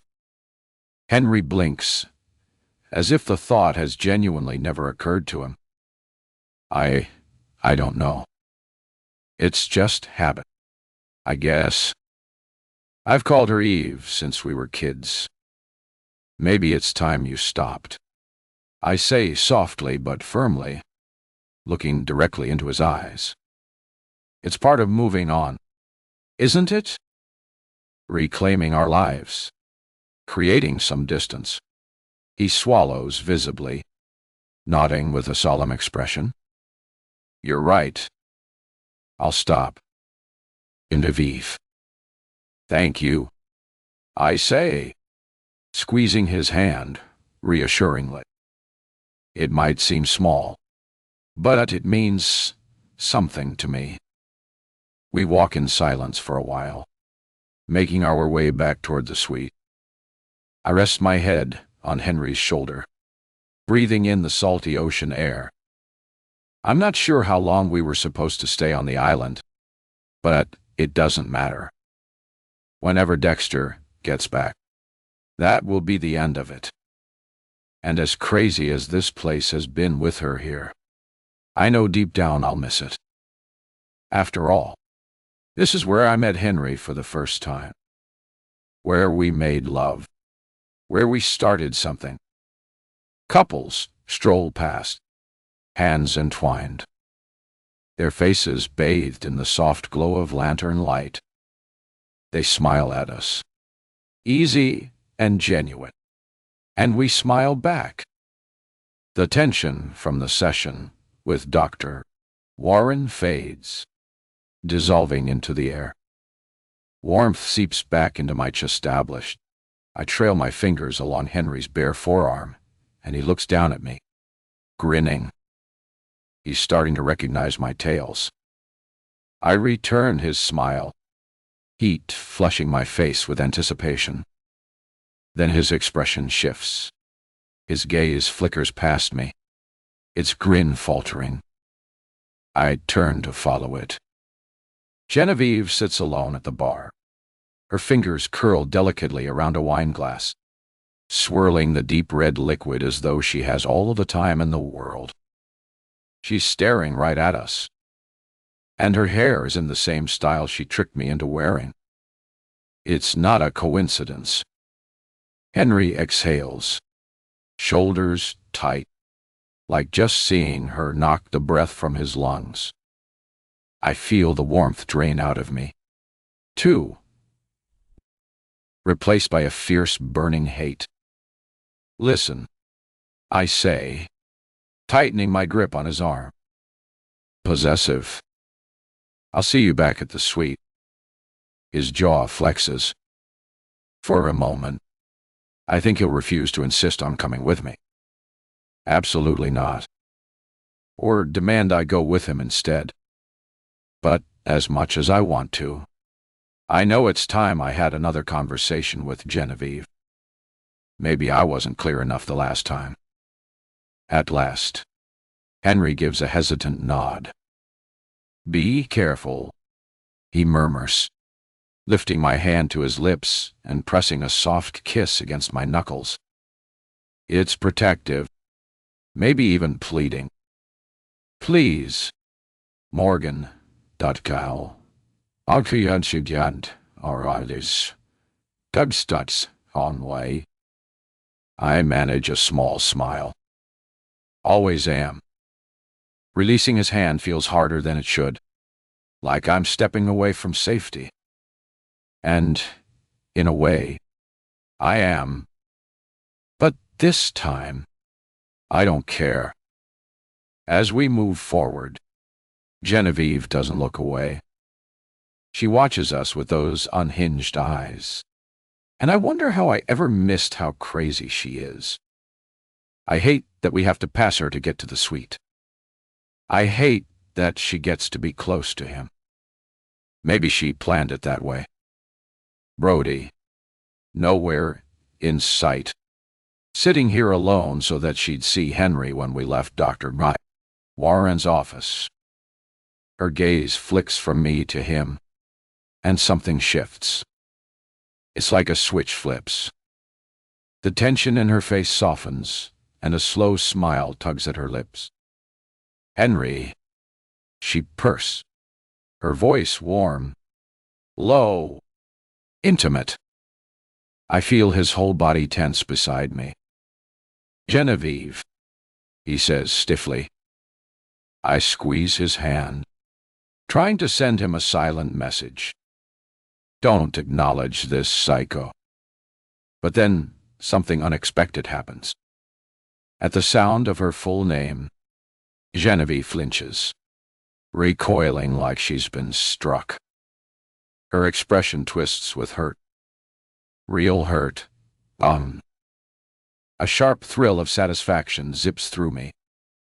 And suddenly, I feel a surge of confidence. I slide into the empty seat beside her. As Henry walks away, passing all those happy, oblivious couples with no idea of the tension crackling like static here. I signal to the bartender, and when he turns, I'm pleased to see it's Luca.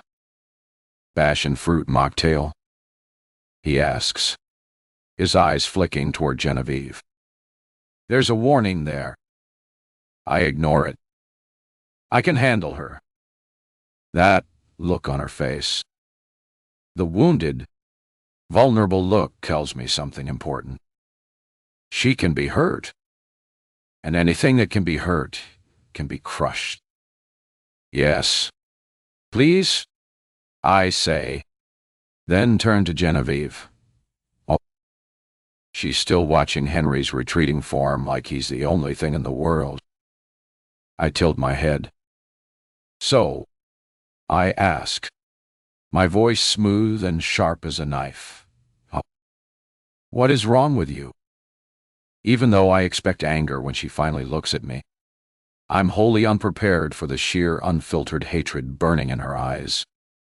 Her fingers tighten around the edge of the bar, nails digging into the wood, scraping slow, deliberate lines like she's imagining dragging them down my throat. And for a second, a single breathless second, I think she might actually do it. But then, just as quickly, it's gone. The moment flickers out like a snuffed flame, her face smoothing into something eerily composed. If not for the fresh gouges carved into the bar, I might have convinced myself I imagined the whole thing. Wrong with me? She echoes softly, almost amused. A slow smile plays the corner of her lips, unsettling and sharp. Dotty say, mew, I, and far. Oh, Morgan, you're asking the wrong questions. A chill slides down my spine, but I shove it back and square my shoulders. Am I? I tilt my chin up because from the moment you set foot on this resort, you've completely ignored your husband, who I might add is nowhere to be seen, and have been obsessed with mine.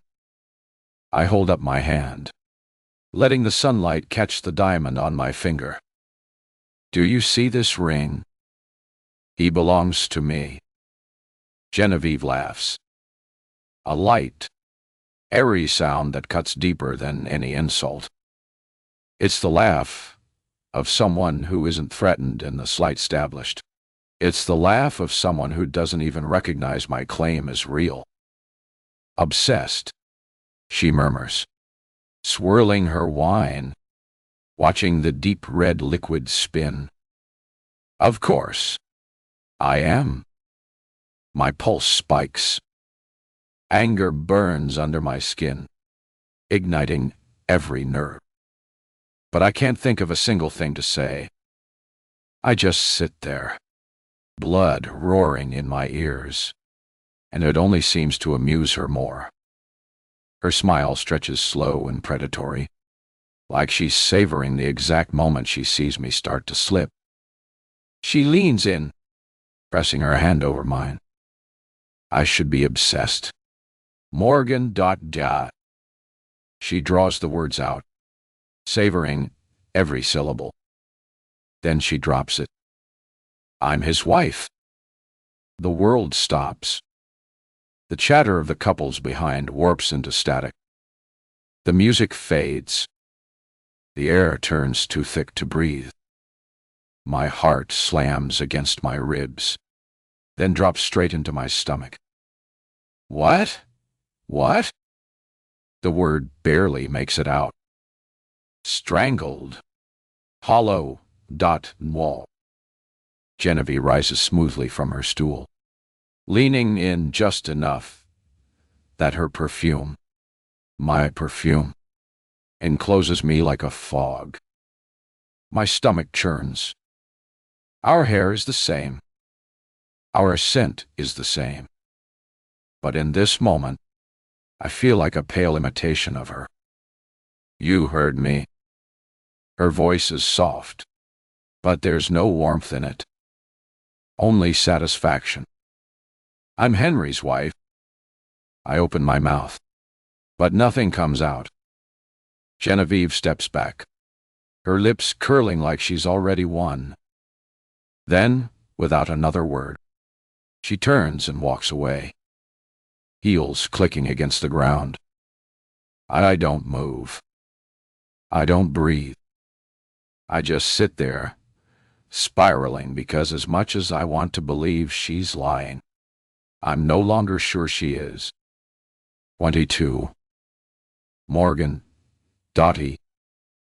I'm still reeling when I step into the suite. My reflection in the mirror stops me cold. I'm pale. Paler than I've ever seen myself. Like I've just seen a ghost. Because maybe I have. Genevieve's words echo in my head. I'm his wife. Why would she say that? Is she really so twisted? So completely unhinged that she's convinced herself Henry belongs to her? My stomach lurches.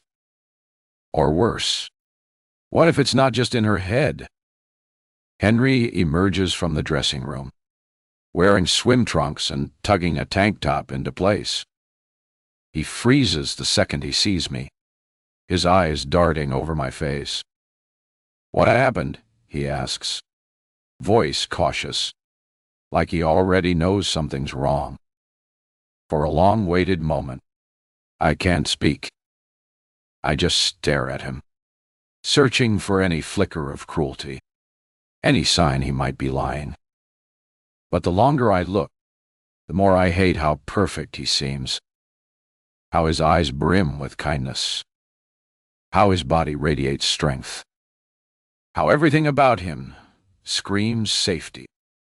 Yet the doubt is there now, planted like a poison seed thanks to a psychotic woman who won't let him go. I sink into the nearest chair. Did Eden mess up? Give me a man who's separated but still legally tied to someone else. The thought alone makes me want to vomit.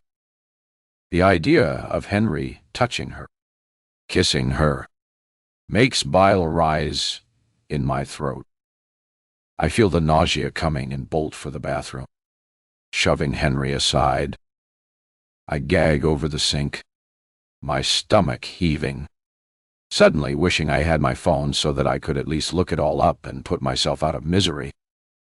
But almost immediately, Henry is behind me, pressing a comforting hand between my shoulder blades, drawing slow, soothing circles. Morgan, he says, voice tense with concern. What's wrong? Tears blur my vision. I lift my gaze to his in the mirror. She said I'd choke out. She's your wife. His face goes rigid, tension settling in his shoulders. Oh my God. I stammer, tears streaming.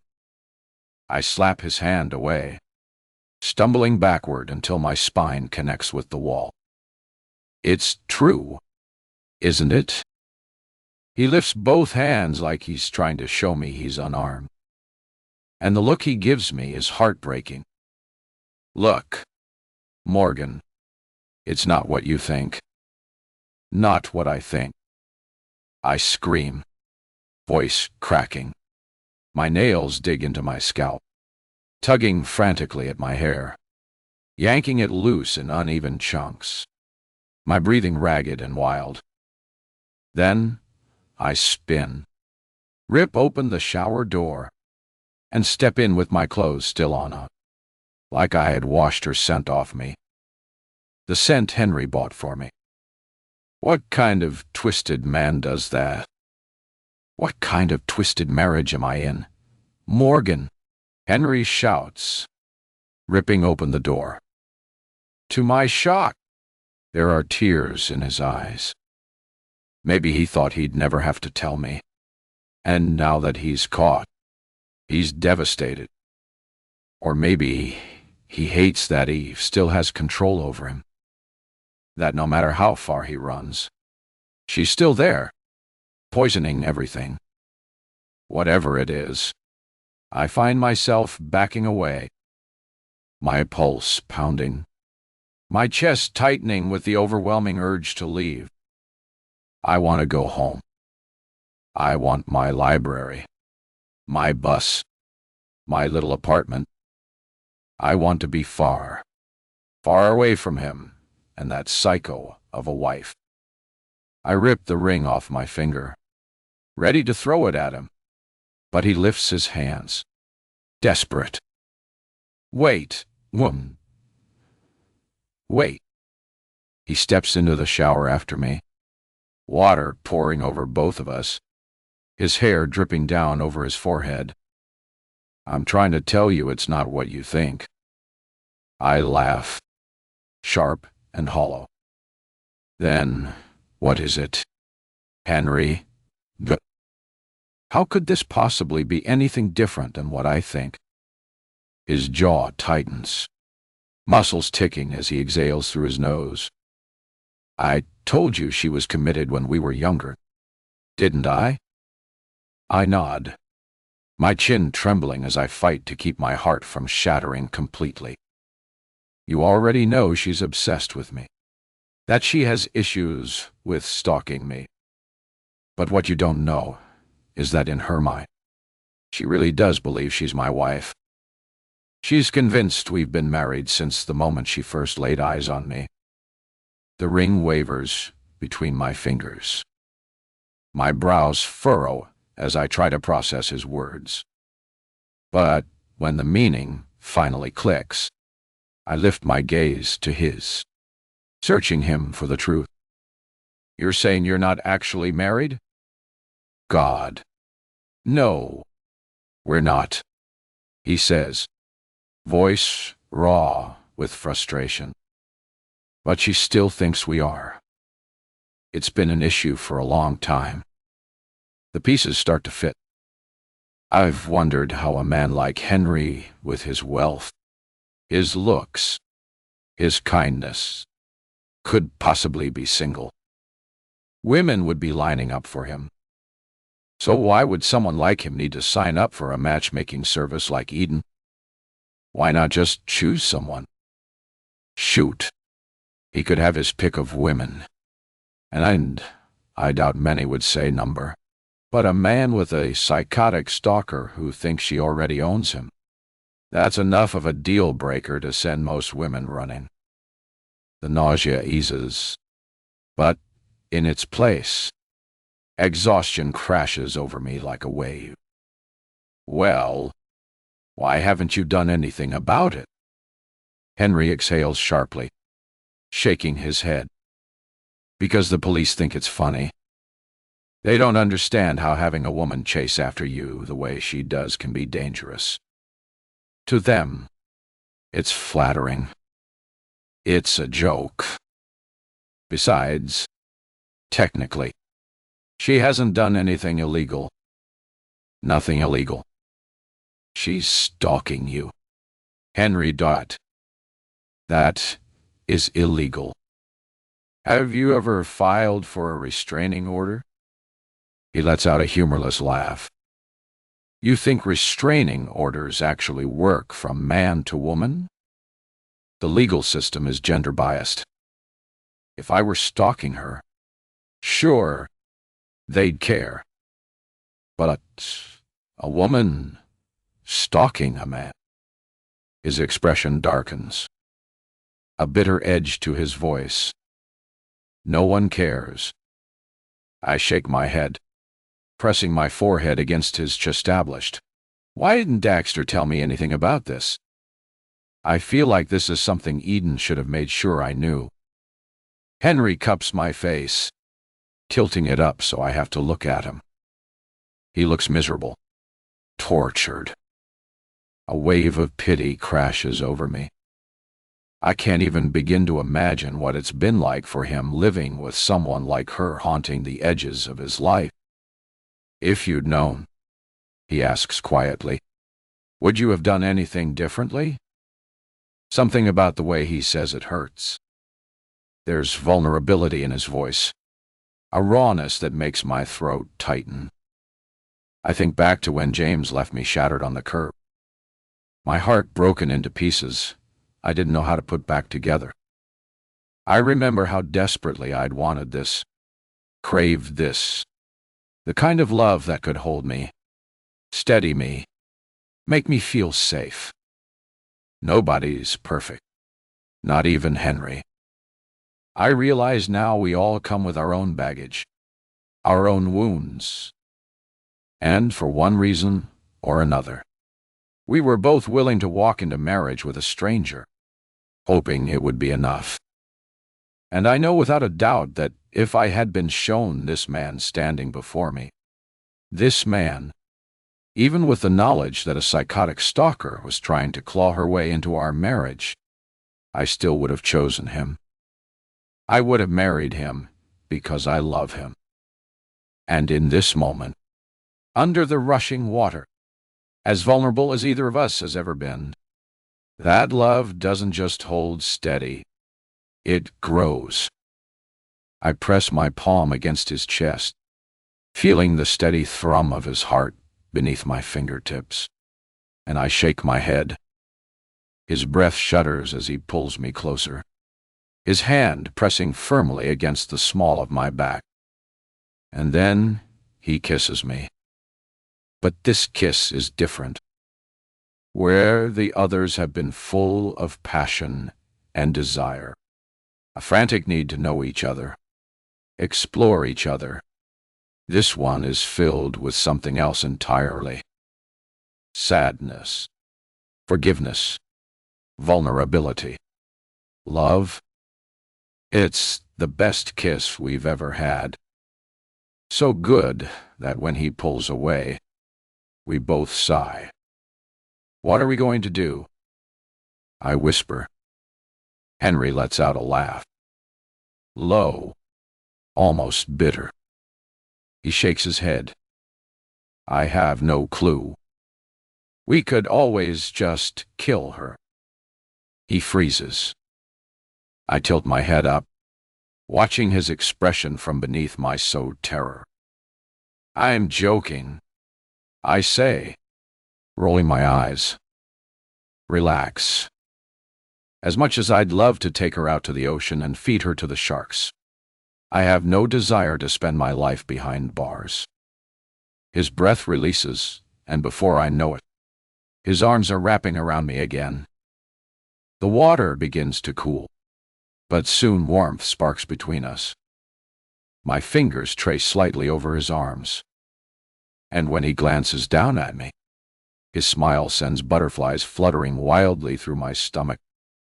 Henry kisses me again. Slower this time, like he's savoring every second, like the weight of everything. Genevieve, the lies, the past, can't touch us in this moment.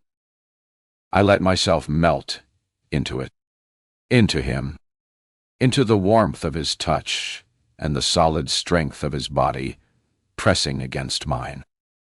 Because whatever happens next, whatever nightmare Genevieve still has planned, none of it changes the fact that he is mine, not hers, not ever. The water grows colder, but neither of us move. His fingers skim my back, and I close my eyes, letting my forehead rest against his. We stay like that, caught in the quiet. Then Henry exhales, breaking the silence. We'll figure it out, he murmurs. We have to. We have to. Because Genevieve isn't going away. She isn't the kind of problem that just disappears. I tilt my chin up, studying the face of the man who belongs to me, the man I married, the man I love. The man she wants to take from me. No, that's not going to happen. I slide my hands down his chest, feeling the steady, strong beat of his heart beneath my palms. He watches me, his eyes searching, soft and trusting. He still thinks we're in this together, that we'll talk through it and come up with some ideas. Wait for the right moment, but I'm tired of waiting. I let out a slow, measured breath and pull away, reaching for a towel. We should get out of here before we freeze. Henry nods. But as I step out of the shower, I catch my reflection in the mirror. My soaked hair clings to my shoulders, my lips swollen from his kisses, my eyes dark with something new. I smirk at my reflection and slowly slide my ring back on, twisting it into place. I meant what I said before. I have no desire to live my life behind bars. But I also have no intention of losing my husband. And if Genevieve won't back off willingly, well, there's more than one way to get rid of a problem. Why? 23. Henry, I need a cigarette. Bonjour. Morgan Day. One passion fruit mocktail. Luca glances up. A cleaning cloth in one hand, a cup in the other. He catches the edge in my voice, his movement showing as he takes me in. His gaze flicks around, checking if I'm alone. I am. I made sure of it. I waited until the bar was empty, until there were no other staff members hovering nearby, until it was just us. You sure you don't want strawberry? He asked casually. They're just as good. Fine then. Sure. Whatever. I fold my arms in the bar. How come you didn't tell me? He stiffens. Tell you what. My face twists. And how did you even know? Luca exhales through his nose, setting the cup down with a quiet clink. This is about what Genevieve said, isn't it? I don't answer right away. My fingers trace the deep groove marks she left in the wood, following the scratches almost absent-mindedly. You knew she wasn't what she seemed. You even warned me, which leaves me wondering, how much of our personal lives do all of you staff members know? Luca doesn't respond. Instead, he turns away, quietly, mixing the strawberry mocktail. He works quickly, efficiently, and within seconds, he slides the glass in front of me. I lift it, holding the straw to my lips, taking a slow sip. To my surprise, it is just as good as the passion fruit one. I'm not normally someone who enjoys strawberry-flavored things, but this, it's light, sweet, a little tart. It's pretty good. I murmur. Told you. I point at him, my expression unreadable. Don't try to distract me. You've betrayed me. Luca blinks, his expression tightening. What? What? How did I betray you? We're supposed to be friends. We are. And friends are supposed to let each other know that. Hey, maybe this crazy psycho woman on the resort actually thinks she's married to your husband. His face darkens, but before he can get a word in, I hold up a hand. Now, I say smoothly, because you make the best mocktails, I've decided to forgive you. But you can make it up to me by telling me which suite she's staying in and giving me the key code to her room. His jaw drops. Then he lets out a disbelieving laugh.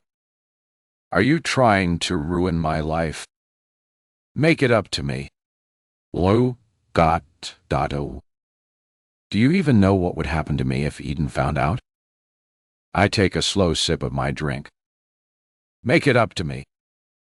No, absolutely not. I'm not doing that. I sigh dramatically. Okay, so I guess I'll just have to find out where she's staying myself and break in. Maybe some shattered glass. Maybe a trashed room. Who knows what else will happen? Maybe she's sleeping while I do it. Bad things could happen. His expression hardens. Don't do that. I smile. I'm serious. He snaps. Don't. Or. I counter smoothly. Oh. You could help me. We wait until she and Brody leave. Then we sneak in. I do what I need to do, and we're gone. That way, you don't create more work for one of your fellow, whatever you call your colleague. I take another sip of the mocktail and hum. Really? This is good. Luca exhales sharply through his nose, visibly struggling to keep his composure. Look, I continue, setting my drink down. Either way, I'm breaking into her place. I have to. He scrubs a hand down his face. Let's add another sigh. What exactly are you trying to do? Honestly, I lean forward slightly. I'm just trying to figure this out. I already tried to contact my Eden representative to get me and Henry off this island. But apparently he's not here, and I'm stuck until he's back, which could be another couple of days. I shake my head. I don't have that long. Every day that passes, things get worse. So, I want her off the island.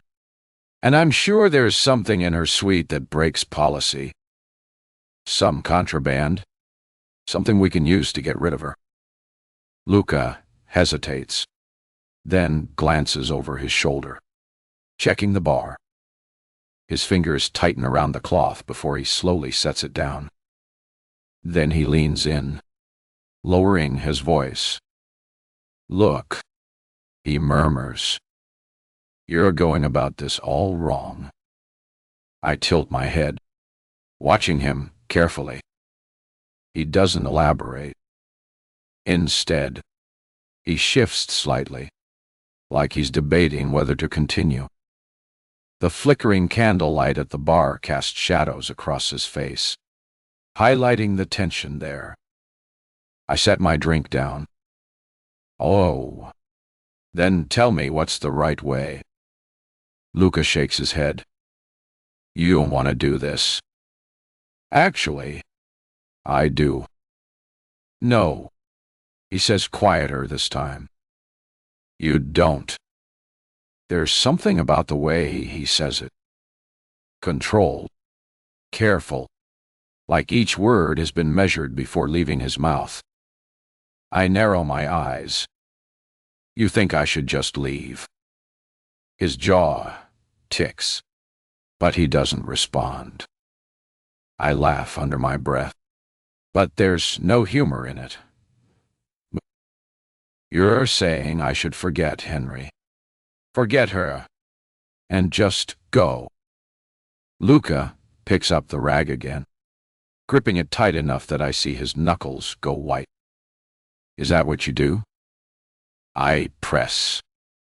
Run. .2. I'd survive, he says. And that single sentence hits harder than I expect. I inhale, holding his gaze. Well, I'm not leaving my husband. That's not a question. That's not up for debate. So, if you're trying to push me in that direction, save your breath. I am getting rid of her, and you are helping me. He stares at me for a long moment, expression unreadable. I lean in, my voice dropping to a whisper. Because if you don't, something bad could happen to me, too. Would you want that on your conscience? His entire body stiffens. Silence stretches between us, thick with unspoken things. His eyes flick toward the empty space behind me, as if expecting someone to be watching. I don't move. I don't look away. Finally, he releases a slow breath, rubbing a hand over his face before muttering, "You're just as insane as she is." Maybe, I shrug. But I'm not wrong. Luca mutters something under his breath in another language, shaking his head.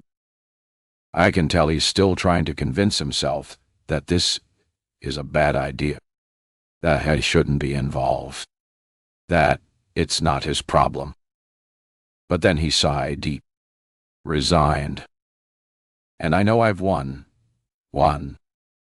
He grabs a notepad from under the bar and jots something down. It's quick. Just a few letters and numbers.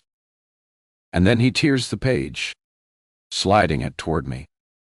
Her suite number and the key code that will get me into it. I tuck it into my palm, smiling. See, that wasn't so hard. Lucas scowls. This is the only time I help you. After this, you and we don't talk again. Ever. So, he wasn't going to help me figure out when Genevieve and Brody left their suite. That was okay. I figured that was pushing it anyway. I grin, lifting my drink. Not even for another mocktail. He doesn't answer. He just picks up the rag again and starts wiping down the counter like this conversation never happened. Something about it makes me pause. But I make to leave, and he says, "She has a spa appointment tomorrow at 11. Mrs. Langford. I stop, looking back at him. Then I smile. Call me Morgan. Luca hesitates. It's subtle, but I catch it. The way his fingers twitch, the way his throat bobs like he wants to say something, but doesn't. He only nods. I walk away, the note burning in my palm. My next move already forming. 25. Morgan.oi. I linger on the shore after breakfast. The sun already high enough to scatter diamond flecks across the water surface. Henry's still sifting through shells near the tide line, utterly fascinated by a few he's found. It's oddly endearing, but I can't focus on him. I can't focus on anything. Not with the clock ticking closer to 11. Soon enough, I'll be breaking into Suite 8, Genevieve's room. My skin is clammy, my heart pounding. I try to steady my breathing, but the anxiety is relentless, clawing at my throat. What if Genevieve comes back early and catches me? What if Brody is still in the room? I feel like I'm going to be sick. All of the bravado I had yesterday with Luca has completely evaporated. And the worst part, I can't even tell Henry. He'd lose his mind if he knew I was breaking into the room where his stalker was sleeping. But it has to be done. I have to find something. Anything that will get her off this island. I check my wristwatch. 15 minutes until 11. Close enough. All the bravado I had yesterday with Luca has completely evaporated. He tosses aside the dollar shells and jogs over, grinning. "Look at this," he says, holding up a seal that glimmers like an opal. I understand now why he was so fascinated. It's beautiful. A rare little treasure buried in the sand. I manage a smile. "That's really pretty." His grin fades, replaced by a slight frown. "Are you okay? You look kind of off." "Yeah, I'm not feeling great." His brow furrows. "What's wrong?" "I think I just need rest," I say, carefully, injecting just the right amount of weariness into my voice. My stomach twists with guilt. "But this is necessary. You should stay, though. But keep enjoying the beach. I'll just head up to the room for a bit." He hesitates, glancing at the water, clearly torn. I know he wants to stay. I'm counting on that. After a moment, he sighs. "I'll come with you." I shake my head, getting to my feet and stepping closer, pressing a quick kiss to his cheek. "No, really. I'll be fine. It's just a headache." I sigh for emphasis, then force a small chuckle. "Besides, just hover and make it worse." "Excuse me." He grins, but there's a flicker of concern in his eyes. I watch it shift into reluctant acceptance as I keep smiling, finding confidence, finding nonchalance. I mean, it. "Henry Dot. I'll ring the staff if I need anything." "Promise." He exhales through his nose, then nods. "All right, if you insist, but I'm checking on you in an hour." "Deal." "Deal." I turn and walk away, resisting the urge to look back, because if I do, I'll see him standing there, arms crossed, watching me. And if I see that, the guilt will hit. If the guilt hits, I might lose my nerve. That can't happen. So, I keep going, stepping off the beach onto the manicured pathways leading to the row of suites. My pulse thrums in my ears, my hands already slick with sweat. It's surreal. Really, as the girl who actively avoided confrontation growing up, I can hardly believe I'm about to break into someone's room. Even the palm fronds above seem to shudder like they can sense the pounding of my heart, like they know I'm about to do something reckless. I pass a few couples and nod at a staff member pushing a cart of fresh linens, forcing myself to move casually to look normal. But with every step closer to suite, the edge of my nerves sharpens. And then there it is. Suite 8. I check my watch again. 5:11. The suite should be empty now. My hand trembles as I test the handle. Locked. Of course. I swallow hard, reach into my pocket, and pull out the paper Luca gave me. My fingers are shaking as I punch in the key code. A small green light flashes. A soft click. Time slows as I push open the door. A wave of rose and musk-scented air washes over me, but something sharp and clawing lingers beneath it, making my nose crinkle. I ignore it, step inside, shut the door behind me.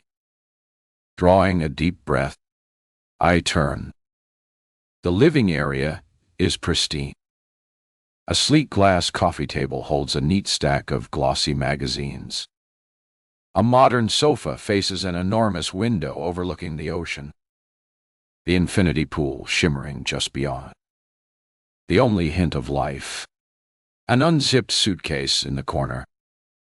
I exhale, my pulse slowing just slightly as I repeat the words in my head like a mantra. She's not here. I move to the bedroom. It's nearly identical to ours, just slightly smaller. The bed is meticulously made, the corners tucked in with almost obsessive precision. A vanity drawer holds an array of products, an elegant brush, expensive skincare brands I don't recognize, a few delicate pieces of jewelry. I move quietly, methodically, opening drawers, scanning for anything that might prove Genevieve is dangerous. Drugs, maybe a weapon, anything. It's desperate, I know. Flimsy hope. But what else can I do when a stalker is obsessed with my husband? Something else strikes me as odd. I don't see much of Brody's stuff. Maybe he just doesn't have a lot. I've met men like that before. Simple, minimalistic, the kind who travel light. Genevieve, on the other hand, has enough products to stock a boutique. And her perfume. God, it's like she bathed in it. The scent is so overpowering. It makes it hard to breathe. Why does she spray so much? I shake my head as I shut the last drawer, disappointment curling in my chestablished. I suppose it was too much to hope that whatever contraband she had would be sitting here out in the open. But I haven't checked everywhere yet. Sunlight filters through the half-open window as I move toward the bathroom. Then I freeze. My heart seizes, and I stumble back into the bedroom, pressing myself against the wall. Adrenaline surges, sharp and punishing, setting my hands trembling. Brody is still here. I saw him. A quick flash of skin and hair in the bathtub. It couldn't have been Genevieve. She doesn't have hair. But I don't think he saw me. I could still leave.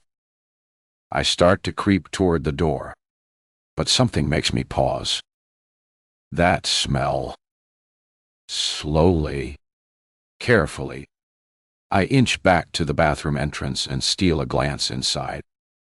It is Brody in the tub, but it's all wrong. So wrong. My pulse slows, thick with dread. A deeper, heavier ache spreads through me. He's fully submerged. Dumbbells, the kind from the resort gym, are stacked on his chest, pinning him beneath the water. Oh, God. Brody. A strangled sound slips from my throat. His eyes are half open, but empty. His lips parted, unmoving. The water's unnervingly still. No bubbles, no ripples, nothing to suggest life. My gaze drops again to the weights pressing him down. I stagger back. I need to run. Need to call for help.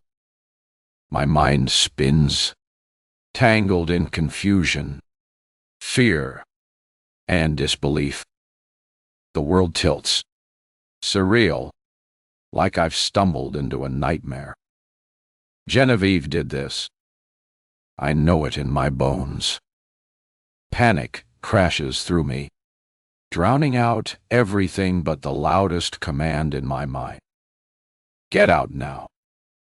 I branch open the door, not bothering to close it. It slams against the wall, swinging wide, leaving the suite gaping behind me as I tear outside. But even in the glaring sun, The world still feels dark. Brody's lifeless eyes are burned into my mind, and Genevieve's rose and musk perfume clings to my skin, choking me. My pulse roars in my ears, each step fueled by panic. I need Luca. He'll help me report this. Help me get that murder off the island. Lock her away where she belongs. I sprint past sun-drenched couples, nearly crashing into the bar, my breath ragged. Luca. Dot. He's not alone. His manager stands nearby. The same man who replaced him before.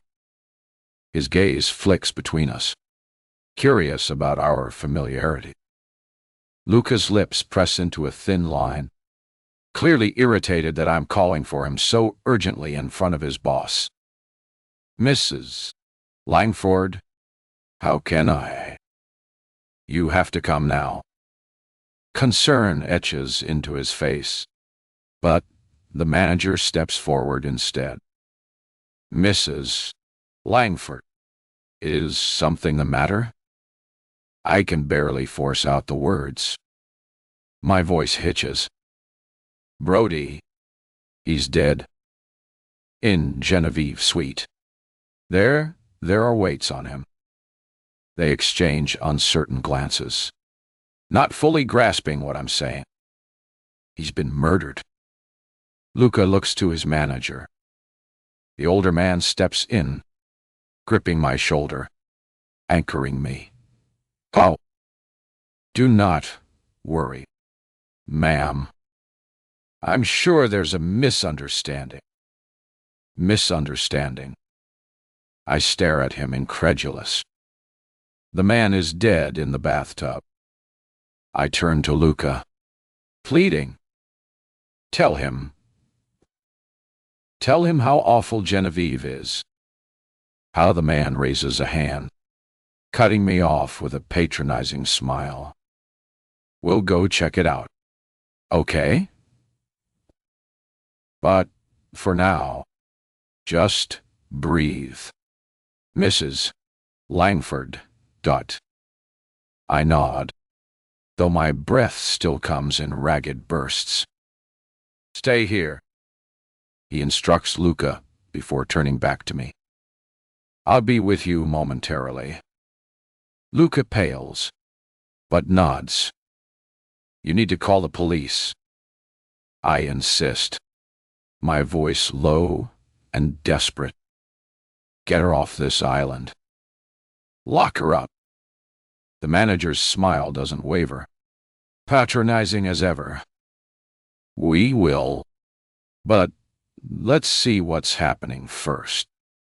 I want to scream at the insanity of walking up there without backup, but part of me needs to see, needs the confirmation that I'm not losing my mind. Nearby, couples whisper, casting uneasy glances.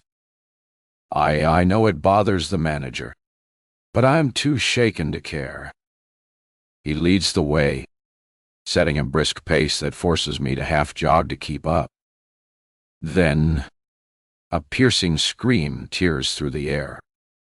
High, shrill, raw, with terror. A sound that sends a wave of cold horror down my spine. The manager curses and charges forward. The suite's doors stand wide open, swinging just as I left them. My breath stalls as I follow him inside. My gaze snaps to the bathroom. Genevieve stands in front of it, hair disheveled, a pale silk blouse and buttoned at the collar. Her hands are pressed to her mouth, her expression the picture of perfect horror. She sees us and gasps, a trembling, helpless sound. Her hands flail toward the bathroom as if words have failed her. Oh my God! There sees her voice breaks, choking on the weight of it. My eyes snap to the tub. Brody's body is still there, but the dumbbells, the ones that held him under, are gone. The water, still tinged with soap, laps at his neck. He's unmistakably dead. But the evidence that he was forced beneath the surface vanished. I stare, my mouth dry, heart hammering. Genevieve clings to the doorframe like a grief-stricken widow, her eyes glossy with tears. She looks at us, her expression crumbling. My husband. She wails, her voice breaking. The manager rushes forward, glancing at the tub. His face hardens as he sees Brody's lifeless form. But instead of alarm, his focus shifts to comforting her. Genevieve sobs, shaking. I found him like this. What happened? It's okay. Mrs. Summerson, Dottie. She wails again, collapsing to her knees, half dragging him down with her. I'm not a Summer anymore. Brody is dead. The manager soothes her, murmuring reassurances. I stand frozen, fists clenched, rage and disbelief curdling inside me. She's playing the part perfectly. The devastated, innocent wife who just discovered her husband's body. But I know what I saw. I know those weights were there. I saw them. Someone held Brody under, forced the air from his lungs. That perfume, the sweet cloying mix of rose and musk, wasn't just a signature scent. It was a mask meant to cover whatever smell would come from his decaying body. An overwhelming urge surges through me. To scream. To accuse. But the words wedge in my throat. Because how do I prove she moved the weights? That she's lying. No one else saw them. And now she's giving a performance worthy of an Oscar. Brody, all. Oh. Brody, die. She sobs, turning her face away from the tub in a perfect display of grifa. Why? This is just her voice falls off in supposed grief. I want to cross the room and shake her, force the truth from her lips. But I can't move. The weight of it, of how neatly she's manipulated the situation, crushes me. In one swift move, she's erased every trace of evidence that this was her murder. The manager helps her to her feet, murmuring reassurances as he leads her past me. His focus is on her, on the grieving widow she's pretending to be. But when he looks back at the bathroom, he misses how she looks up at me and winks. My breath catches. You monster. Don't touch anything. The manager warns me, his tone firm. Come with us. I want to stay, to fight, to tell him she did it and tear the room apart until I find those weights and shove them in his face. But somehow, I know the truth. I wouldn't find them. She's gotten away with murder. 26. Morgan Sloane. A mandatory counseling session. An innocent man had been murdered at the resort, and apparently that was all I needed. A little therapy. A few deep breaths. Truth be told, I wanted to take Henry and run, find the fastest way off this cursed island. I would have swam if I had to, but Henry convinced me to stay.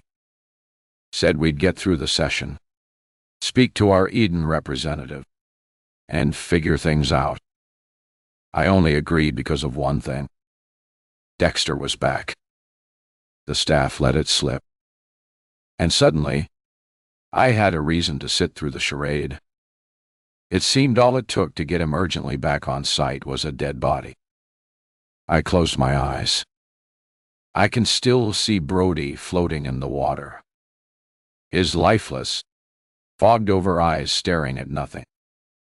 It haunted me all night, made sleep impossible. Still haunts me now, but not as much as the woman who killed him. If she was willing to murder him, a man who was kind, if a little overly so, who probably just wanted her to love him as he loved her, then what was stopping her from coming for me next? She'd already proven she would do anything to clear a path to Henry. I never thought murder would be on that list. A warm hand closes over mine.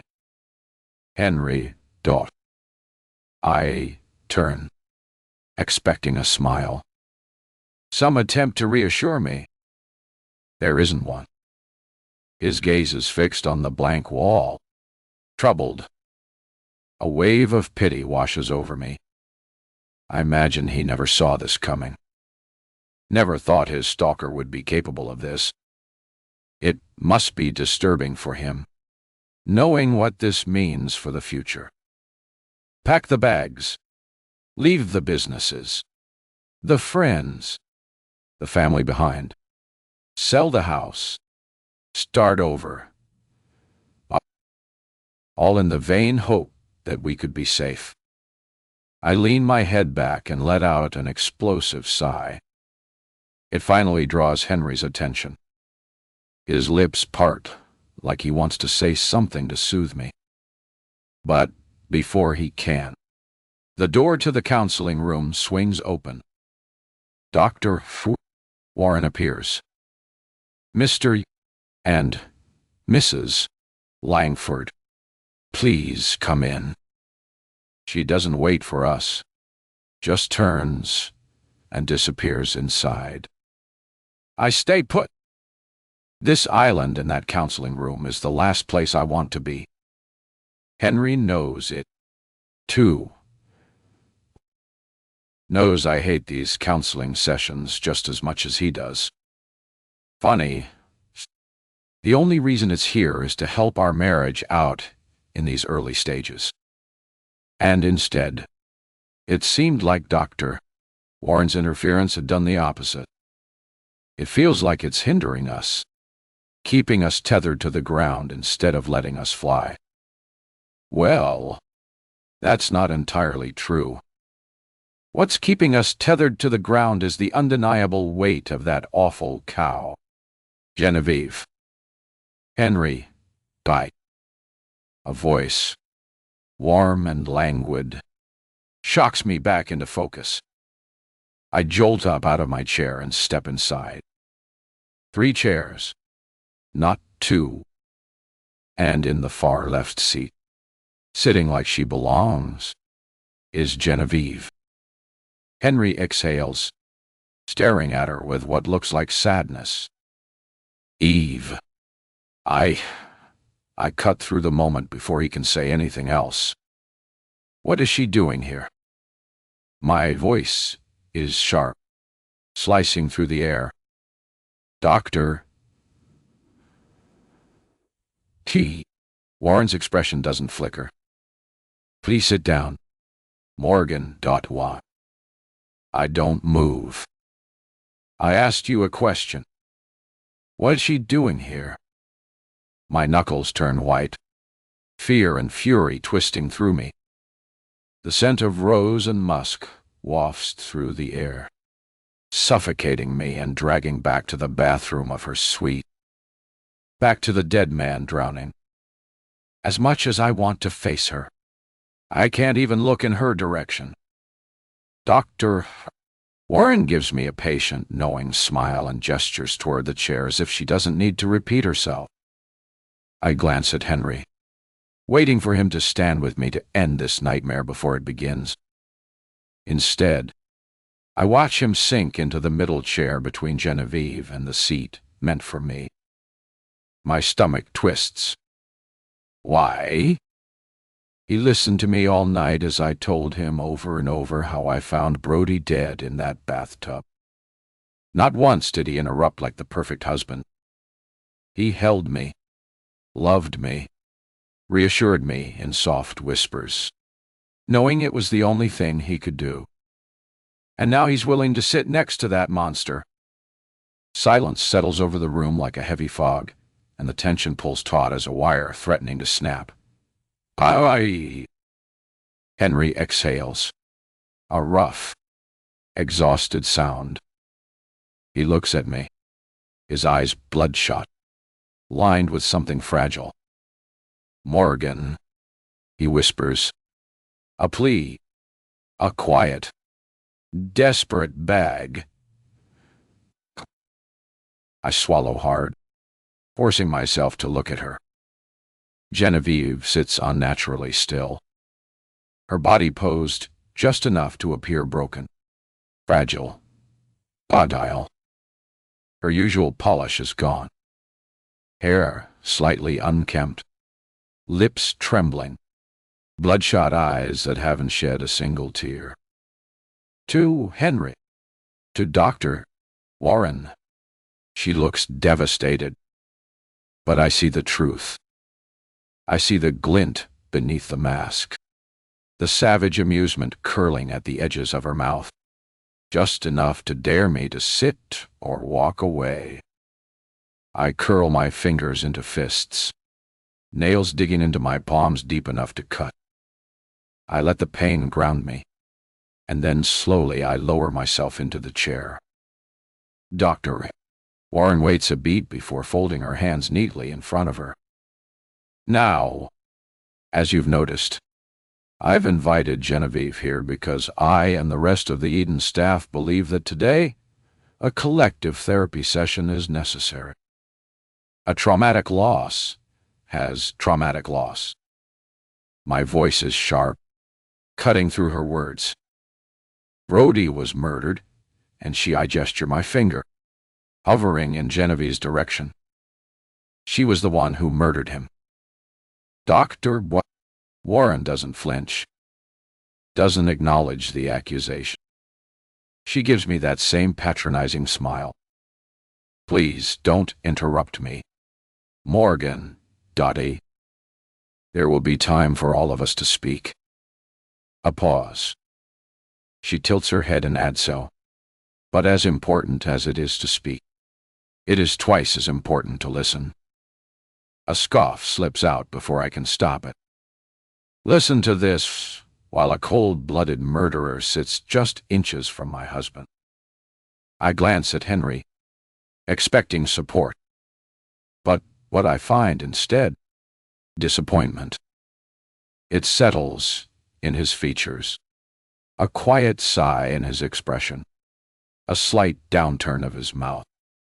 I sit back, arms crossed, pulse thrumming with barely restrained rage. Am I pushing too hard? Am I seeming hysterical? And then that's why nobody believes me. I can't understand it. There was a body. Shouldn't that be enough evidence for people to question things? Dr. Warren clears her throat. As I was saying, Brody, dot. She glances down at her notes. Summerson passed away, and a sharp broken sob cuts through the air. We all turn. Genevieve dabs at her nose with a cloth, eyes screwed shut as if she's barely keeping herself together. Her shoulders tremble, her lips part in a shuddering breath.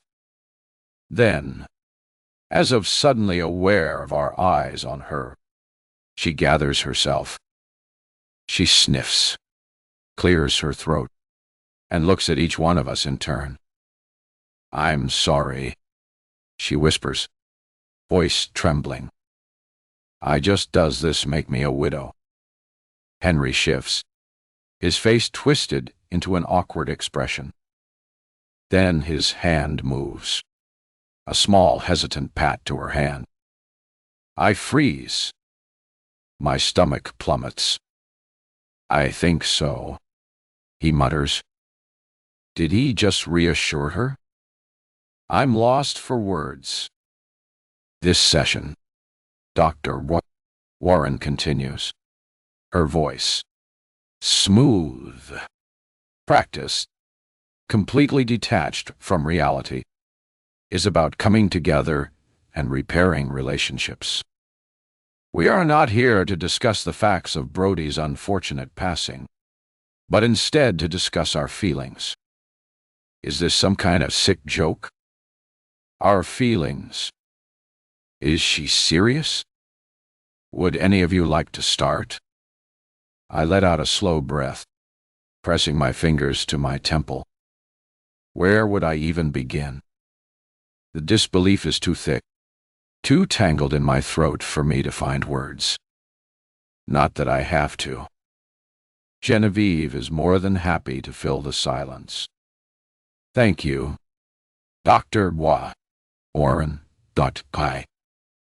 Her voice is soft, measured, carrying the perfect amount of grief. I'm so glad Eden cares about us so much. But there's just one thing I'm struggling to understand. Dr. Warren nods. Please share that with us.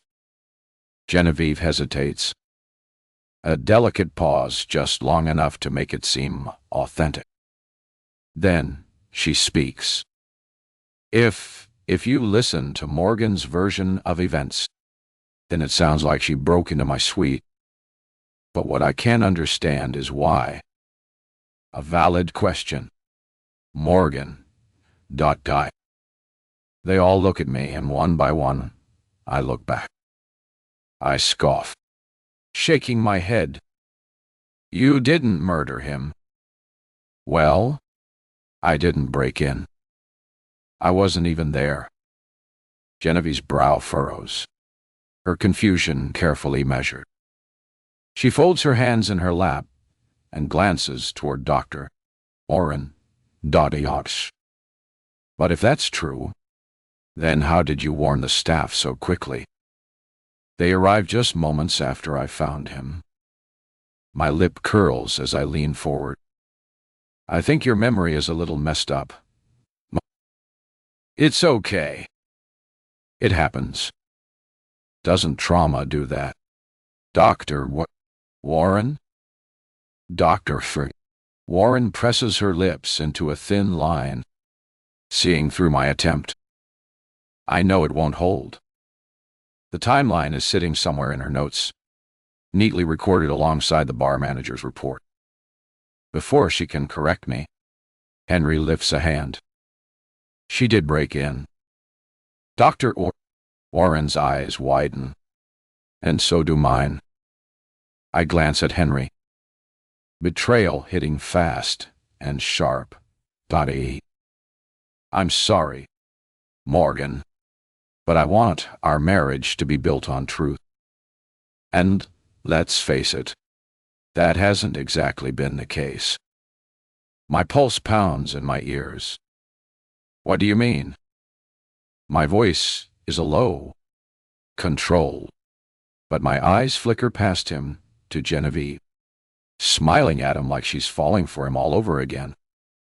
I clench my jaw, muscles ticking. What are you saying, Henry? I'm saying you lied again. Again? Yes, again. The first time you told me you weren't meeting Eve at the spa, and you went anyway. You deliberately lied then, just like you lied yesterday when you told me you weren't feeling well. You made that up to sneak off and break into her suite. I can see the hurt in his eyes. And somehow, Dr. Warren and Genevieve blur into the background. It's just Henry now sitting across from me. His expression isn't hard or cruel. It's worse. It's a deep disappointment, like he's questioning his choice to keep me as his wife. A realization settles in my chest, pressing down, making it hard to breathe. I broke his trust. I did lie. I had told him I wasn't feeling well, knowing I had every intention of sneaking off. I had gone behind his back. I had looked him in the eye and fed him something false. And now I was paying the price for it. But couldn't he see past that? Couldn't he see that there was something bigger happening here? Do you believe me? My voice is quieter now, more restrained. He exhales. Morgan. I shake my head.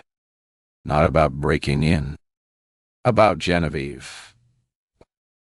I meet his gaze, searching for something. Anything that tells me I haven't lost him completely. Do you believe me? He hesitates. The pause is barely there, just a fraction of a second, but I feel it like a punch to the gut. I watch him wrestle with it. See the part of him that wants to believe me fighting against the part of him that has already started pulling away. Finally, he sighs. I don't think she killed Brody. The floor tilts beneath me. What? But I don't think you were lying about that either, he says carefully. As you said a minute ago, trauma distorts our memory, right? Well, maybe you saw things that weren't there. Something in my chest clenches, like the weights weighing him down. The image of Brody's body flashes through my mind, his lifeless eyes, the subtle bruises on his chest where the weight sat, the eerie stillness of the water. A wave of nausea rolls through me. How could he sit there with everything we know about what a monster Genevieve is, and act as if I might be confused? My voice is shaking now, my control slipping. Henry! I didn't imagine those weights. He looks away from me, and I stare at him, my heart twinging with pain. Had I been so focused on Genevieve that I'd been unknowingly rotting my own marriage? Had I played into her game by lying to him? She's playing us, I whisper. Not this time. She's playing you? I snap. And you're letting her. His jaw tightens, but he doesn't immediately respond. What if you're wrong? He finally asks. I'm not, I say. But Henry is already looking away again. Jaw set, eyes clouded with doubt. Doctor, Warren clears her throat.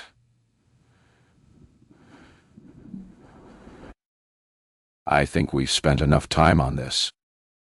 She flips a page in her notes, barely sparing me a glance before continuing, her voice smooth, clinical. There's another matter I'd like to discuss. In the official report, it's noted that when you discovered Brody's body, you didn't immediately go to your husband. She looks up at me now, raising a brow. You ran to Luca. The words drop into the room like a stone. Henry's head snaps toward me. Who's Luca? My face goes pale. Henry, I say quickly, but my voice is thin, unsteady. His eyes darken, his posture stiffening as he waits. Who is Luca? My throat closes. I feel Genevieve's gaze on me. Feel, Doctor, Warren watching, analyzing, waiting for my response. But it's Henry that makes my pulse spike. There's something different about his expression now. It's not just disappointment, not just doubt. It's anger. He's never looked at me like this before. I force myself to swallow, but it doesn't help. Luca, he's a staff member. A staff member? His voice is sharp now, cutting through the air. And you know him so well that you ran to him over me. I shake my head. It wasn't like that. Then explain it. I open my mouth, but the words won't come. How could I explain something I hadn't even thought about before this moment? The instinct that had driven me, the way my feet had moved, my mind made up before I even had time to process it. Henry waits, his jaw clenched.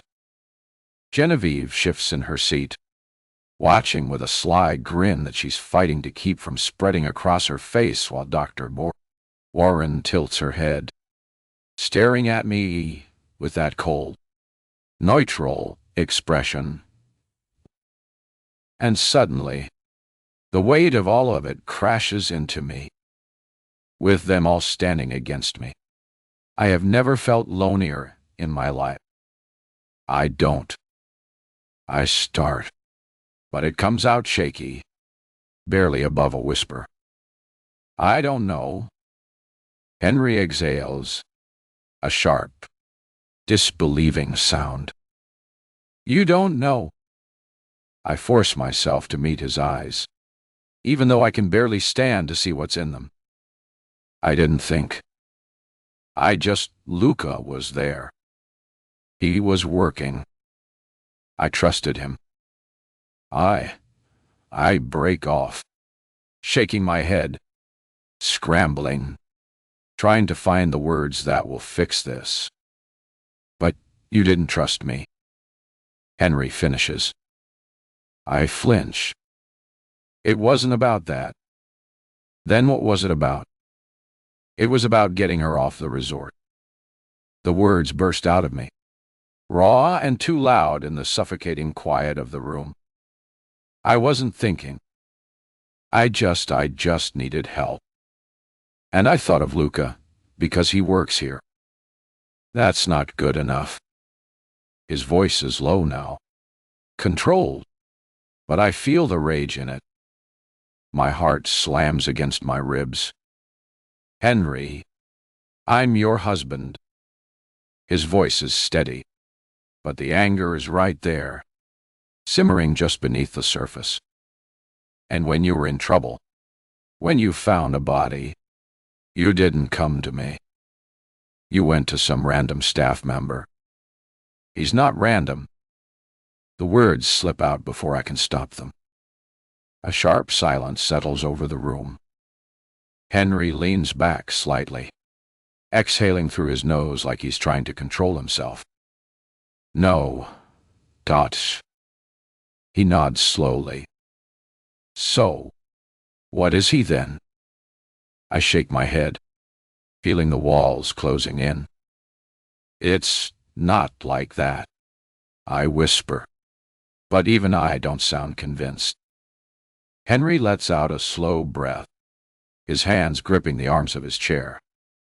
His expression is shifted into something unreadable, but I know what's coming before he even speaks.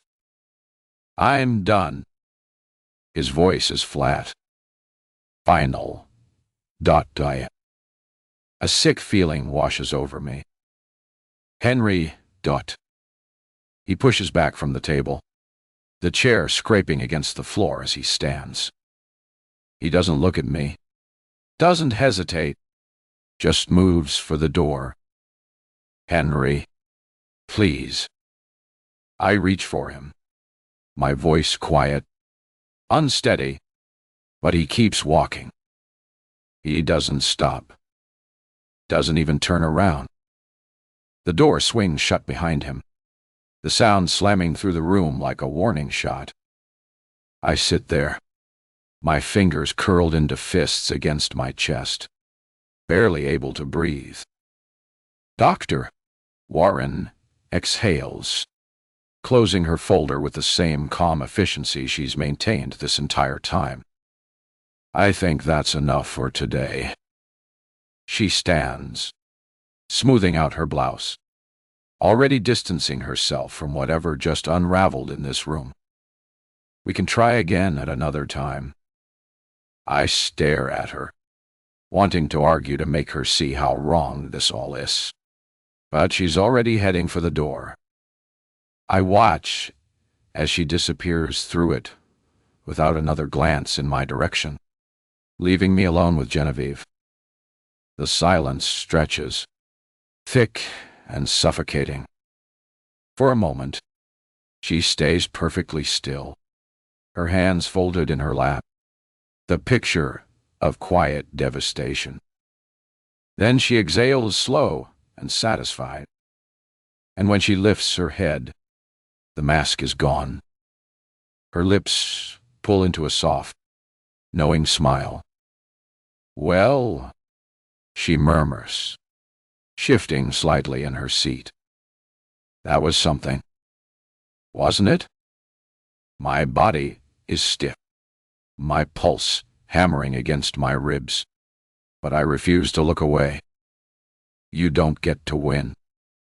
Genevieve lets out a small, amused hum, tilting her head as if I've said something funny.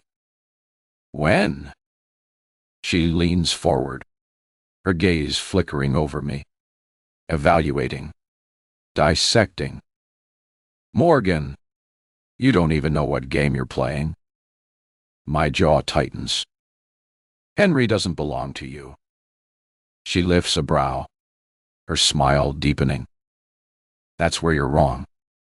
Henry doesn't belong to you." I shake my head, my throat tight. "There's something wrong with you."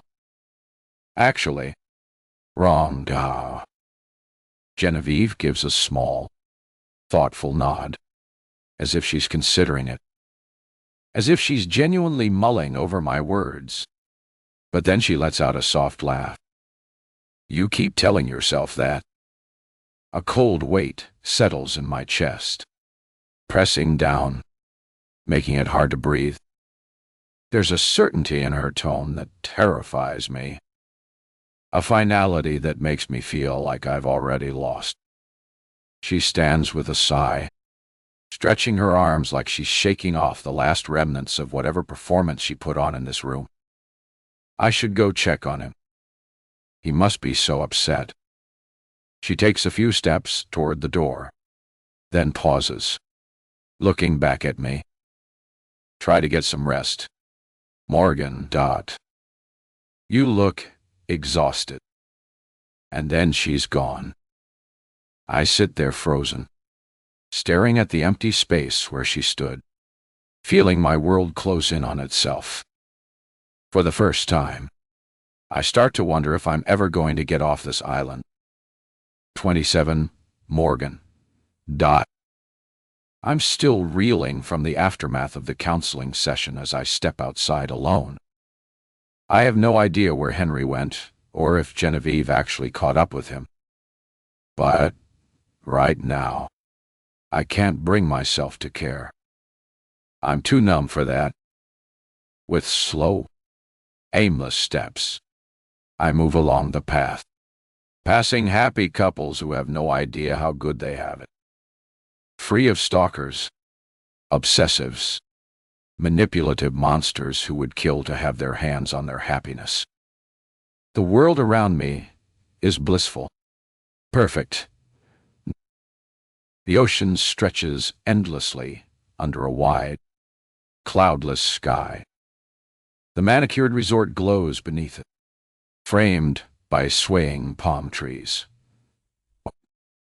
Laughter rings in the distance, echoing in my head like a cruel reminder of everything being taken from me. Instinct pulls me toward it. Some unconscious part of me wants to be near that warmth, as if proximity to happiness might be enough to absorb even a sliver of it. Before I even realize it, I'm back at the courtyard pool, surrounded by smiling faces. I hate them all. My eyes drift to the bar, and I see a man with his back turned, washing glasses. Luca.ib. Relief flutters through me. I slide onto a bar stool, pressing my hands to the smooth surface, resting my forehead against it. My fingers trace the faint grooves in the wood, marks Genevieve left behind. I wonder how hard she must have scratched, how much it must have hurt for her nails to carve into something so solid.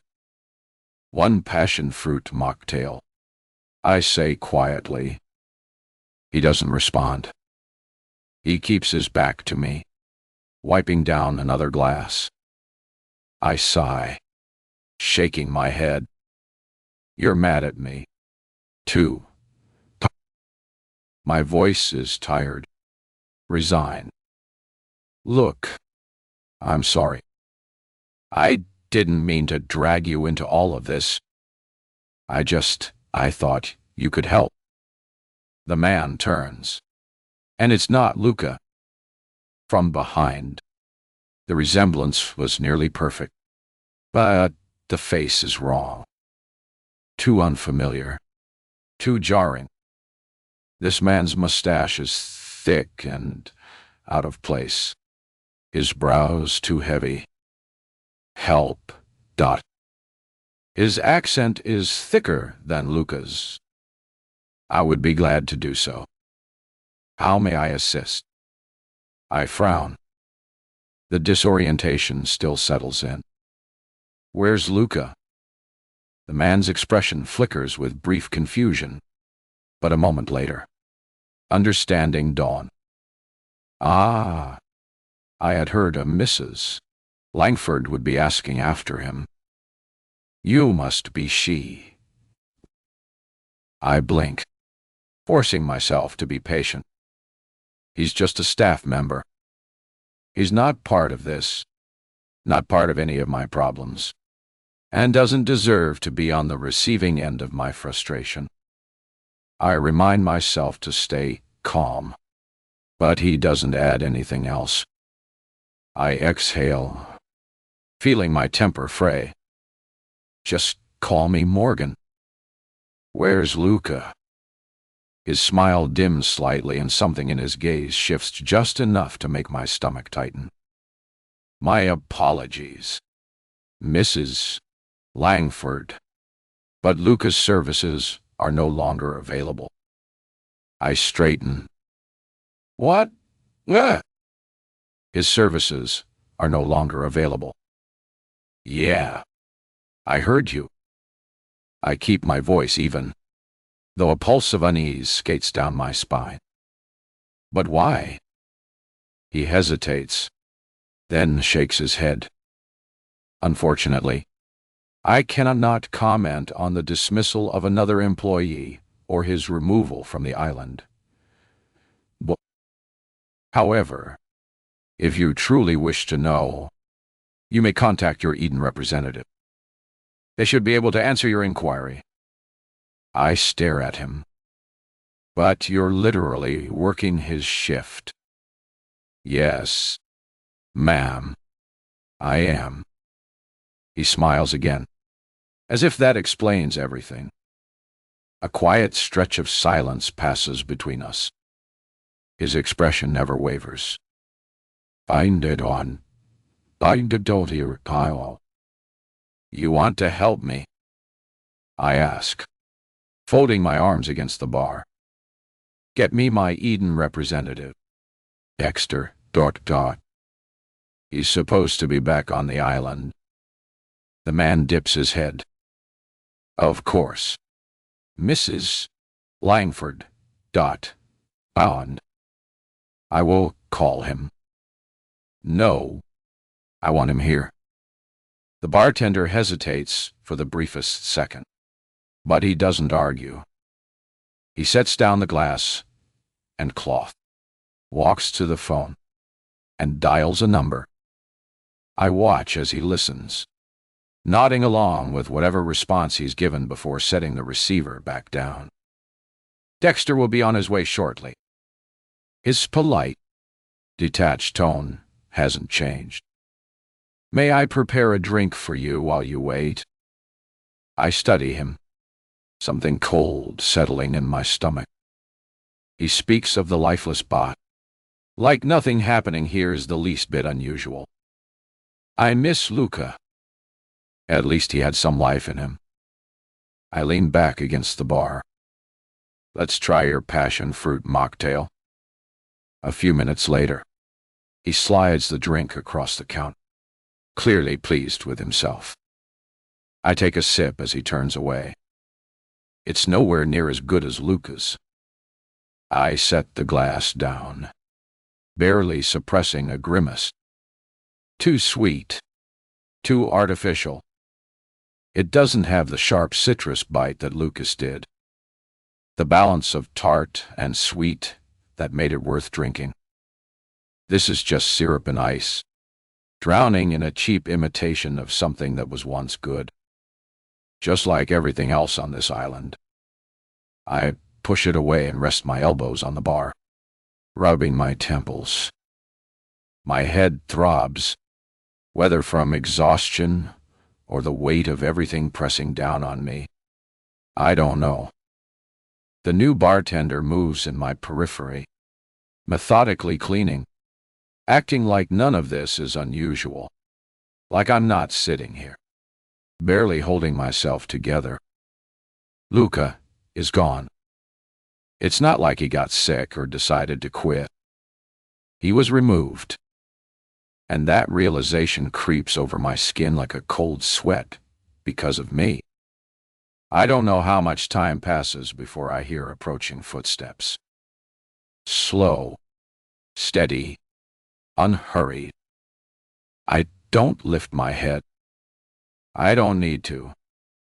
Dexter slides onto the bar stool beside me, unbuttons the top button of his blazer, and sets his hands on the counter with a casual ease that makes my stomach churn. He must know I'm unraveling at the seams. He tips his head slightly in my direction. "How are you, Morgan?" His voice is smooth, almost kind. But that's the thing about Dexter, isn't it? Everything he says is too measured. His tone too perfect. All designed to put people at ease. It doesn't work on me. Not anymore. I stare at my untouched ring, fingers curling against the bar top. Dotty.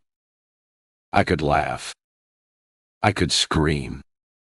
I could tell him exactly how I'm doing, how I had felt so happy, only for it all to be stolen from me on the grounds of a manipulative liar.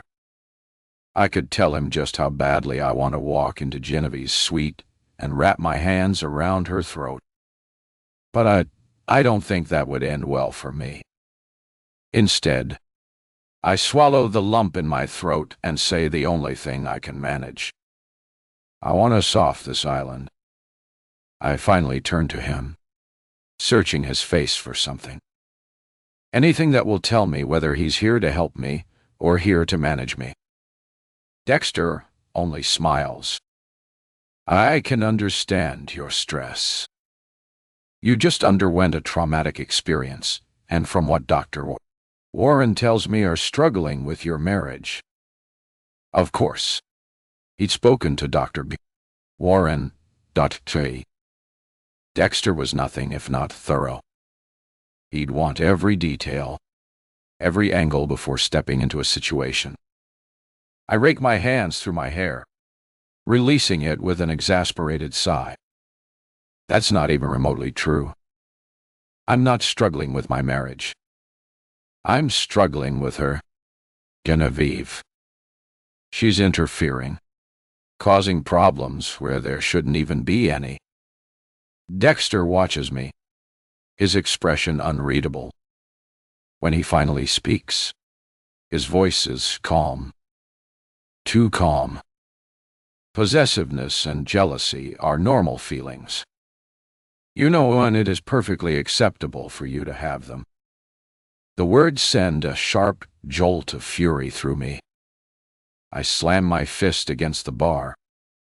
The sudden thud makes the bartender jump, his hand slipping on a glass. Dexter's eyes flicker toward the movement, his mouth pulling into the faintest frown. I'm not feeling possessive. I'm not feeling jealous. My voice is shaking now, anger rolling under the surface, barely restrained. All I feel is one thing: the need to get me and Henry off this island. So, I need you to arrange transportation. A beat of silence, Dexter doesn't blink. I grip my teeth, my patience gone. I'm not asking you, Dexter Darwani. I'm telling you. Do you understand? And then he smiles. That same practiced, infuriating smile. Smooth, polished, like I'm being managed. I clench my fists, wondering if I'll have to strangle him first before I get to Genevieve. There is still one crucial part of the Eden process that must be completed before leaving the island, and he says. I blink. My mind stalls for a second, trying to process what I just heard. You can't just keep me here. The words come out slow, disbelieving. It's illegal. Dexter folds his hands neatly in front of him. Morgan, did you not read the entire application process? I hesitate. I think I did. But that night I'd been distraught, desperate. It's possible, I skimmed. His gaze sharpens like he already knows the answer. The final step of the Eden process requires a reaffirmation of vows at the end of your stay, ensuring that when couples leave, they are not only satisfied with our services, but with each other. I exhale sharply, forcing down my frustration. Fine and great. Set it up for me and Henry so we can get out of here. I would be happy to. He nods like this is some kind of business transaction. However, as you should know, the island is quite remote. We are only able to facilitate transportation in dire circumstances or when multiple couples are ready to depart. This isn't dire. Dexter's smile doesn't waver. A want does not qualify as a need.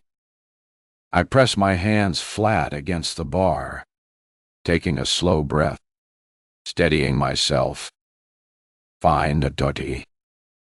When's the soonest we can do this vow renewal? You and Henry still have 5 more days to enjoy the resort. Then we'll proceed with the final step. 5 days. The words sink like a stone in my stomach. 5 more days of Genevieve. 5 more days of her cruel manipulations. 5 more days of watching her dig a chasm between Henry and me while I scramble to hold on to him. What if there is no final step? Genevieve doesn't have Brody anymore.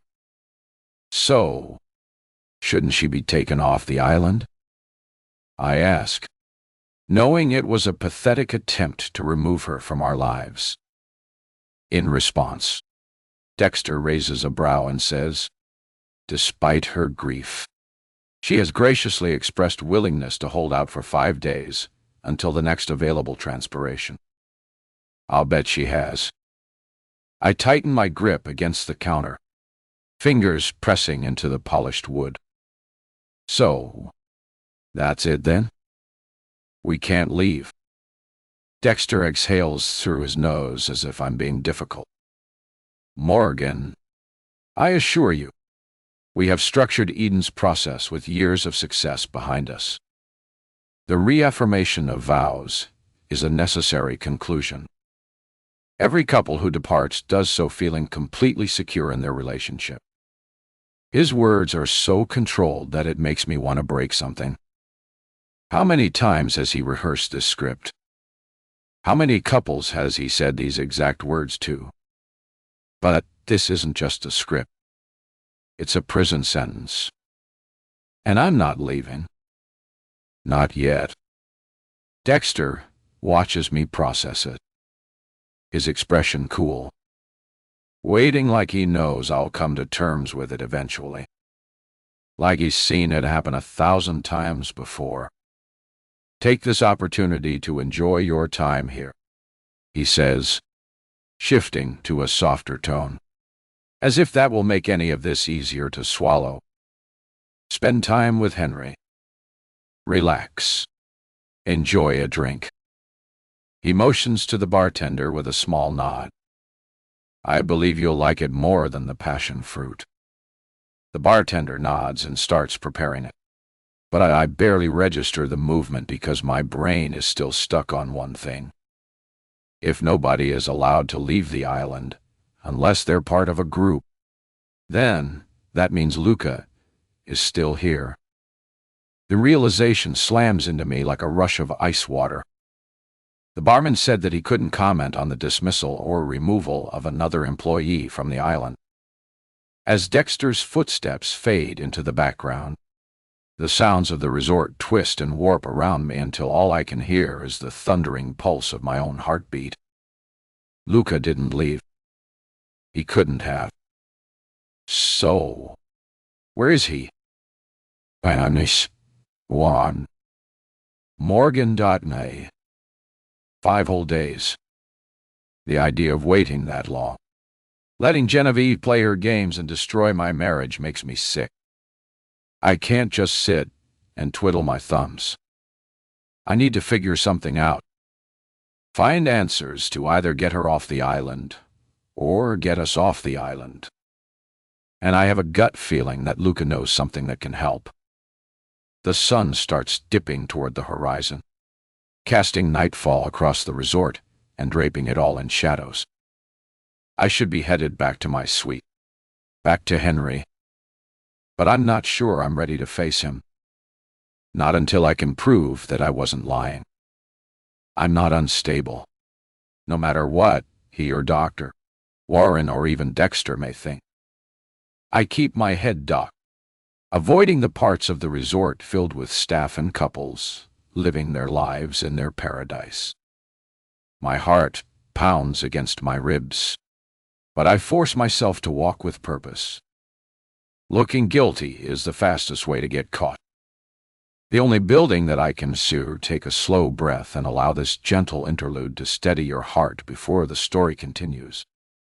Think of that Luca might be in as the building the counseling sessions are held in. The counseling sessions were only held in one section, but the building was far larger than that. So, the question was, what else was there? The building looms ahead, its windows dark except for a single light. I've never approached the building from this side, so far off the paved path for guests, but it looks far less friendly than the front. I pause behind a cluster of palm trees, studying the entrance. Not seeing any sign of staff members, I decide to slip through the growing dark and try my hand at the door. But sure enough, the handle doesn't give. There's a keycard reader to the side with a red light striping its top. I bite my lip, knowing that it would mean I need to get my hands on a staff card, which means I need to find a staff member. As if summoned by my thoughts, a shadow moves at the corner of the building. I dart into the nearby bushes, hardly daring to breathe. A maintenance worker rounds the corner, clipboard in hand, completely lost in thought and unaware of my presence. I wait until he's close enough, then step out. "Excuse me," I say, making my voice sound small and embarrassed. "I'm so sorry to bother you, but I'm completely turned around. I was looking for the restroom and somehow ended up outside." He startles, nearly dropping his clipboard. "Ma'am, this area is staff only." "It is? I'm sorry. I didn't know." I wrap my arms around myself like I'm cold, vulnerable. I was at a late counseling session. It ran long, and I got lost on my way out. Could you help me find my way back to the main path? His expression softens with concern. Of course. Follow me. As he turns to lead the way, I see it. The key card dangling from a retractable cord on his belt. One swift movement, is all it would take. But I can't just grab it. That would get me in trouble. And to be honest, I'm not sure what Henry would do if he found out what I was trying to do. Instead, I stumble forward, letting my ankle twist beneath me. I cry out, following against him. "Oh," I gasp, clutching at his arm. "I'm so sorry. My ankle." "It's all right," he says, steadying me. "Let me help you." As he supports me, I let my hand brush against his side, my finger clumsily unclipping the key card. By the time I straighten, I've got the card in my pocket. I study his face, looking for some sign that he's noticed. But to my amazement, he didn't. Somehow, I actually successfully pickpocketed him. The thought brings an unbidden smile to my face. Actually, I think I'm okay. Look, I see the main path now. Thank you so much for your help. I appreciate you. Really? I do. Before he can respond, I'm already walking away, forcing myself not to run. I don't look back to see whether he's noticed the missing card. I just keep moving, heart hammering in my chest, until I've circled back to the service entrance. The card works with a soft beep, and the door unlocks. I slip inside, immediately enveloped by the sterile chill of air conditioning. The hallway before me is dimly lit by emergency exit signs, casting everything in an eerie red glow. I grimace, taking it all in. It's clear this side of the resort isn't meant to cater to the guest's sense of paradise. As I move through the hallways, I listen for any sound of movement. No. Carefully, I try doors as I pass them. Most are locked, but a few open to reveal ordinary offices. Filing cabinets. Nothing that screams, "We're holding your bartender prisoner." Then I reach a door different from the others. Heavier, with a second keycard reader that requires a code as well. The label beside it reads simply "Restricted." I press the stolen keycard against the reader. The light flashes red. Of course, this maintenance worker wouldn't have access to restricted areas. I'm about to turn away when I notice something strange. The door isn't fully closed. There's a tiny gap, barely noticeable, unless you're looking for it, as if someone left in a hurry and didn't check that it locked behind them. I hold my breath and push gently. The door swings open. The area beyond is nothing like the polished perfection of the resort's public spaces. Exposed pipes run along the ceiling. The walls are bare concrete, the floor utilitarian tile. It feels like I've stepped behind the curtain of a theater, seeing the crude machinery that creates the illusion of magic in paradise. Goosebumps pass over my skin, but I push onward, following the corridor past doors with small windows. I glimpse through one and see shelves stocked with supplies for the bar and kitchen. Another has medicinal supplies along with medication vials and syringes. I breathe a sigh of relief. This place was just storage for the entire resort. I allow myself a small smile, shaking my head. Can't believe I was letting this place creep me out. Then I hear a voice, low, frustrated. "I told you everything." I don't know how much she knows. Luca, ... I duck, my eyes jolting wide, and hurry toward the door at the back of the hallway. Light is spilling through the cracks, and with my heart jumping into my throat, I peer through the gap. The room beyond is small, clinical, white walls, bright, fluorescent lighting. And there, sitting on a narrow cot, is Luca. He's not tied up. There are no visible restraints. But the door to the small room he's in has no handle on the inside. It's a cell dressed up to look like a recovery room. Are you sure? I draw back at the sound of another voice. I can't see the woman from where I'm crouching, but if she's in there, then that means there's only one way out, and I'm right by it. Wincing, I squeeze myself into the opposite corner so that when the door swung open, it would at least hide me. It's not the best option, but it's the only one. There's nowhere else to hide in this hallway. I'm sure I wouldn't hold anything back from you. Trust me. A beat passes. Then the woman speaks. Okay, I trust you. Hang tight. We'll be back. I press my hand over my mouth to still the sound of my breathing, just as the door slams open, painfully hitting against my knee. A woman wearing a long white coat strides down the hallway without looking back. Scrambling, I sneak into the room before she sees me, taking care to leave the card in the crack of the door. The last thing I need is to get stuck in here. Luca, I whisper. His head snaps up, eyes widening in shock. What are you? You can't be here. I knew you were still on the island. What happened? Why are they keeping you here? He stands, moving to the glass partition that separates us. There's a small speaking grate at mouth level.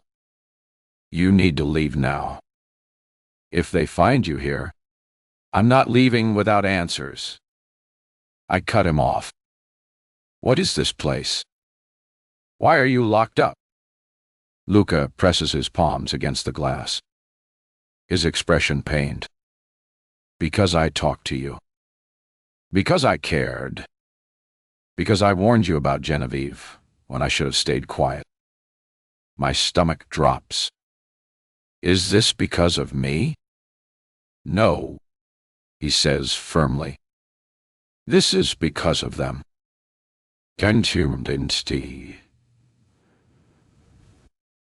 The whole system they've built here. He glances nervously at the door. Morgan, I don't have much time. They'll be coming for me soon.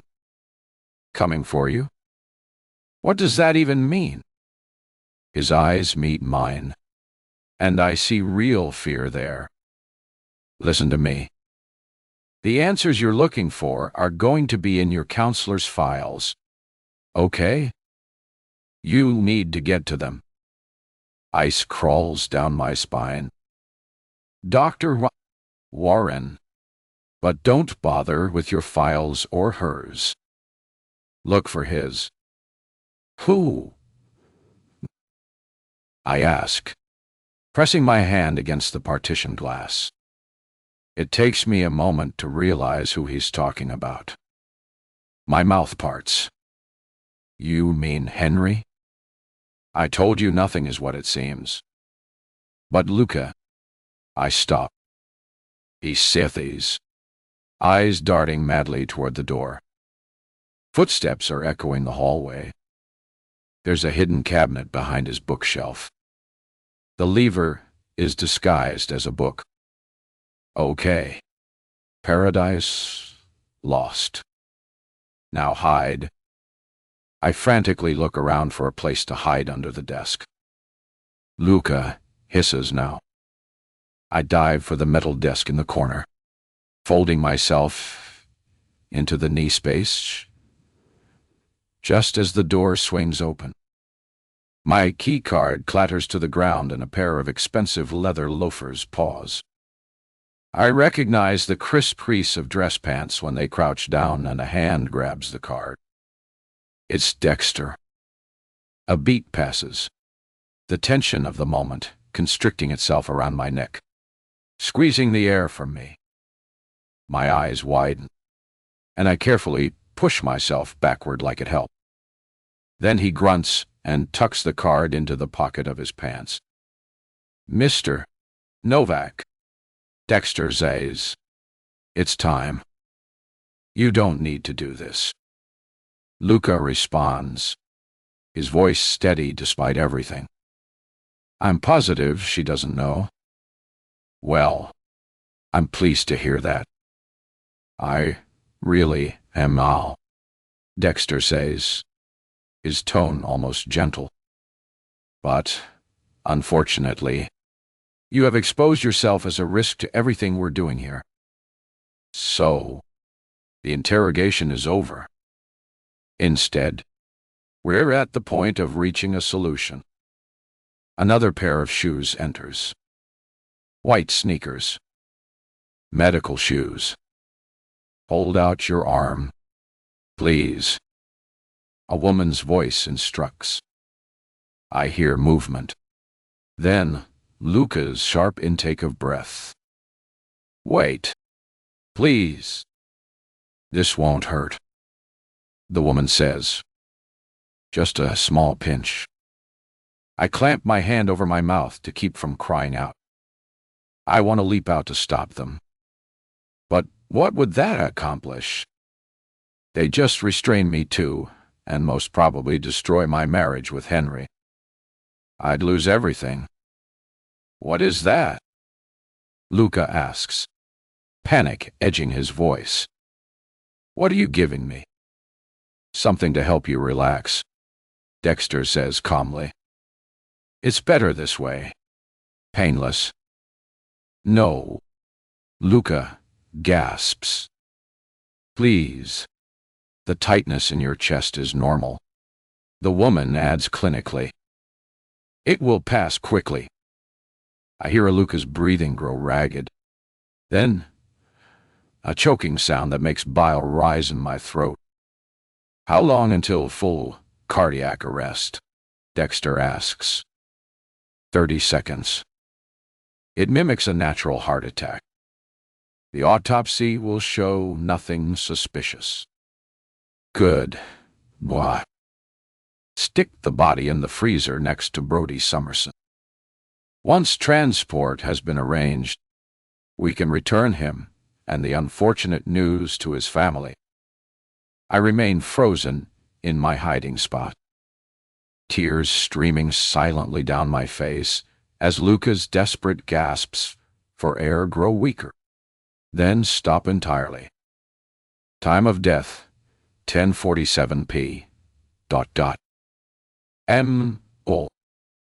The woman states, all noted as a tragic accident in the report. Their voices fade as they move toward the door. I stay motionless, barely breathing. I have security sweep the grounds. Dexter says, I found a maintenance card on the ground. I want to know where it came from. Of course. Sir, why? I wait until their footsteps have disappeared from view before crawling out from under the desk and sticking my hand in the door just in time to keep it from clicking shut. My limbs go numb, disconnected from my body. Luca lies motionless on the cot, his eyes open and glassy, staring at nothing. A small trickle of foam lines his lips, the only visible sign of what they'd done to him. I press my palm against the glass partition, sick with grief and horror, and the knowledge that I can't reach him, can't help him, can't even close his eyes. I back away from the glass, tears burning my eyes. There's nothing I can do for him now, but I can learn the truth about what they're doing here, what they might be planning to do to Henry and me. As I slip out of the room, old certainty settles in my established. Eden isn't the paradise, it seems. 29. Henry, I check my watch again. 11:32 p. M. Where is she? I pace the length of our suite, my bare feet silent against the plush carpet that feels too soft, too luxurious for the knot of worry tightening in my established eye. The balcony doors stand open, letting in the persistent sound of waves crashing against the shore. Usually, it's calming, but tonight, it's just noise. I shouldn't have walked out of that counseling session. I know that. But the look on Morgan's face when she accused Genevieve, wild, almost unhinged. It wasn't the woman I'd married. It was like watching a stranger wear her skin. But she is just a stranger, isn't she? No. I shake the voice off, not wanting to venture too deep in that direction of thought. Nothing good would come from it. The bourbon burns as I swallow another mouthful. My third glass, or fourth, I've lost count of them. The only reason I can keep count of the cigarettes I've smoked is by the fact that I had a fresh pack beforehand, and now it was empty. That was 20, all smoked since I'd gotten back from the counseling session. It was excessive even for me. Perhaps I'd made a mistake and overreacted to the mention of this Luca person. She'd just found a body, and the natural thing was to tell the authorities. If she'd made a friend out of one of the staff members, then could I really blame her for running to him? Besides, what could I have done if she did come to me? A heavy sigh escapes me as I drop onto the couch, leaning my head back against the cushion. Normally, it wasn't hard for me to stay angry, but for some reason, this time, it was. I suspected the reason was because the person I was angry at was her. I glanced at my watch again. A wave of worry passes through me. She's a grown woman, I muttered to myself, still holding the glass. She's fine, but I can't shake the feeling that something's wrong. Morgan's not the type to wander off like this. At least I don't think so. We haven't really been in an argument like this before. Not for the first time. I wish I could call her. But, thanks to Eden, there are no phones on the resort other than the one that's directly tied to the Eden reception. And quite frankly, they were the last people I wanted to speak with right now. My mind drifts back to earlier when Genevieve had shown up at our door just 20 minutes after the disastrous counseling session. She was all smooth. Oh, honey. And smiles. I stopped her at the threshold. Not tonight, Eve. Henry, she said, her voice soft, like she was talking to a spooked animal. I just want to make sure you're okay. I'm fine, I told her, not moving from the doorway. Just need some time to process. She'd leaned slightly forward, the smell of rose and musk wafting over me. As much as I hate to admit it, I loved the smell. It made me want to draw closer and breathe it in deeper. And she knew it, judging by the coy smile that had spread across her lips. Don't you think you've had enough time? Henry! She really was crazy. I think we're done for tonight. Eve, I'd said, my voice firmer than I'd intended. I appreciate your concern, but this is between me and my wife. She hadn't backed away. Instead, she drew a step closer, closing the gap between us. She looked up at me with vulnerable eyes. Morgan means nothing. You know that. I'm your wife. The way she'd said it, lingering a beat too long. sounded so pathetic and desperate. I'd been trying not to notice her attention, the way she looked at me from across the resort. But with her standing in front of me, she was doing her best to make it impossible to ignore. I suddenly feel exhausted. "Good night, Eve," I sighed, starting to close the door. She paused, her eyes searching mine. "Good night, Henry, Dot. Remember, sometimes the people we love aren't who we think they are." Now, hours later, those words still hang in the air like smoke. I pour another drink, tossing it back in one burning swallow. What did she mean by that? Was she talking about Morgan or herself? I'm overthinking this. It's late. I'm worried and I'm letting my imagination run wild. Morgan will be back any minute now and we'll talk this out like adults. I'll apologize for walking out. She'll apologize for lying and promise to never do it again, along with being unhinged and making the wild accusation that Eve would actually kill someone. I'll ignore the whole Luca thing and we'll move forward. That's how it's supposed to work, isn't it? I think about the look in Dr. Warren's eyes when Morgan started her tirade. Not surprise, not confusion. Something else.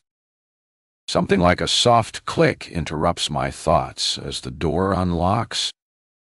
There's only one person with a key card to the suite. Relief floods through me so intensely, I almost stumble. "Morgan," I start, ready to launch into the speech I've been rehearsing for hours. But the words die in my throat when I see her face. She's pale, her eyes wide and haunted. Her hands tremble as she closes the door behind her. "What happened?" I asked, crossing the room to her. "Where have you been?" She flinches when I reach for her just slightly, but enough that I notice enough that it hurts.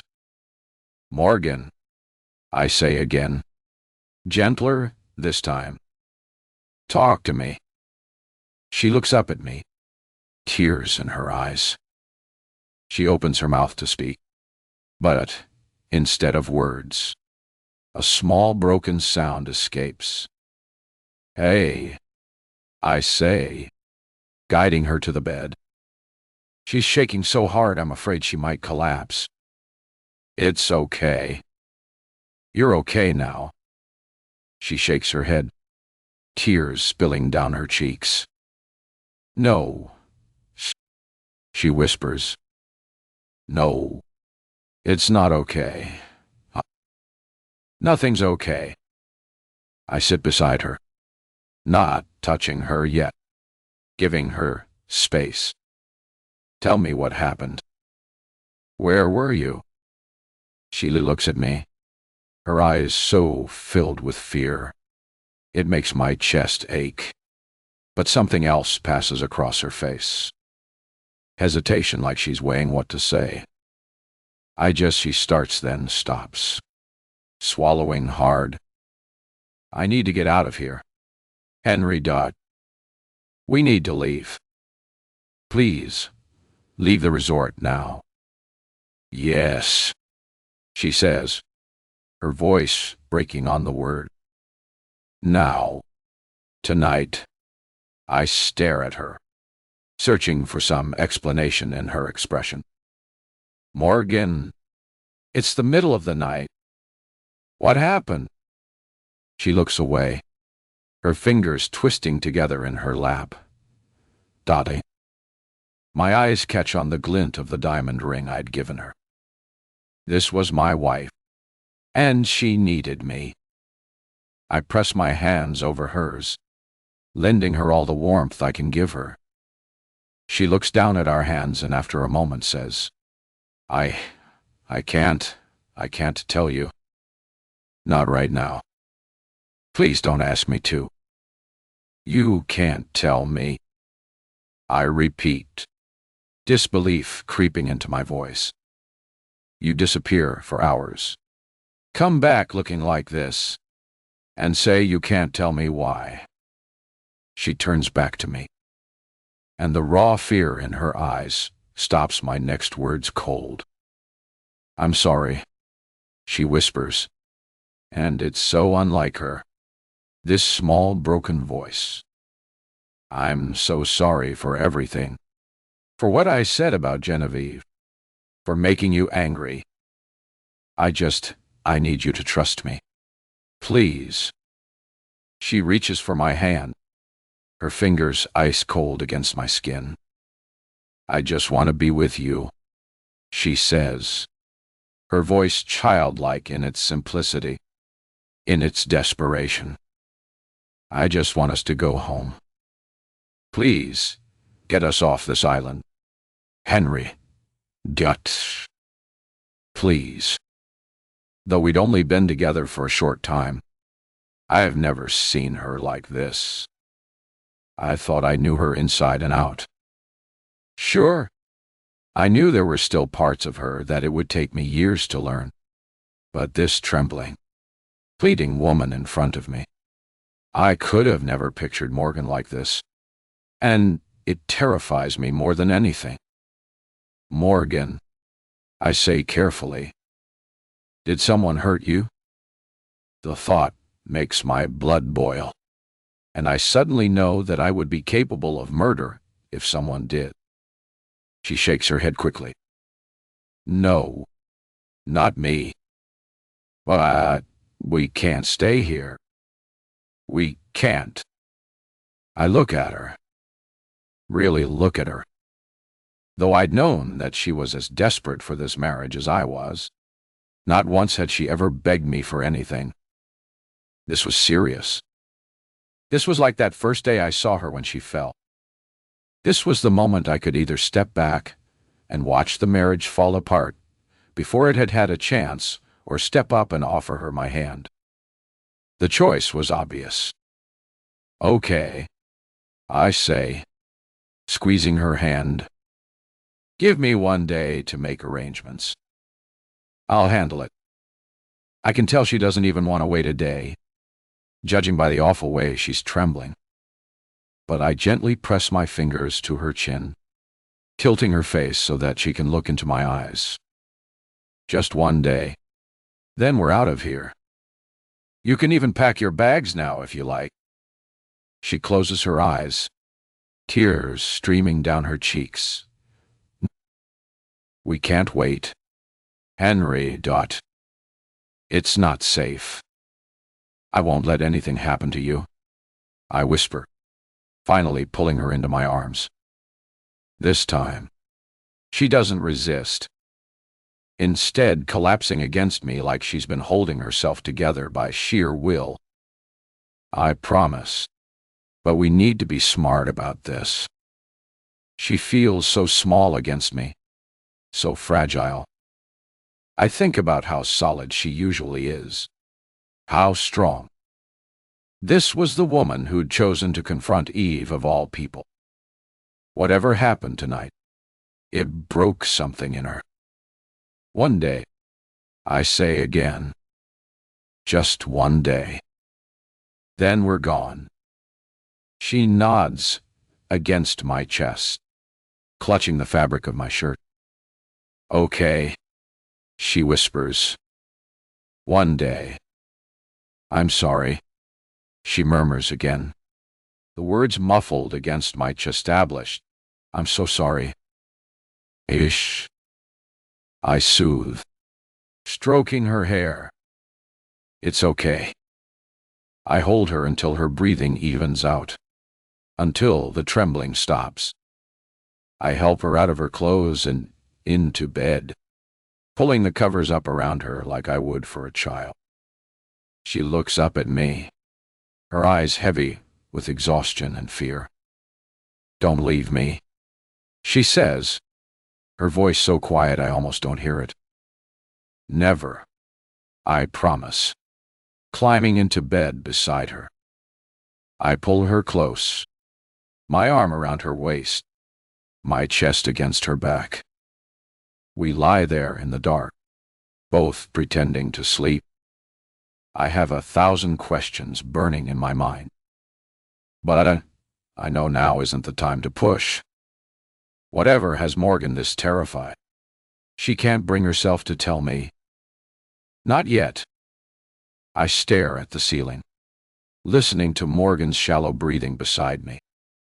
I think about the look on Genevieve's face earlier today. The way she said, "Sometimes the people we love aren't who we think they are." Morgan stirs, murmuring something I can't make out. I tighten my arm around her as if I could protect her from whatever nightmares are chasing her. One day, I told her, one day, and we'd be gone. But as I lie here in the darkness, listening to the waves and Morgan's breathing, I can't shake the feeling it's already too late. And now, so here, Morgan.e. My eyes cake open, the morning light spilling through the half-drawn curtains, stabbing into the darkness. Normally, I hated being woken by the light, but this time I'm grateful because it's finally freed me from the nightmares. I draw a deep breath, trying to still my pounding heart. Part of me wonders whether I imagined the last 48 hours if Brody and Luca are both still walking around the resort somewhere. The weight of dread sitting heavy in my stomach tells me otherwise. No, this is reality. And despite having never seen a dead body before, I've now witnessed 2 murdered men.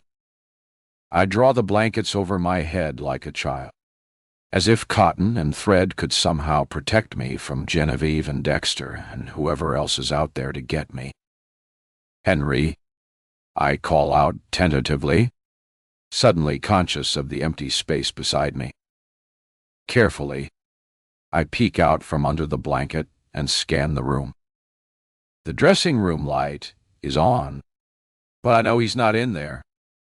He has a habit of leaving it on after he's done, which means he went somewhere. Cold's panic begins to slither down my spine. Did I tell Henry what happened last night? I didn't. Oh, God. He doesn't know how dangerous Dexter is. He doesn't know how cold-blooded that monster is. What if he goes to him, tells him about the state I was in, and Dexter somehow realizes that I know about Luca?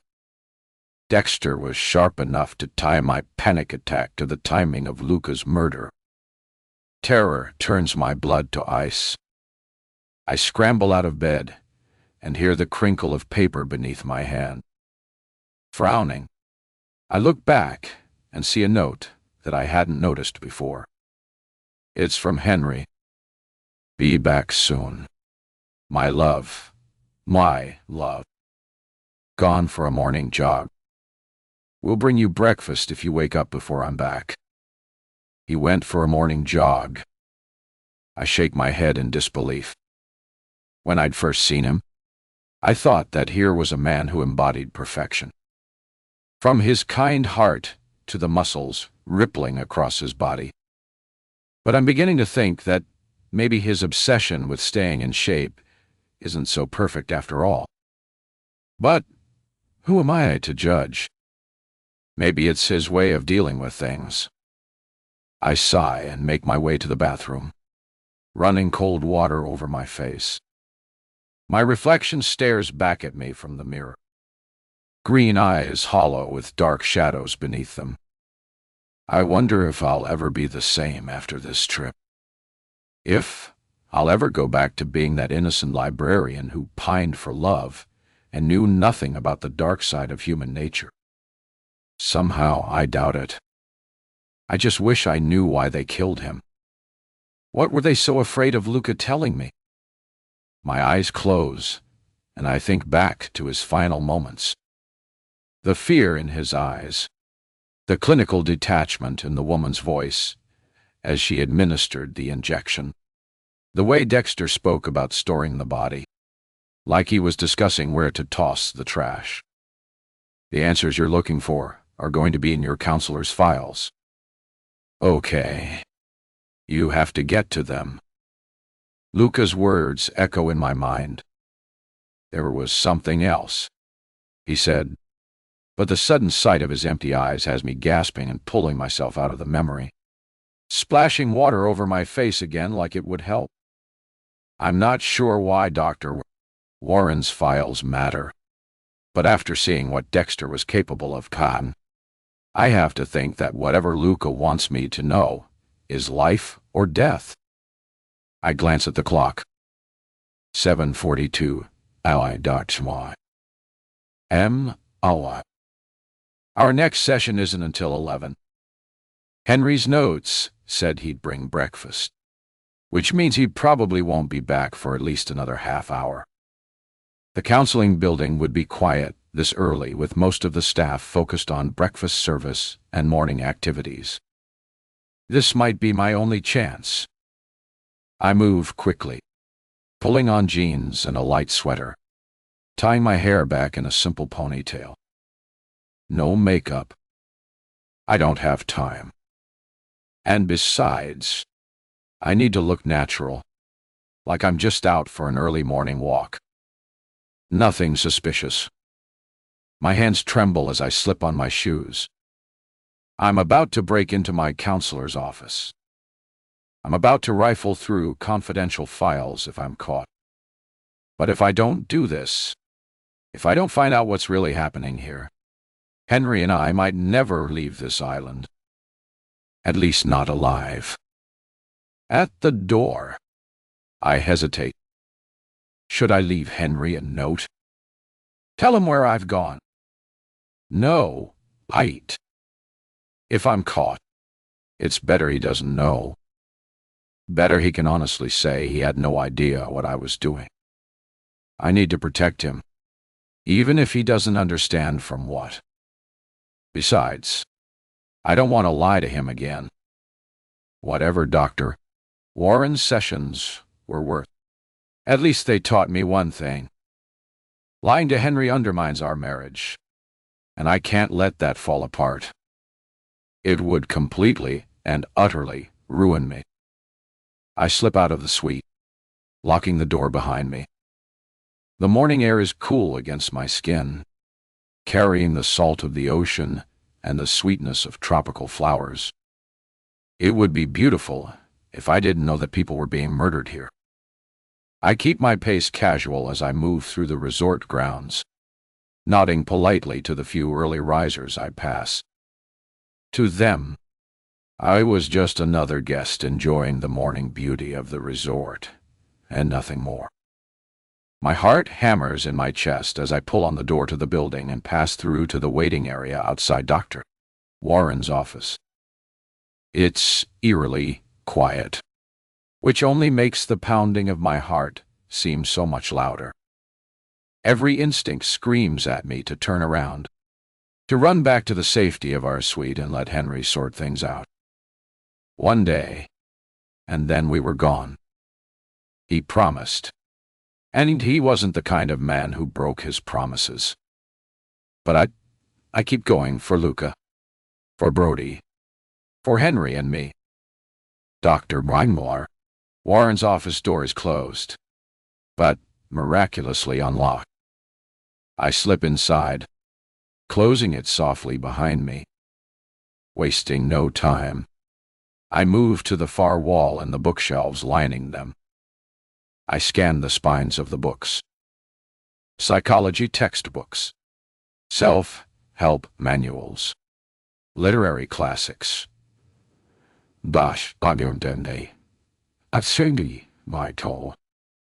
Then I see it. Almost at eye level is a thin book no wider than the width of my pinky. Paradise Lost by Jeremy Milton. My fingers brush against the spine, trembling slightly.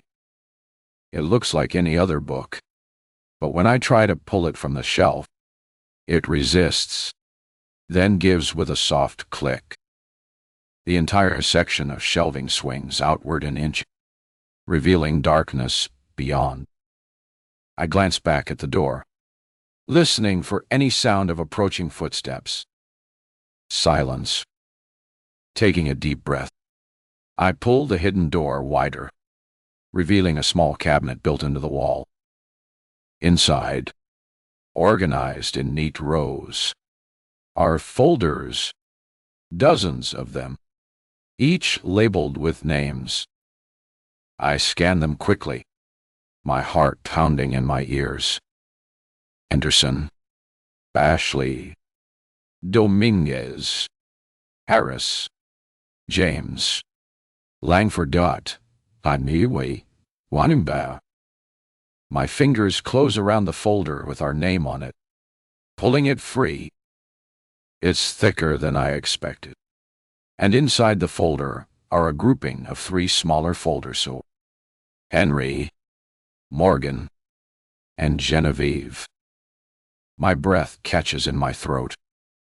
I place mine in Henry's folders on the table and reach for Genevieve's. On the first page is a simple photograph of her. But it's not just a photograph of Genevieve. It's a photograph of Genevieve and Henry together.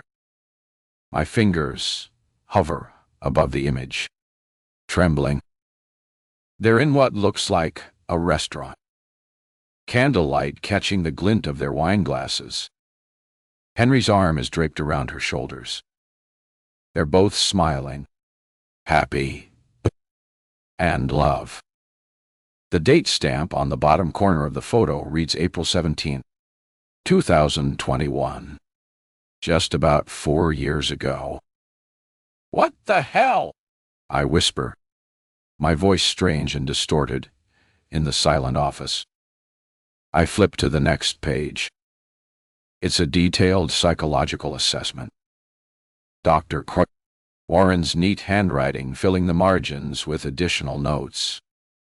Genevieve Langford presents with understandable emotional distress following her separation from Henry. She shows remarkable commitment to healing their relationship despite the pain. Her love for him remains profoundly intact. Treatment approach: facilitate meaningful reconciliation through our marriage therapy program, preserving the core emotional bonds while eliminating destructive patterns. I continue reading, my stomach turning with each sentence. Shen 3. Genevieve continues to maintain that Henry is the love of her life and is willing to do whatever it takes to rebuild their marriage. She has embraced the Eden Therapeutic Marriage Renewal Program fully after our discussions of the exceptional success rate. All consent forms completed. Session 4. Genevieve expressed natural hesitation about the standing component of therapy, particularly regarding Henry developing temporary intimacy with another woman. After our discussion about emotional recalibration and the transformative power of contrast, she is recommitted to the process. Direct quote: "If this will make him remember why he fell in love with me, I'll do anything." Note: Genevieve shows the exact emotional dedication we seek in our premium clients. Her ability to temporarily set aside jealousy for the greater goal of marriage restoration indicates excellent prognosis. Eden Therapeutic Marriage Renewal Program. My eyes dart to Henry's folder, but I hesitate. Luca told me something else. Something about looking at Henry's file specifically. I strain to remember his exact words. Don't bother with your files or hers. Look for his. But there was something else he'd said. A warning in his eyes that I hadn't fully understood in that moment. I told you nothing is what it seems. The shaking hands. I ignore my folder and reach for Henry's, expecting to see another photograph when I open it. But it's not. What? It's a contract. My eyes scan the title printed in bold black letters across the top. Do or do I didn't they? Eden Therapeutic Marriage Renewal Program. TMRP. Client Agreement. Below that. Henry's signature dated just 2 months ago. I flipped through the pages. Words jumping out at me. Our signature immersion therapy, designed to revitalize exceptional marriages through guided emotional reconnection. The stand-in wife serves as a therapeutic mirror, allowing the client and original wife to rediscover their capacity for intimacy and commitment. All emotional journey components are carefully curated to ensure the client experiences profound transformation. Upon completion of the healing journey, client will be reunited with their original partner with renewed appreciation and deeper emotional connection. My brain struggles to make sense of what I'm reading, to connect these phrases to the life I've been living, to the man I've been loving. I turn back to the first page, and that's when I see it. A section labeled Therapeutic Participants with 3 lines. Client Henry James Langford, Ka. Original wife Genevieve Maria Langford. Stand-in wife Morgan Sloane. Stand-in wife. That's me. That's what I am. A substitute. A therapeutic tool. A human placebo. No, I whisper, flipping through more pages. No. Number. I find a section titled Therapeutic Journey and force myself to read it. Phase 1. Selection and preparation. Complete. Stand-in carefully matched to client's emotional needs and attachment patterns. Phase 2. Orchestrated beginning complete. Marriage at first sight. Immersion experience initiated. Phase 3. Guided emotional rebirth in progress. Eden Resort therapeutic environment with controlled emotional catalysts. Phase 4. Reintegration pending. Bureau by INTish. Client reunion with original wife following vow renewal. Phase 5. Completion pending. Stand-in transition and aftercare protocol. Stand-in transition. What does that even mean? I push Henry's folder aside and reach for mine with numb fingers. Unlike the others, it's thin, almost empty. The first page has my photo, the professional head shot from my library's website.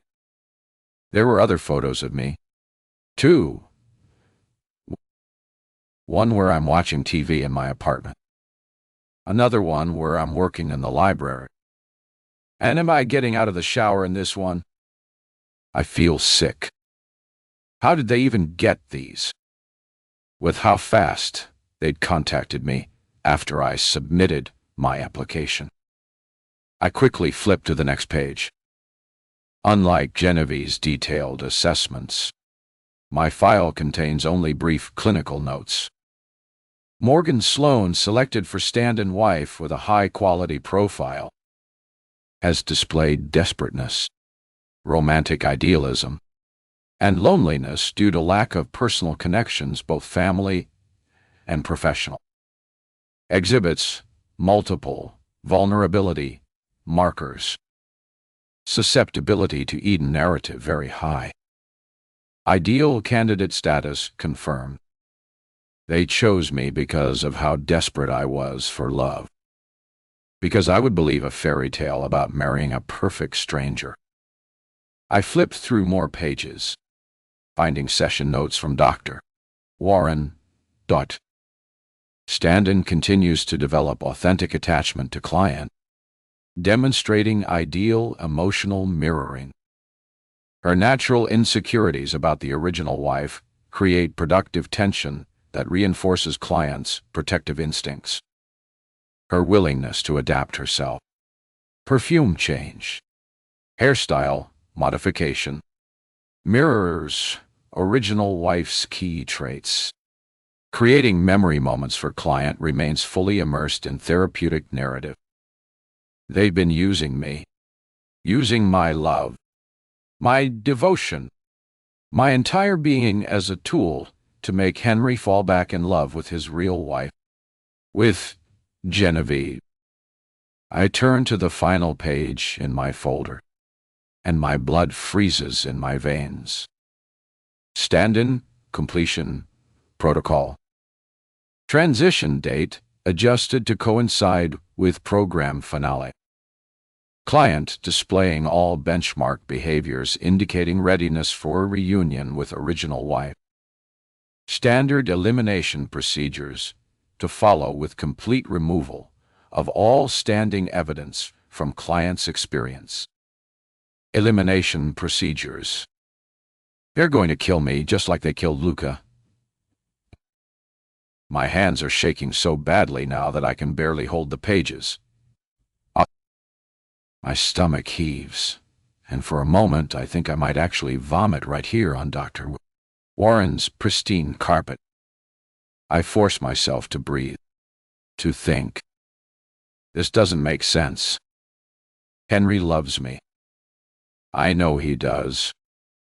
I've seen it in his eyes, felt it in his touch. That can't all be fake. It can't. I flip back to Henry's file, searching for something, anything that might tell me his true feelings. But there's nothing. Did I have it wrong this whole time? My heart says no, but my mind hesitates. The entire time we've been here, Henry has insisted that Genevieve was just a stalker, that she was insignificant, and that I was everything. But that was a lie. He's been lying to me, using me all this time. A sound from the outer office freezes me in place. Voices. Someone's coming. Frantically, I begin gathering the papers, shoving them back into their respective folders. My hands are clumsy with panic, and a page from my file slips free, floating to the floor. The voices are getting closer. I snatch up the paper, stuff it in the folders back into the hidden cabinet, and push the bookshelf back into place. It clicks shut just as the office door begins to open. There's nowhere to hide except I dive under Dr. Warren's desk, curling myself into the smallest ball possible, praying that whoever has entered won't need to sit down. We can speak in here. Dr. Warren says. You're not concerned that the attachment is too strong? Dexter asks. It's a natural part of the process. Dr. Warren's voice is calm, reassuring. The deeper his connection to the stand-in, the more profound his emotional revival will be when he reunites with Genevieve. He has asked me to meet with me, suggesting that he wants to move the timeline of the completion up to tomorrow. That's excellent progress. I assume you're aware of what occurred just yesterday. Only partially. Henry reassured Genevieve. He chose her over Morgan in a moment of conflict. That alone is a breakthrough indicator. But even beyond that, he has been unconsciously recreating Genevieve through Morgan, having her wear the same hairstyle, the same perfume from when they first met. Dexter doesn't say anything, seemingly hesitant. He still calls her Eve in his private moments. Dexter says, "Okay, I trust your expert opinion." And the stand-in? Any complications there? Elevated anxiety as expected. She isn't a concern. My heart pounds so hard. I'm certain they must hear it. All right, then. I will plan on granting Henry his request to move the completion up to tomorrow night. Ideally, I would feel more comfortable with the original established timeline. But if he and Genevieve are ready for their reunion, then it's our duty to facilitate that. Excellent. I look forward to witnessing another Eden success story. Dr. Warren says, sounding genuinely pleased. As do I. The door opens and closes. I strain to hear if anyone remains in the room, but it seems quiet. Even so, I wait another full minute before uncurling my cramped limbs and peering out from under the desk. The office is empty. I crawl out, my entire body trembling. It takes 3 tries to stand, my legs weak beneath me. Tomorrow night. I have until tomorrow night to escape, or I'll be killed and no doubt dumped next to Luca and Brody's bodies. The thought nearly paralyzes me, but I know that I have to get out of here while I can. Moving to the door, I press my ear against it. Nothing. I crack head open and peer out. The waiting area is still empty. I slip out of the office and hurry down the hallway, my mind racing. The reality of my situation still crashing over me like a tidal wave, threatening to drown me. The seemingly perfect life I was about to have was just a lie. My marriage, my husband, my future. I'm not Henry's wife. I'm a psychological tool designed to reopen his heart so he can love his real wife again. I'm disposable. And, in a way, I'm already dead. I stumble out of the building, into the bright morning sunlight. The beauty of the day, a mockery of the darkness I've discovered. Couples stroll by, holding hands, smiling, unaware that they're walking past a woman whose world has just been obliterated. Are they real? Or are they like me? Pawns in some sick game they don't understand. I have a gut feeling that all of this is orchestrated purely for Henry and Genevieve. These other couples might be real, not just actors playing their parts. But nobody here is going to save me. I need to think. I need to plan. But my mind keeps circling back to one devastating truth. The man I love has never been mine. And, by design, he never will be. A shadow falls across my path, and I look up. There you are. Henry smiles, holding a paper bag. I brought breakfast. Are you feeling better this morning? I stare at him, really seeing him for the first time. Not my husband. A client in a twisted therapy program. A man who came to this island to remember how to love someone else. Morgan, on. His smile falters. What's wrong? Everything is wrong. Everything has always been wrong. But I force my lips into a smile, even as my heart shatters into 1,000 irreparable pieces. Nothing. Whoa. I lie. I'm just glad to see you. Because the truth is too terrible to say out loud. The truth is that I've been living in a beautiful lie constructed with painstaking care by people who saw me as disposable. I've been reading the wrong story all along. This isn't a fairy tale about finding love. It's a story about fixing something broken. As Henry's fingers brush mine while handing me the breakfast bag, I wonder if he knows. If somewhere deep inside, behind those loving eyes that I've trusted completely, he's always known that I was just temporary. That I was never meant to survive this therapy. Something tells me he does. 31. Morgan. The infinity pool water laps against my feet. Cool and deceptive like everything else in this place. Above me, stars blanket the sky in a display so perfect it could only be fake. Like my marriage, like my husband, like my entire life. Henry sleeps inside our suite, oblivious. I waited until his breathing deepened, then slipped outside, needing space to think. With no way off the island, I have less than 24 hours to live. The thought should terrify me. But after spending the rest of the day pretending, smiling at Henry over dinner, and kissing my husband goodnight, I've gone numb.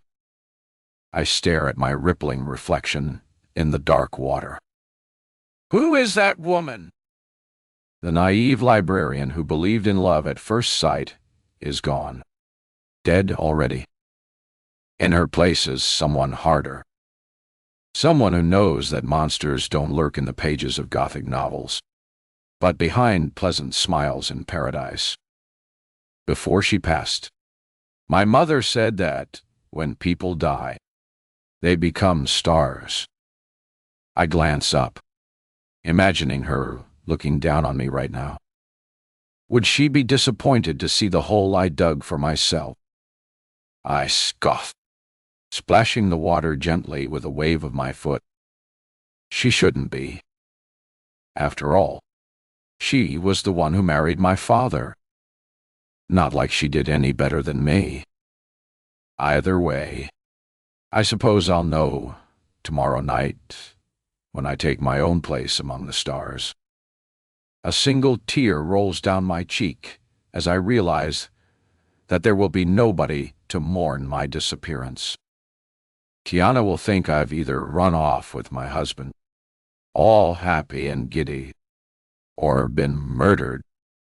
Either way, she'll be able to prove nothing, and will eventually just move on with her life.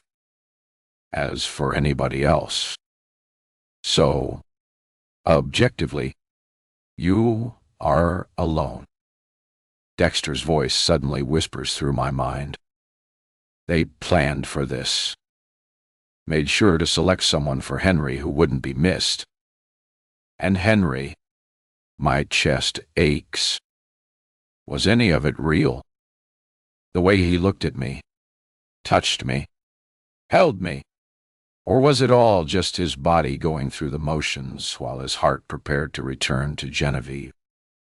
I draw my knees to my chest, angry at myself for still caring, still hoping that somehow his feelings for me were genuine. It doesn't matter. I saw the contract. His signature was on it, right next to Genevieve's. He knew I was temporary, disposable, a stand-in wife. The beautiful resort around me, just stage dressing for a sick experiment in emotional manipulation. The perfect setting for the perfect victim. Me. I wasn't chosen because I was special. I was chosen because I was lonely, vulnerable, desperate enough to believe in an impossible dream. The realization burns, stripping away the last of my last illusions. I've spent my entire life waiting for someone to choose me, to make me the center of their world. And now, the crowning achievement of my pathetic existence. I was so eager to be chosen that I fell for an elaborate scam designed to exploit that very desperation. More tears fall. I look away from my own reflection, knowing what I'll see. A pathetic person who still loves Henry. Who would give anything to not know what I know now? That's the worst part. I'd still choose the beautiful lie over this humiliating reality, but I don't get to choose. I never did. The stars continue their cold twinkling, unmoved by my tragedy. Eden continues its paradise charade. None of it cares that my world has ended. I wonder how many women sat here before me, realizing too late they'd been used as emotional training wheels. How many are buried somewhere on this island? A shooting star streaks across the sky. I don't bother making a wish. I'm done with wishes. Done with hoping someone else will save me. Instead, I make a promise. I may die tomorrow, but I'm not going to go to the grave without ruining the Eden fantasy. Henry and Genevieve Langford want their happily ever after. Well, they're not getting it. 32. Morgan Dottle. Genevieve. She doesn't hear me. Or maybe she does, and just doesn't care. The wind carries my voice away as I jog across the uneven sand. My breath already coming short. A few couples glance our way, but I ignore them, pushing forward. I'm not built for this kind of chase. I'm a librarian, for God's sake. Very few moments in my life have required me to shout, let alone sprint down a beach after a murderer. Still, I try again. Genevieve. No response. She walks ahead, stripping away layers, revealing that frustratingly perfect body. Her model-ready bikini practically sculpted to her form. She looks like she's about to swim, and that's a problem. I pick up the pace despite the wheezing in my chest. I have no desire to chase her into the ocean where she'd have every advantage over me. Drowning me would be effortless. Not that she needs to do the dirty work herself. Eden's already marked me for elimination. So, come on, dear she. I know. I changed tactics. Eve got. That gets her attention. Her head snaps around, eyes searching, expecting Henry. I feel the knife twist in my gut, but I snuff it out. No distractions. I have to stay focused.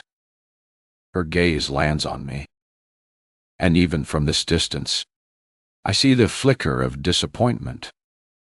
The way her body stiffens. The way she goes cold.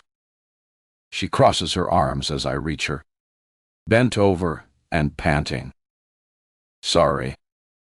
Sorry. I gasp.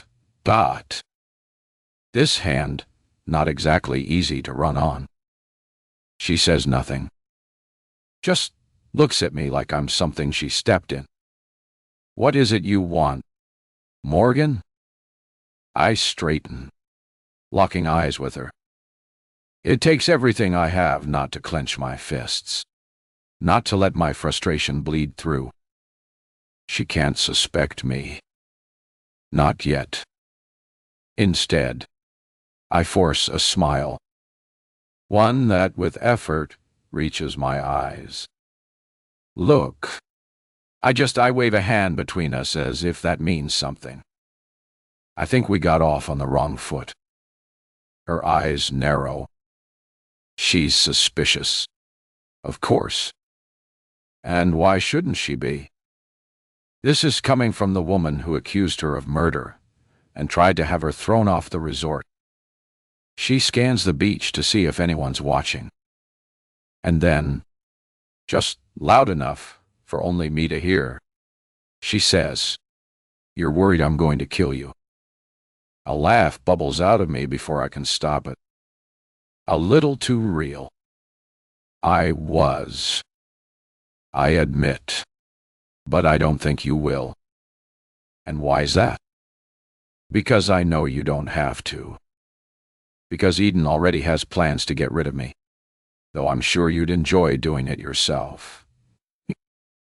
The thought sends a shiver down my spine, but I bury it deep. Instead, I fidget with the hem of my sundress. Just a feeling. She doesn't look convinced. I sigh. Shifting tactics. Look, I'm not going to stand here and pretend I understand what happened with Brody, but quite frankly, it's not my business. Didn't seem that way when you were screaming bloody murder, trying to get me thrown off the resort. Can you blame me? I let out a small, self-deprecating laugh. I'm a jealous cow. She blinks. A crack in the armor. I throw everything at it. You're beautiful. Smart. Dang dao. Rai. Dao war. Oh. It's easy to see why Henry chose you in the first place. I let my voice catch just slightly on the word wife. But honestly, I'm not mad at you. If anything, I like you. The lies taste like salt on my tongue, but I swallow them. I've realized something. I say, we're really the same.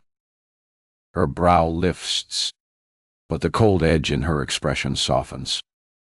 We're the same. We both love him, and we're both stuck in this awful situation where I don't know. I force my shoulders to slump slightly, like I'm defeated. You know? She studies me, eyes sharp like she's trying to peel back my skin and see what's underneath. Why are you doing this? She asks at last. I hesitate just enough to make it believable.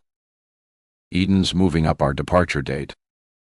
We're leaving tonight, and I don't want to leave with this tension between us, especially since I let the words trail. Let them seem difficult to say, since we'll probably still be in each other's lives. Henry loves me, but I think he still loves you, too. I've seen the way he looks at you when you're not looking, and the fact that he still calls you Eve. The words burn coming out, but I keep my expression resigned like I'm making peace with it. I just thought I'd continue. If we're going to be connected after all this, maybe we could try not to hate each other. She watches me for a long moment. Why are you really doing this, Morgan? Her voice is soft, but sharp, like the edge of a paper cut. I let her see just enough real emotion to be convincing.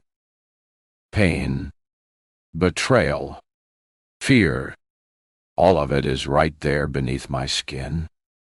So I don't have to reach far because fighting is exhausting. My hands tremble slightly, and I don't have to fake that either. Standing this close to her makes my skin crawl. She exhales through her nose. You know, she muses. I think I have the wrong impression of you. I guess we don't really know each other, I say, putting on my best fake smile. Maybe when this is all over, we could, I don't know, get coffee or something. She looks at me like I just suggested we go swimming with sharks. Not a good idea. I blink, glancing away like I'm hurt. But I'll think about it. I school my expression. Good. Look, I should go. I want to prepare something special for when Henry gets back to the suite to pack. Last day on the resort, and all. Jealousy flashes across her face, sharp and ugly.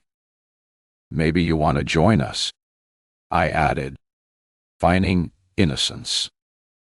Her expression shudders, confusion mixing with something unreadable. She stammers and shakes her head. I sigh, reaching out to squeeze her hand. Then, I'll see you after all this. Then, I turn before she can respond. Walking back up the beach, every step measured. When I glance over my shoulder, I see her gathering her clothes, stamping back toward her suite. A slow grin curls my lips. Things are going exactly as planned. 33. Morgan. 30 minutes earlier. Dar. The sunlight is relentless as I duck behind the thick cluster of bougainvillea surrounding Genevieve's suite. My heart is racing so hard, I worry she might actually hear it through the open window.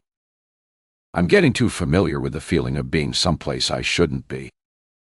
Pressed against the side of the building, hoping to remain unnoticed. But desperate times and all that. Through the partially open window, I can see Genevieve moving around inside her suite. Genevieve. The woman who has made my life hell since she arrived. The woman Henry married first. The woman who killed Brody and walked away as if it never happened. And right now she's humming. The carefree tune drifts toward me. A light melody I vaguely recognize but can't place. My jaw clenches as I watch her get ready, changing outfits multiple times, studying her reflection critically in the mirror. I'm beginning to wonder how long she's going to take when finally she settles on a bikini covered loosely by a gauzy sundress, twirling one last time in front of the mirror. She looks like she's getting ready for someone. Henry, probably in the hopes that she'd see him on the beach. She disappears into the bathroom, and moments later the shower starts running. Steam drifts out the window, carrying the scent of coconut shampoo. It smells expensive, luxurious, like everything else about her. I hesitate only for a second before going to the front door and quickly tapping in the key code, holding my breath in hopes that it hadn't been changed yet. There was one lucky thing in all of this for me. With the resort being full and every suite being taken, there were no other rooms for Genevieve to be switched to after the staff found the body. Instead, they'd cleaned it thoroughly and apologized profusely. But, in all honesty, having seen how she was content to leave Brody's body beneath that water, I don't think it mattered. The light flashes green, and I breathe a sigh of relief. Slipping inside. The suite is cool, the air-conditioned breeze hitting me as I step inside. Immediately, I'm hit by the scent of Genevieve's perfume.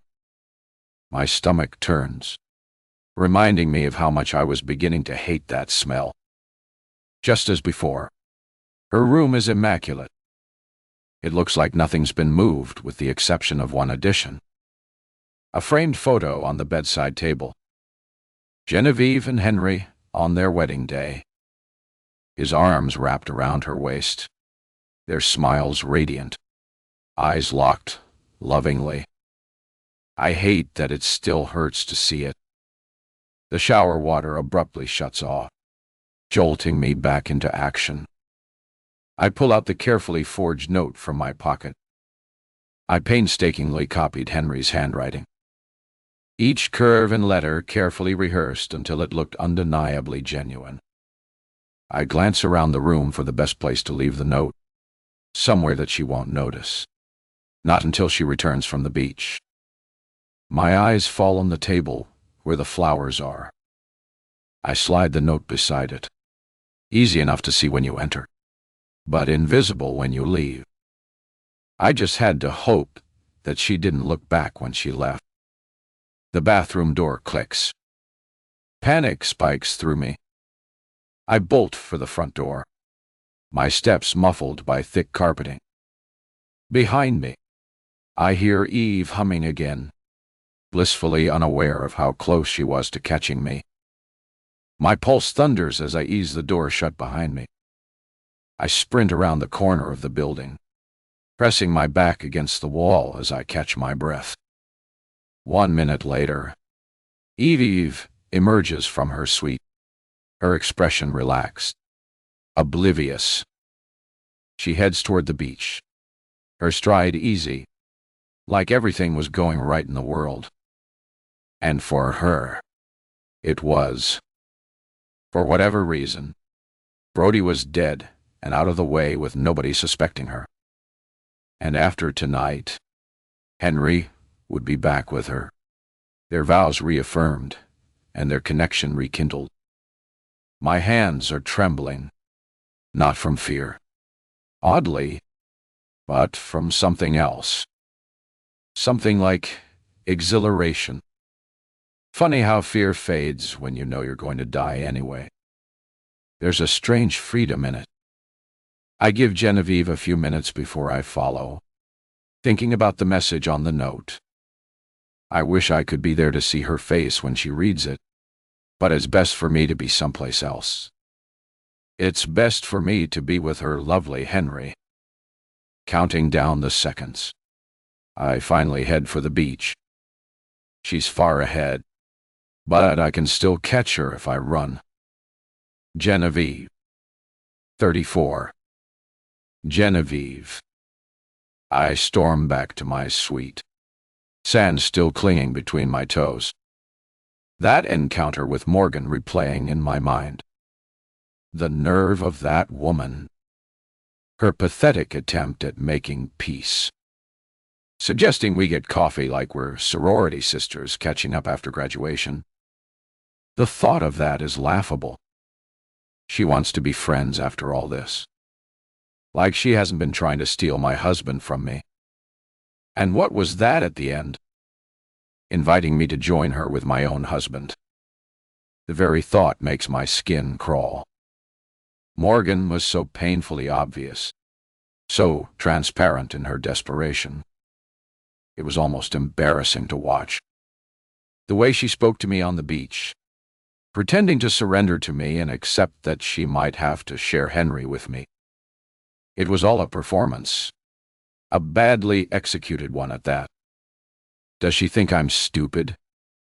I have to admit, watching the little librarian play at it being sophisticated and worldly amused me.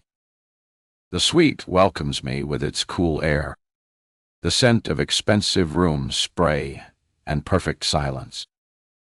I kick off my sandals, feeling the plush carpet beneath my feet, and head straight for the shower, despite the fact that I'd taken one, not just 30 minutes ago.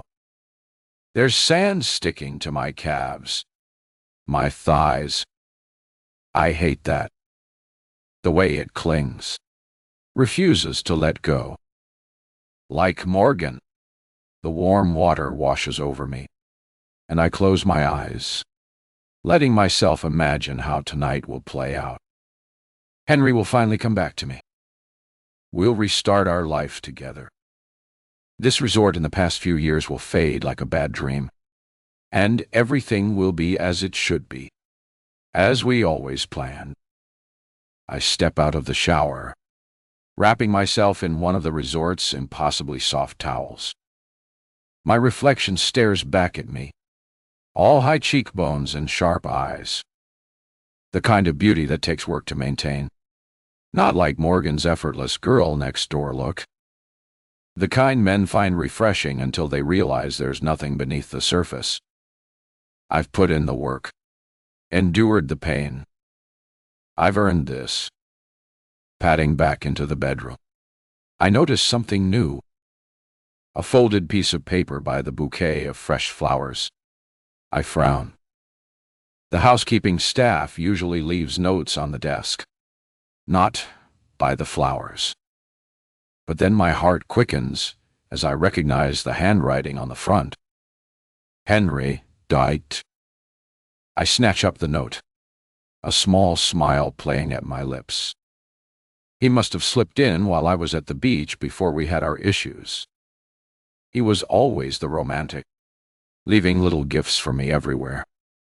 It's one of the things I've always loved about him. My fingers unfold the paper slowly, savoring the moment. The last note before our reunion. A memento I'll keep to remind us both of how far we've come. But as my eyes scan the words, my smile fades, replaced by cold disbelief. Eve. I've been trying to find the right words, The right moment. There isn't one. So I'm writing this instead. Eden promised they could fix us. Promised I could remember why we fell in love in the first place. And for a while, I thought it was working. Being with Morgan was supposed to be temporary. A way to relearn what we lost. But something unexpected happened. Something I never planned for. I've come to want her. Not as a substitute. Not as a reflection of you, but as herself. I know this isn't what we agreed to. I know this betrays everything we came here for. But I can't lie to you anymore. I can't lie to myself. What we had was beautiful once, but it's over. It's been over for far longer than either of us wanted to admit. I'm sorry. Eve Katin, Wadilan, Iwas, I want to us, my dear. Art. Please don't try to contact me. It's better this way. Goodbye. Henry. The paper trembles in my hands. This isn't happening. This can't be happening. Fire. I scream, ripping the note in half. Then quarters. Then A's. Until my fingers can tear no more. Fire. Ball. I hurl the pieces across the room, watching them scatter like confetti, like the remains of my life. My legs give way beneath me, and I sink to the floor, the plush carpet catching me. My hands shake uncontrollably, my breath coming in short, ragged gasps. This isn't right. This isn't how it's supposed to go. Henry wouldn't do this. He couldn't. We have a contract. We have an agreement. A sob tears from my throat, raw and ugly, followed by another and another until I'm rocking back and forth, clutching myself, drowning in the tidal wave of betrayal. After everything I've done, after everything I've endured, the embarrassment of our separation, the indignity and pain of watching him waltz around the resort with another woman. As Eden's therapist assured me, this was all part of the process. I trusted them. I trusted him. And now he wants to leave with her. That pathetic little nothing who couldn't hold a man's attention for 5 minutes. I drag myself to my feet, stumbling to the bathroom. My reflection stares back at me, mascara streaking down my cheeks, eyes red and swollen. I look deranged, broken. I slam my fist into the mirror. The glass spider webs around my knuckles, droplets of blood forming where shards pierce skin. The pain is clarifying, sharpening my thoughts. Henry doesn't get to decide this. Despite Henry being the official client, I was the one who found Eden, who agreed to their terms. I own this outcome. I rinse my bleeding hand under cold water, watching red swirl down the drain. The physical pain is nothing compared to what's raging inside me. Years of marriage, years of building a life together, and he thinks he can throw it all away for some teach-to librarian. A woman selected precisely because she'd believe any fairy tale fed to her. I wrap a washcloth around my hand, pressing hard to stop the bleeding. The rage bubbling inside me transforms into something colder, more focused, more dangerous. I glance toward the bathtub, where I'd finally gotten tired of that ridiculous man, Brody, and drowned him all to keep from hearing his voice again. I turn back to the torn pieces of the note, studying Henry's handwriting. There's no mistake. This is him.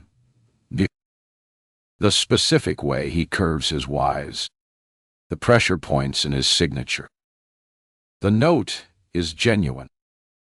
But how could he do this? How could he walk away from everything we've built? Everything we've sacrificed for? Unless Morgan somehow got to him, manipulated him, made him believe he left her when it was all just part of the therapy. That must be it. She unknowingly turned the program against us.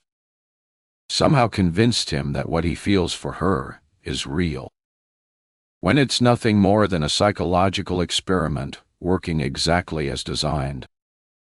My Henry would never betray me like this. Not the man who proposed under the northern lights in Iceland. Not the man who held me through 3 miscarriages, promising we'd find our way through the darkness together. I walked to the closet, pulling out my suitcase. Inside, nestled between layers of silk and cashmere, is a small leather case. I unzip it carefully, revealing the small handgun inside. Eden assured me over and over that this process was tried and tested with an incredible success rate. But I had learned a long time ago that I needed to be prepared for all contingencies.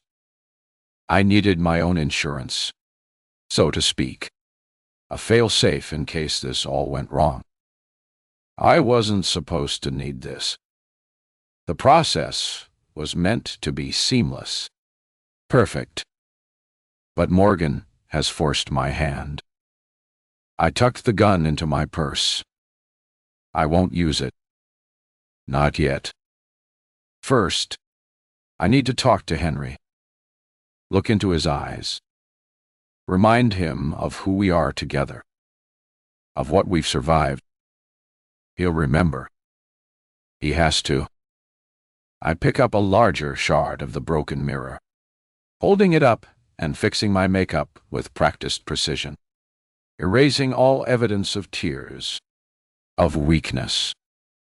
By the time I'm done, I'm flawless again, composed, in control. I slip into a white dress, Henry's favorite, the one I wore on our first anniversary when he told me I was the only woman he'd ever loved. He meant it then. He means it now, whether he remembers it or not. I check my reflection one final time, adjusting a strand of hair. Perfect. I know exactly where he'll be, with her in that suite they've been sharing, probably packing for tonight. My fingers curl around my purse, feeling the outline of the gun through the leather.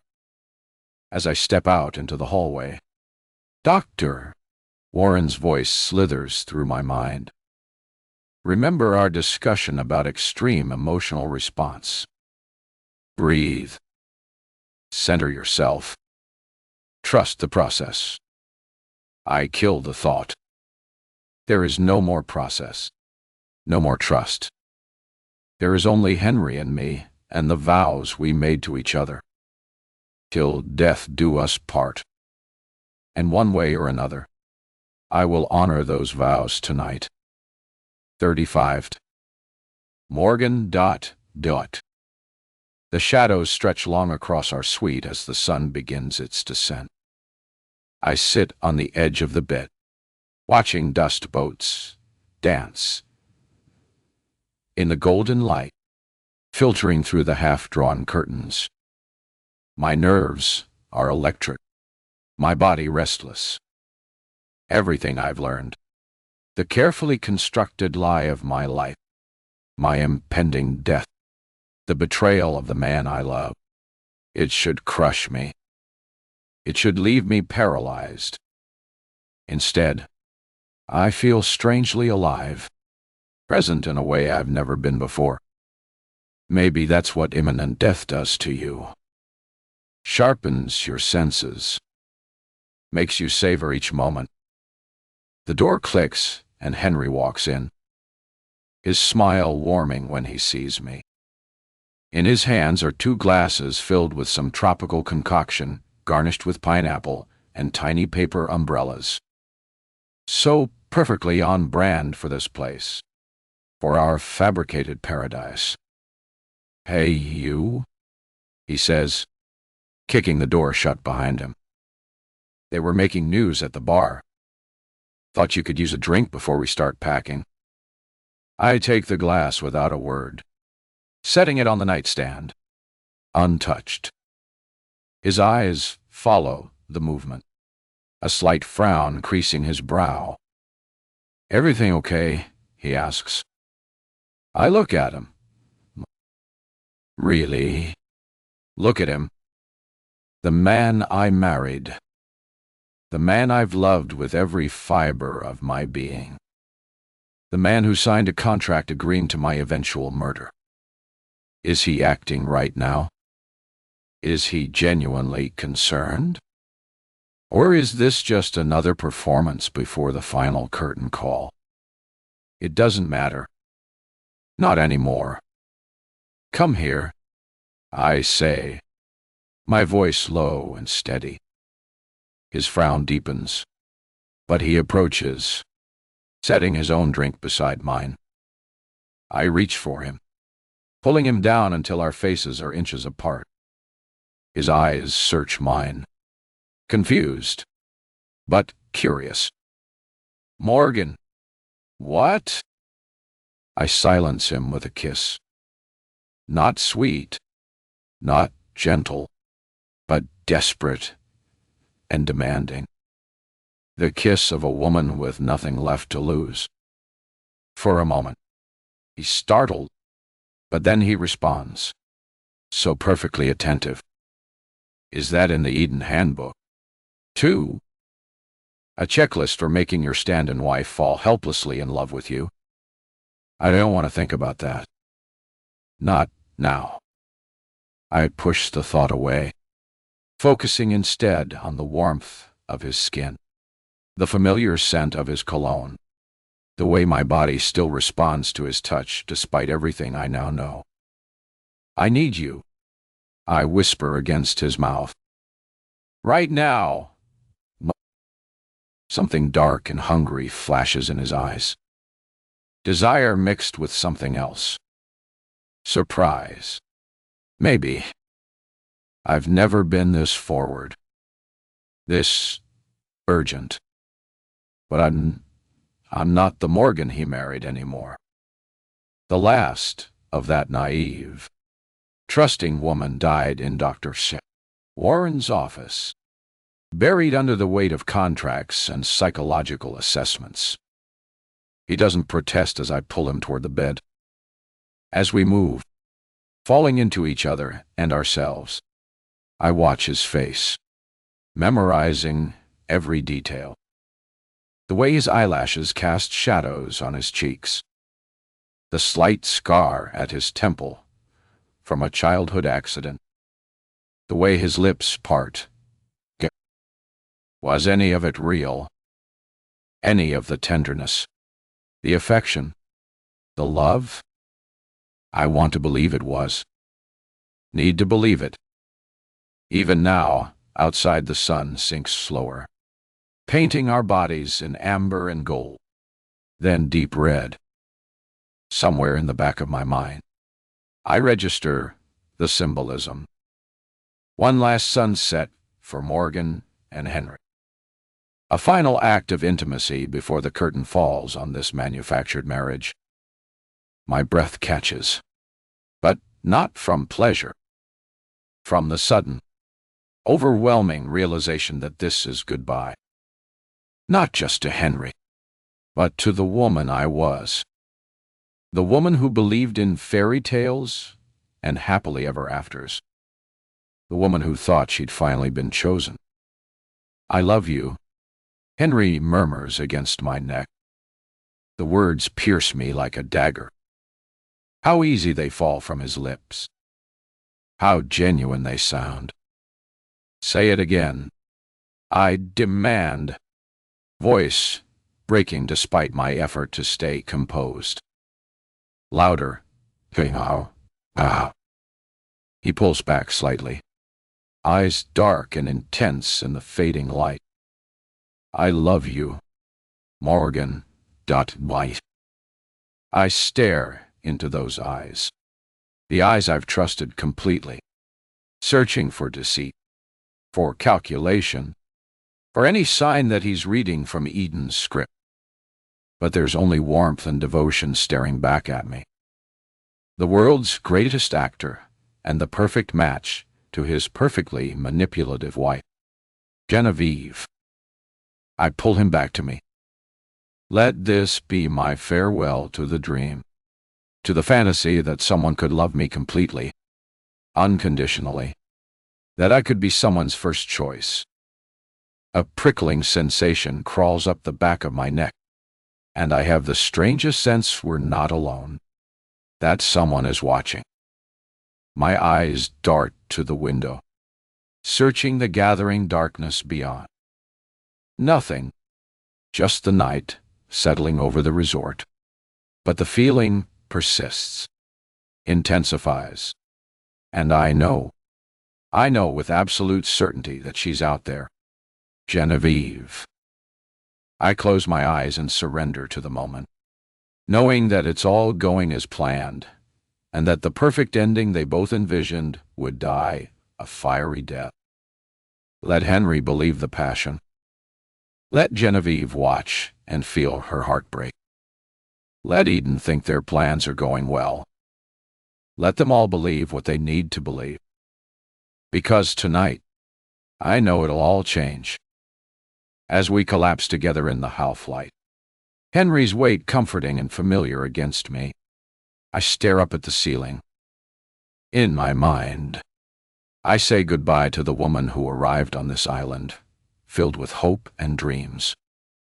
The librarian who believed she'd found her storybook ending. You're different tonight, Henry murmurs, his fingers tracing lazy patterns on my skin. I turn to look at him, allowing myself one last moment of pretend, one final act of loving this man who was never truly mine.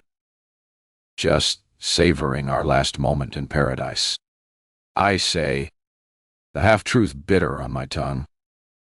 He smiles, kissing my forehead with such tenderness that my eyes burn with unshed tears. We'll come back someday when all this is behind us. I force a smile, though my heart is breaking all over again. I'd like that. The prickling sensation returns, stronger now. My eyes are drawn to the window again, to the darkness beyond the glass. Is that a shadow moving? A face peering in. I should shower, I say, extracting myself from his embrace. Dexter said he'd knock around 7 to get us ready for the vows at 10. Henry props himself up on one elbow, watching me gather my discarded clothes. I wonder why they decided to hold it all so late. I shrug, unable to take any pleasure in how he still thinks I'm the beautiful, believing stand-in wife. The perfect, pliable Morgan who never questions, who trusts implicitly. If only he knew the monster he created, the woman who now plots and schemes and lies as easily as she once loved. As I step into the bathroom and close the door behind me, I catch one last glimpse of Henry in the bed we shared. He looks peaceful, content, oblivious to the storm that's coming. I turn on the shower, letting the water drown out the sound of my ragged breathing, letting it wash away the tears that finally fall. Outside in the thickening darkness, I know Genevieve is watching, waiting. And now all I have to do is wait and let her be my deliverance of ruin. 36. Genevieve. Did he just say he loves her? 37. Morgan. Caught. I'm back in front of the mirrors where I'd first tried on my wedding dress. The soft, flattering lights dance across my reflection, designed to make every bride feel beautiful. But this time, I'm wearing a far simpler dress, one selected for the vow renewal ceremony, one that I would wear to the grave. It was chosen for me, like everything else in this cursed place. Though I objectively love the dress, the delicate lace overlay, the way it skims my body just so. I wish I'd chosen it myself. I would have liked to have worn something else to die in. Something that would have suited my mother's tastes instead of my own, so that when I ascend to the stars and join her, she would smile when she saw me. Behind me, the consultant smiles with practiced enthusiasm, while Dexter studies me with a curious, calculating eye. He knows something is wrong, probably because I haven't said a word to him since he knocked on my door to escort me here. The silence between us stretches long and heavy. Judging by the slight furrow in his brow, he can't quite put his finger on what's changed. I know I should be smiling, maintaining the mask for as long as possible to avoid getting killed prematurely. But I can't bring myself to do it. After all, what's the difference between dying now and dying in a couple of hours? The countdown has already begun. Dexter dismisses the consultant with a subtle nod. The door clicks shut, leaving me alone with him. He joins me at my side, our reflections standing together in the mirror, the executioner beside his victim. "You're beautiful," he says, his voice smooth as always. I nod quietly, watching him in the mirror rather than turning to face him directly. "Are you afraid?" he asks. My gaze snaps to his, wondering at the double-edged question. Did he mean if I was afraid of dying, or if I was afraid of going off with Henry? Is this some kind of test? His face remains too stoic to read. A perfect mask crafted from years of professional detachment. A little, I admit, letting a fragment of truth seep into my words. A beat passes before he nods, seeming satisfied with my answer. It is normal. You know. Many of our Eden matches have expressed some sort of hesitation at this moment before the completion of our program. His voice takes on that practiced therapeutic cadence I've come to despise. But it's important to remember that you are already married to him. The hard part is already done, and all that's left is to live your life. Live my life. The irony would be almost laughable if it weren't so grotesque. I hold his gaze in the mirror, studying his face more intently than I've ever done before. It's difficult to discern at first, hidden behind a professional stoicism and polite smiles. But there is an undeniable coldness there behind his practiced warm eyes that reveals the truth. He sees me as a tool, something to be used and discarded once I've served my purpose. I wonder how many poor girls he has duped into traveling across the world to some remote location, gifting them pretend marriages only to murder them when their usefulness expired.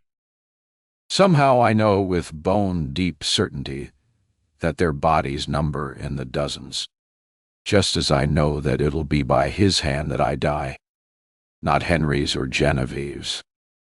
He's the cleaner, the one who makes the messes disappear.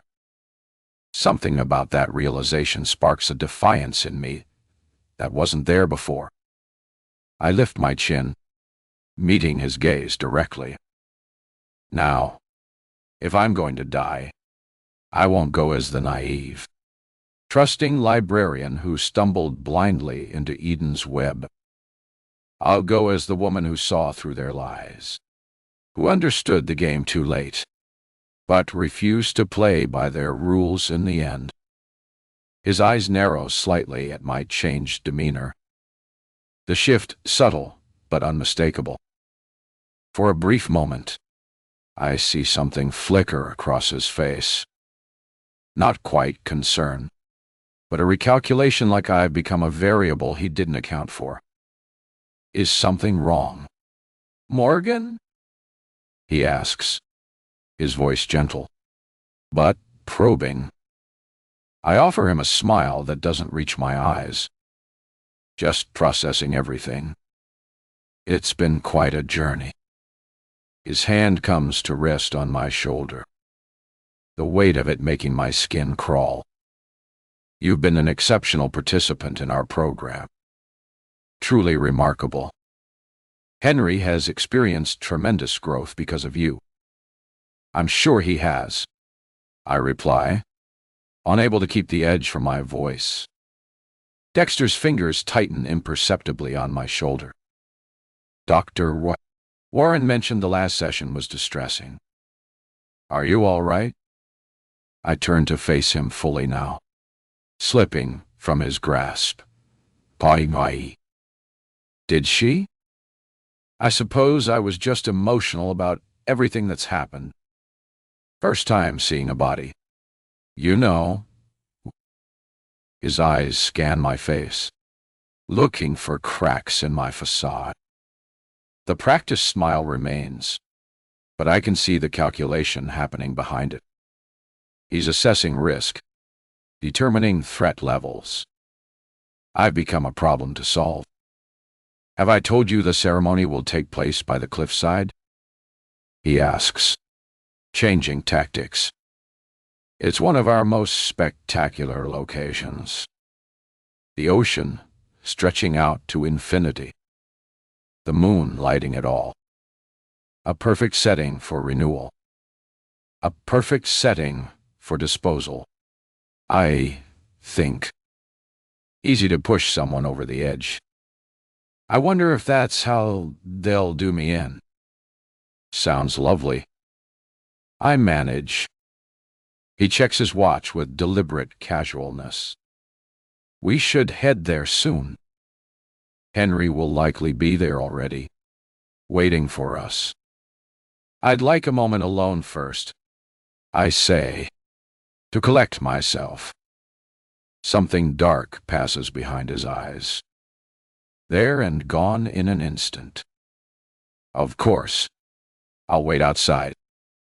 He moves toward the door, each step measured and controlled. At the threshold, he pauses, turning back to me. Morgan. Yes. I truly hope you'll embrace this moment. It's the culmination of something extraordinary. The threat beneath his words is velvet-wrapped and unmistakable. Play your part. Don't make this difficult.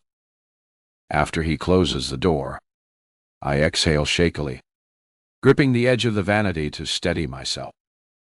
My reflection stares back at me. A woman I barely recognize anymore.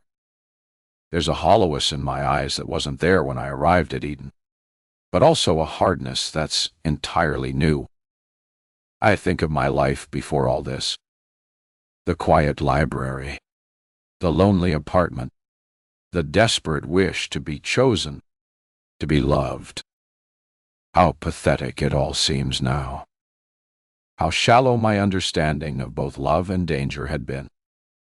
I should have seen the warning signs. The strange polygraph interview. Wall. Nobody does that. Why would I have believed Dexter's lies? Because I was desperate. But there were others, too. Like how they put me, a regular nobody, on a private jet so that there wouldn't be a public record of travel. Or how they took my phone whenever I arrived so that I couldn't call or message anybody. I hate that I'd been so foolish, so blind to everything. Well, now I was going to pay the consequences of that. With a heavy sigh, I smoothed down my dress, tuck a strand of hair behind my ear. Small, meaningless gestures of preparing oneself for the inevitable. If these are to be my final hours, I want to face them with dignity. No begging, no screaming. I'll deny them the satisfaction of my fear. Maybe death won't be so bad. Maybe there really is peace waiting on the other side. I pick up the small bouquet of white lilies they prepared for me. Funeral flowers masquerading as wedding blossoms, fitting in a macabre way. When I open the door, Dexter is waiting next to the sleek car I'd seen when I first arrived. His posture relaxed, but his eyes vigilant. Ready, I nod, ignoring his offered hand and taking my seat. He circles the vehicle and motions for the driver to drive. We ride in silence through the resort's manicured grounds. It was for the most part empty, with most of the couples having retired to their suites. The path begins to slope upward as we near the cliffs, the sound of waves crashing against rocks growing louder. Nature's own funeral dirge.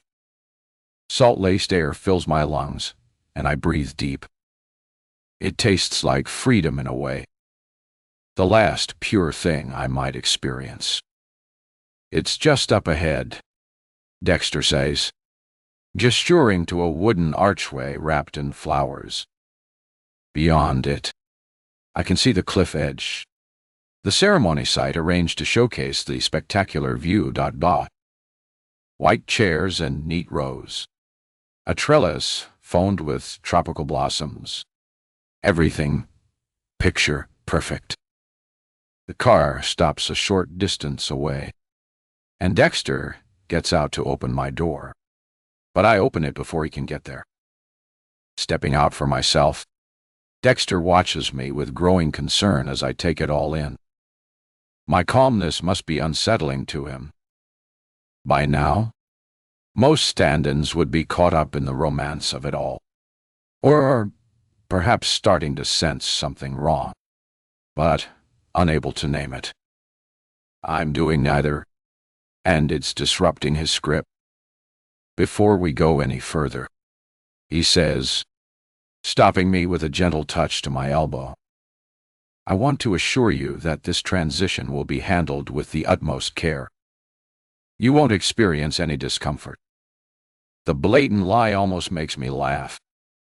He's trying to soothe what he perceives as pre-ceremonial jitters, completely unaware that I know exactly what kind of transition awaits me. That's very considerate, I reply, my voice steady despite the thunder of my heart. His eyes search mine, looking for reassurance that I'm still playing along. I give him nothing. Morgan, he says, his voice dropping lower. It's important that you're in the right frame of mind for this. Henry needs to see you happy, willing.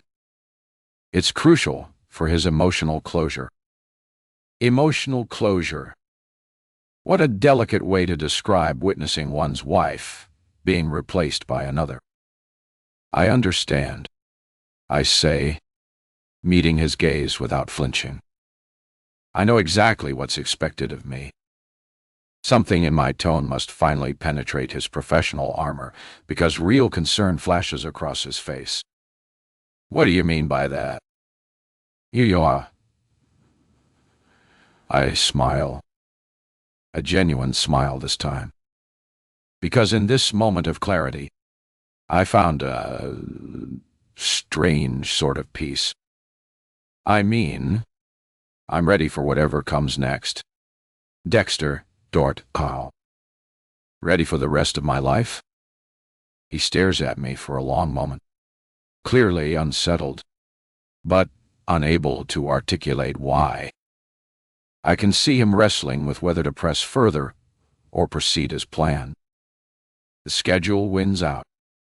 I step past him onto the cliff path. The view is breathtaking. Endless blue ocean meeting equally vast sky.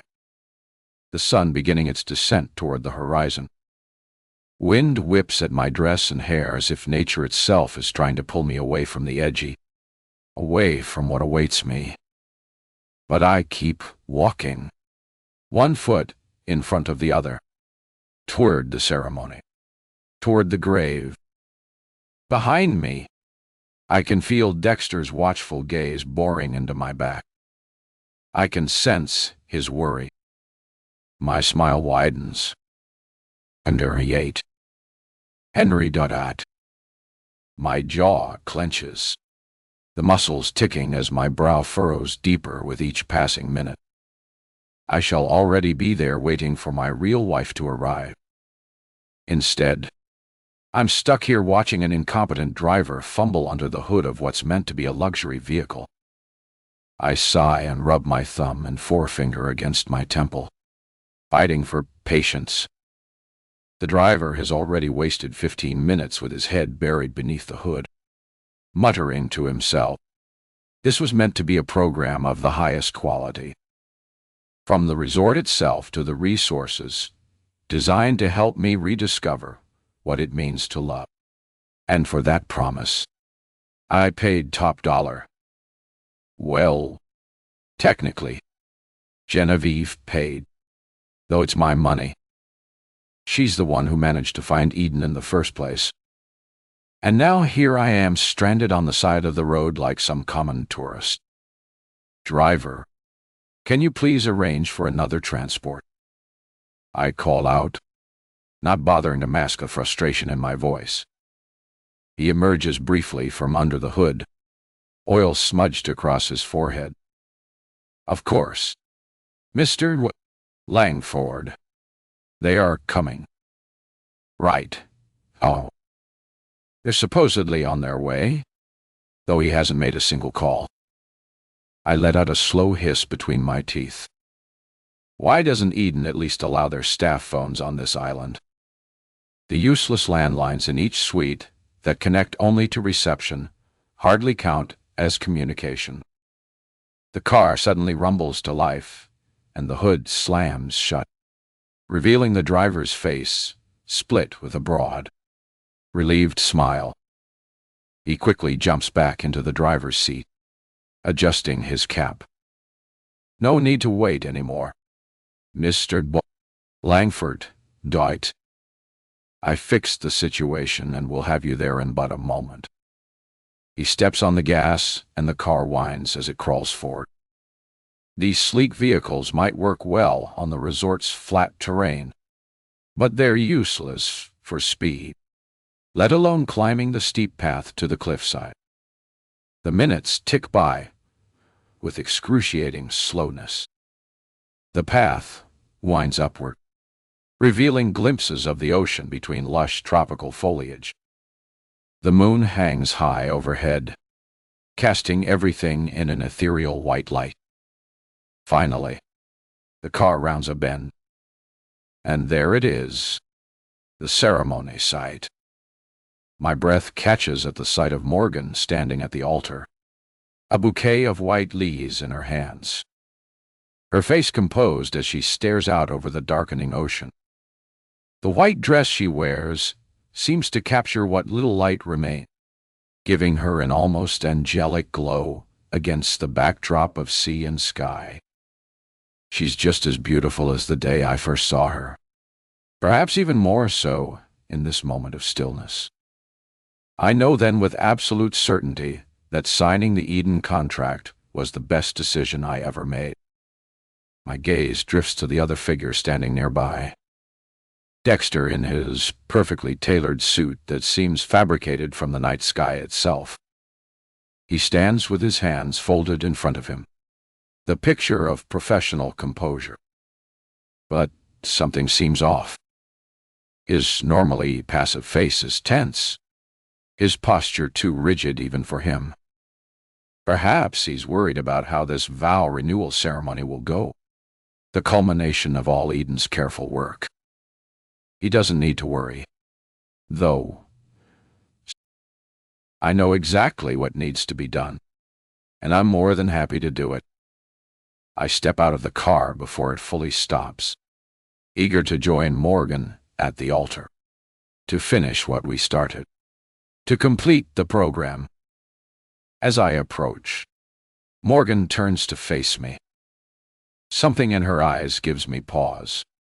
A clarity, a sharpness I haven't seen before, almost as if she's seeing me, truly seeing me for the first time. It's probably just nerves, I tell myself. After all, it's a big night for both of us. The big established. Morgan's lips press into a thin line as the wind picks up, whipping tendrils of her hair across her face. The moonlight casts half her features in shadow, the other half glowing with soft light. She's breathtaking and transparently impatient. "Let's just start," she says, her voice carrying the slightest edge. "Get this over with." Dexter steps forward, opening his mouth to speak, but I raise my hand to cut him off. "We're waiting for someone," I say, offering Morgan a smile I hope seems reassuring. Her eyes narrow. I wonder if she thinks I'm stalling, but she has no idea what's coming. The minutes stretch uncomfortably. The night grows deeper, clouds shifting slowly overhead. I stare up at the star-studded sky overhead, my hands clammy for some reason. Dexter checks his watch for the third time in as many minutes. His composure is slipping. Something is definitely off. No one at Eden has ever been anything less than impeccably punctual. I start to ask what's happening when the soft crunch of tires on gravel announces another arrival. A silver-haired man in a pressed linen suit emerges from a sleek black car. He looks vaguely familiar. One of Eden's senior staff members. Perhaps. He approaches with brisk steps, but his expression is apologetic. "Mr. Brad and Mrs. Langford, please accept my sincerest apologies for the delay." His voice has that practiced smoothness of someone well-versed in placating wealthy clients. "We're experiencing some issues with transportation this evening." I glance over his shoulder at the private area strip visible in the distance, where the outline of a small plane sits silhouetted against the night sky. I'm guessing he wasn't talking about the plane. He was probably talking about Genevieve. She was supposed to be here by now. The silver-haired man exchanges a quick glance with Dexter.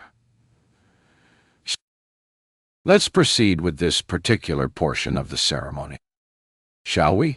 Dexter asks, though it's not a question. I look at Dexter. I suppose he thinks that Genevieve being here isn't required just yet. After all, this is about Morgan and me completing this phase of the program. I'm sure Genevieve will make her entrance at the appropriate moment once I've fulfilled my end of the Eden contract. Once I've shown that I've learned what it means to love again. Shall we begin then? The silver-haired man gestures toward the altar, strategically positioned at the edge of the cliff to capture the panoramic view of the ocean. Portable lights flicker on, casting a warm glow as night settles fully around us. The breeze carries the scent of salt and tropical flowers, and somewhere in the distance, waves crash rhythmically against the rocks below. I take my place opposite Morgan. Up close, I can see the slight tremor in her hands as she grips the lees. The ceremony begins, the silver-haired man's voice rising and falling with practiced cadence. The words wash over me, promises of renewal, of rediscovery, of second chances. I fix my gaze on Morgan's face. She's looking at me, but there's a vacancy in her expression. Her eyes, usually so expressive, seem hollow, numb, like she's retreated somewhere deep inside herself, leaving only this beautiful shell standing before me. The Vowman's voice cuts through my observations. And now, as we conclude this journey of rediscovery, I ask if either of you would like to speak from the heart. He turns to me. Mr. Langford, is there anything you would like to say to Morgan? This is it. The moment Eden has been preparing me for. Yes, I say, my voice steady despite the sudden pounding of my heart. I don't know why I'm so nervous. There is nothing to be nervous about. My mouth works like it was expecting a cigarette any moment.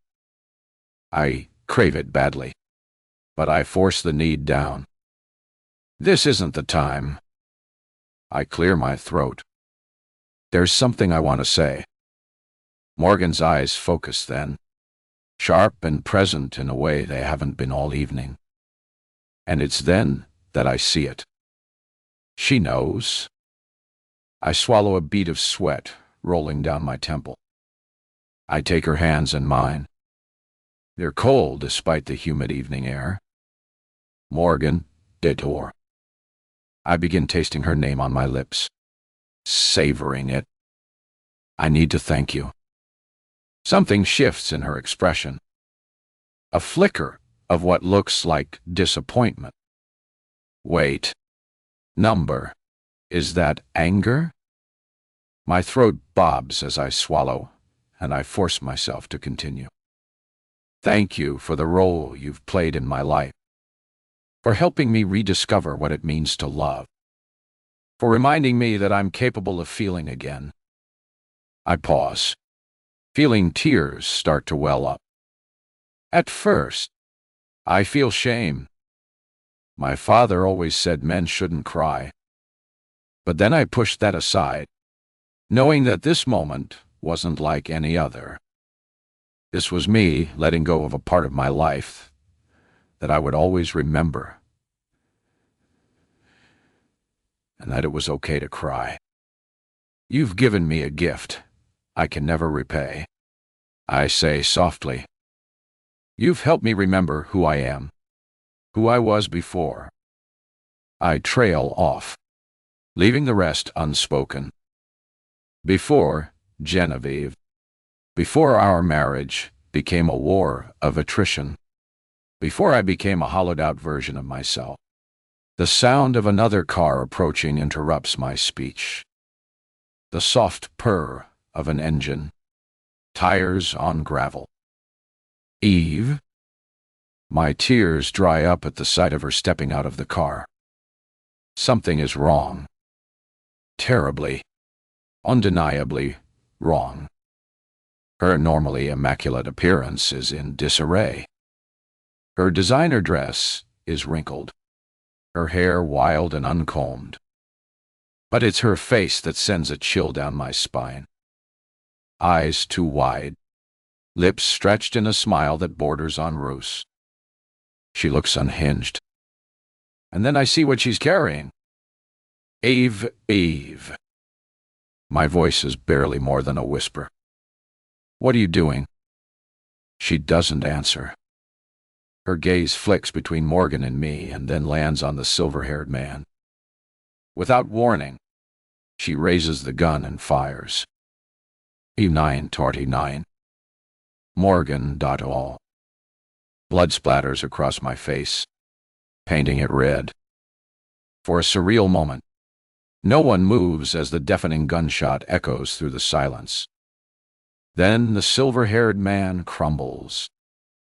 Numb. I stare at him as the metallic scent of blood fills my nostrils. I can taste the iron, and suddenly fear washes the numbness away. All I feel is horror. She's got a gun. Henry shouts, stumbling back as reality crashes over us like a tidal wave. Eve, what have you? She turns the gun on him, silencing him. You are so ungrateful. She hisses, her voice unnaturally calm despite the madness in her eyes. "After everything I've done for you. Genevieve, please," he says, raising his hands placatingly. I look from him to Dexter, who's gone pale. He looks at me, and covered in blood. I smile at him.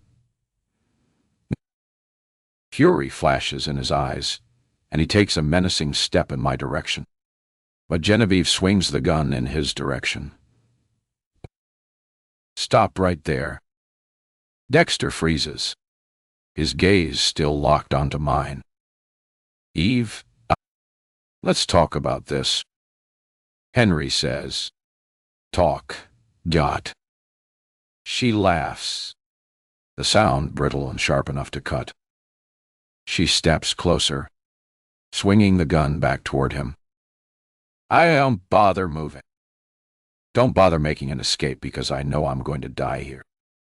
I'd already accepted that before I stepped up to this altar. There was no escape for me. But at least Henry and Dexter would meet the same grim end. We spent a fortune on this program," she says, her voice rising. "To fix you, to make you love me again. And what do I get? I get to watch you fall in love with her." She jerks the gun toward me. "No, that's not. He begins, but Genevieve cuts him off with a brittle laugh. "Don't lie to me. I've been watching you, both of you." Her eyes are feverish, darting between us. "Did you think I wouldn't know that I wouldn't see?" She takes another step forward. Henry takes one back, unaware of how close the cliff edge is behind them. "Eve, you're not well," he says, struggling to keep his voice steady. "Please put the gun down. We can get you help." Something dangerous flashes in her eyes. "Help? Oh? Like the help you've been getting. Learning to love again? Just not with me." "That's not true," he insists. "Please, I'm here for you." Genevieve hesitates like she believes him. The gun lowers a fraction, leaving me wondering if he's actually going to talk her out of it. But then he glances toward Dexter and toward me. Genevieve's eyes harden. She raises the gun, finger tightening on the trigger. My eyes widen. His gaze snaps back to her. "No, Eve, don't." The second shot feels louder than the first. I feel it before I hear it.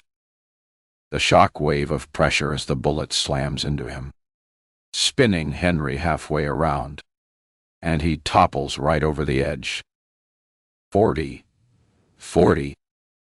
Morgan. Time stops. For one endless moment, I stare at the empty space where Henry had been standing. My brain refuses to process what my eyes have just witnessed. A man alive 1 second, gone the next.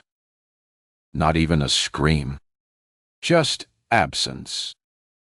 Henry is dead. The thought hits with physical force, nearly buckling my knees. I expected to feel nothing. Maybe relief. Maybe vindication. But instead, my heart twists with a pain so sharp it steals my breath. A wave of grief hits me, sudden and violent, and I hate myself for it.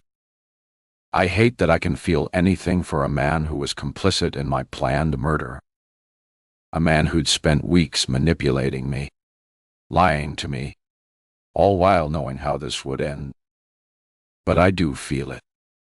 God help me. I do. Genevieve's hollow laughter shatters the moment. Her face is twisted in a grotesque mask of triumph and madness as she stares at the cliff edge. He's gone. She whispers almost wonderingly. He's really gone. I take a step back, the movement catching her attention.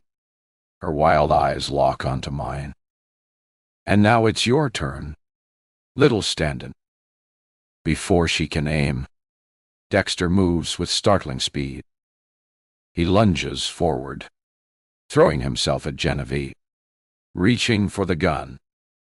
His professionalism has vanished, replaced by desperation.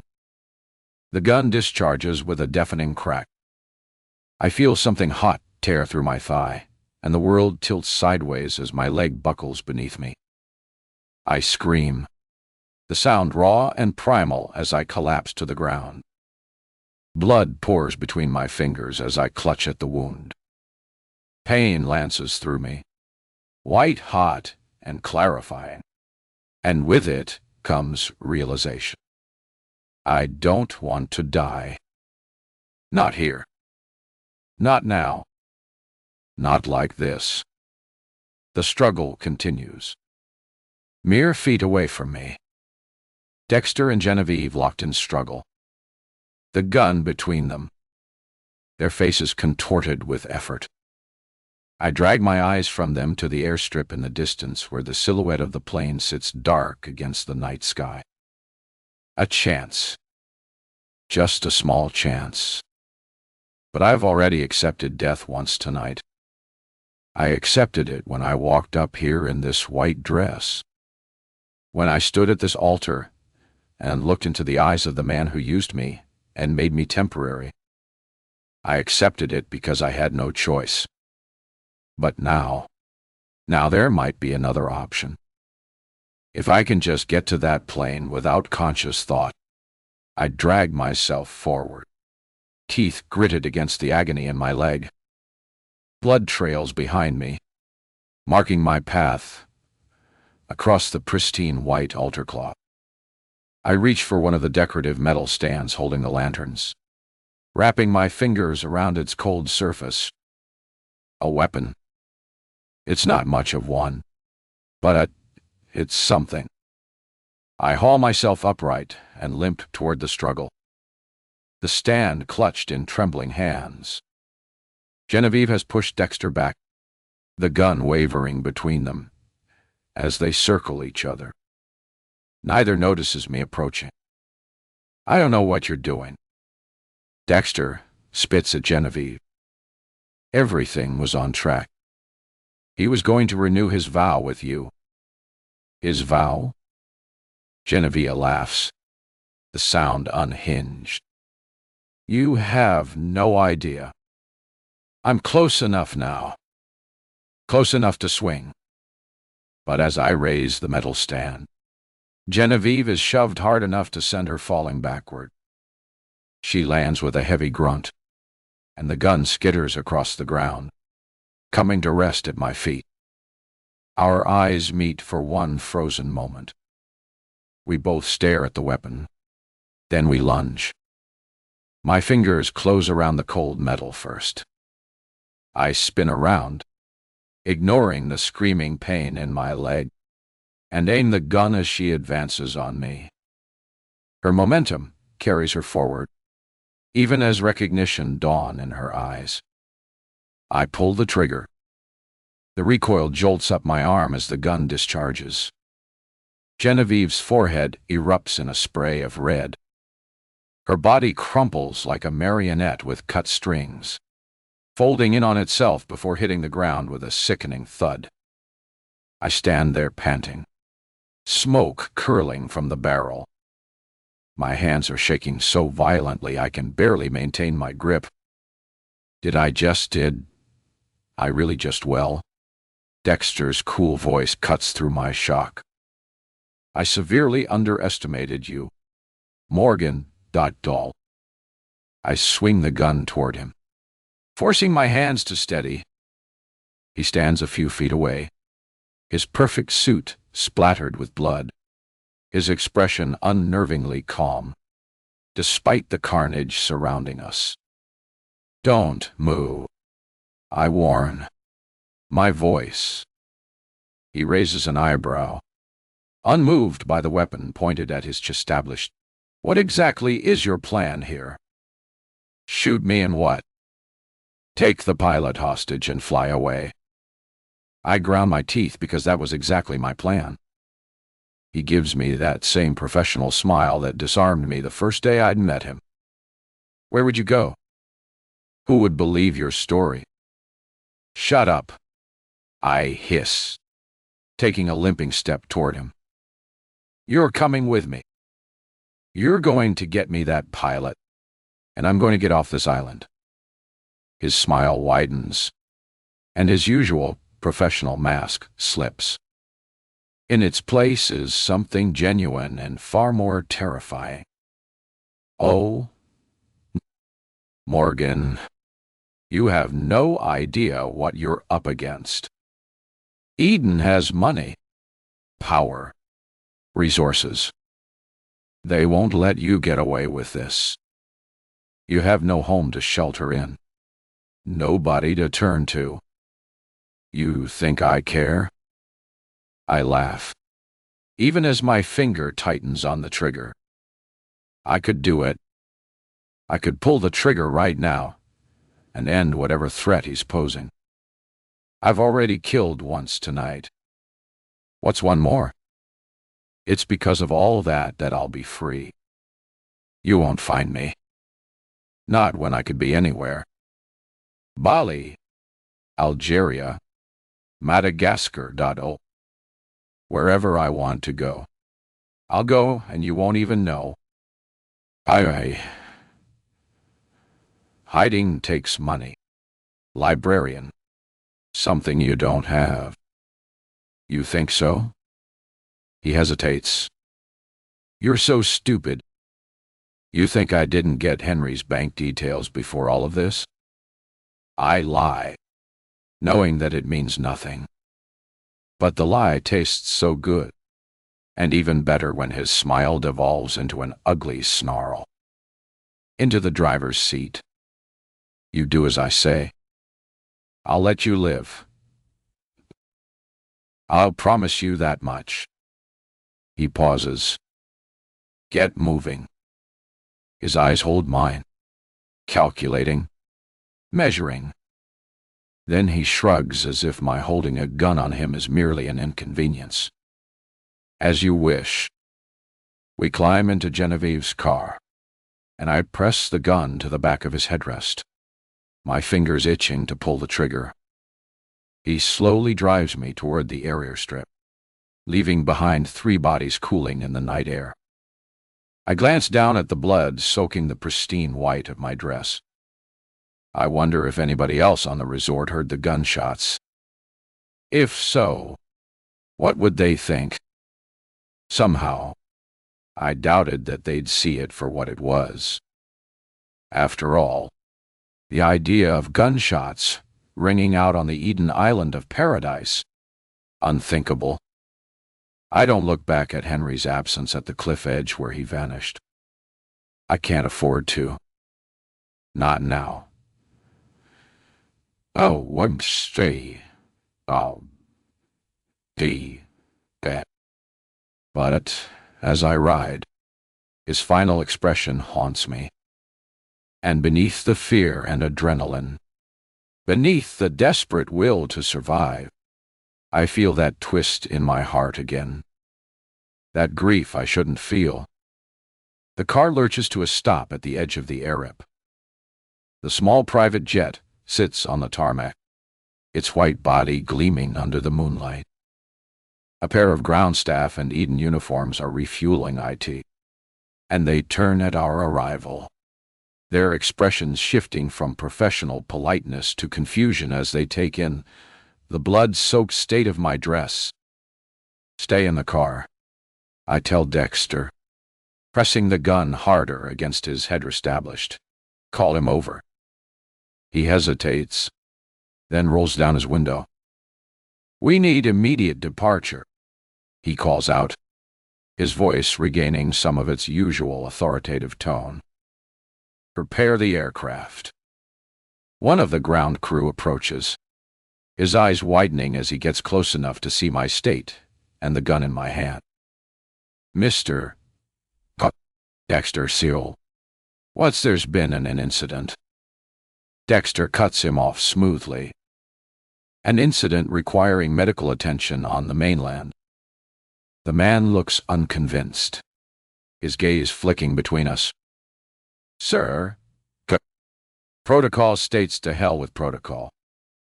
I snap, leaning forward so he can see me clearly. Get the pilot now. He takes a step back, hand moving to his belt where a radio is clipped. I need to call this in. No, do. I thrust the gun forward and he freezes. No calls. No radio. Just get the pilot. His partner has noticed the commotion and approaches cautiously. I can see the exact moment he registers the situation.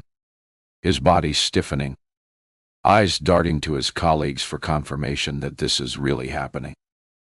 Both of you back away from the plane. I order, my voice steadier than I feel. Dictore, get out slowly. Dexter hesitates, but with one wave of the gun, he obeys. Blood has soaked through the bandage I hastily fashioned from a torn strip of my dress, and the pain is getting harder to ignore. I need to be on that plane and out of here now before I lost my strength and energy, and these men took advantage of that. More lights have come on around the resort. Someone must have heard the gunshots after all. In the distance, I can see figures moving, heading in our direction. Dexter looks toward them and smiles, a hint of satisfaction in his voice. This ends here. Morgan. Shut up and move toward the plane. We make our way across the tarmac, me limping behind him with a gun pressed to his back. The ground crew back away, hands raised. Tell them to stay back. I order as more Eden staff emerge from the path to the resort. Everyone stay where you are, he calls out. And to my surprise, they obey, stopping at the edge of the airstrip. Maybe they think he has the situation under control. Maybe they're just waiting for an opportunity. The plane's door opens, and a pilot appears at the top of the stairs, taking in the scene with professional calm. We need to leave now, I tell him, gesturing with the gun. His eyes dart to Dexter, looking for confirmation.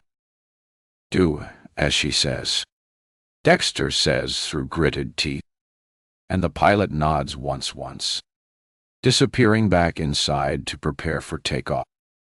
We climb the stairs, my legs screaming in protest with each step. Wakomad bibon. Inside, the jet is as luxurious as I expected. Plush, leather seats, polished wood trim, crystal decanters on a small bar. The kind of extravagance that Henry would have been used to. I'm sure there's a first aid kit somewhere on board. Wouldn't surprise me if they had surgical supplies even. I push Dexter into a seat, hands where I can see them. He complies, placing his palms on his knees, watching me with that calculating gaze. The pilot's voice comes over the intercom. Please be seated for takeoff. We'll be airborne in 2 minutes.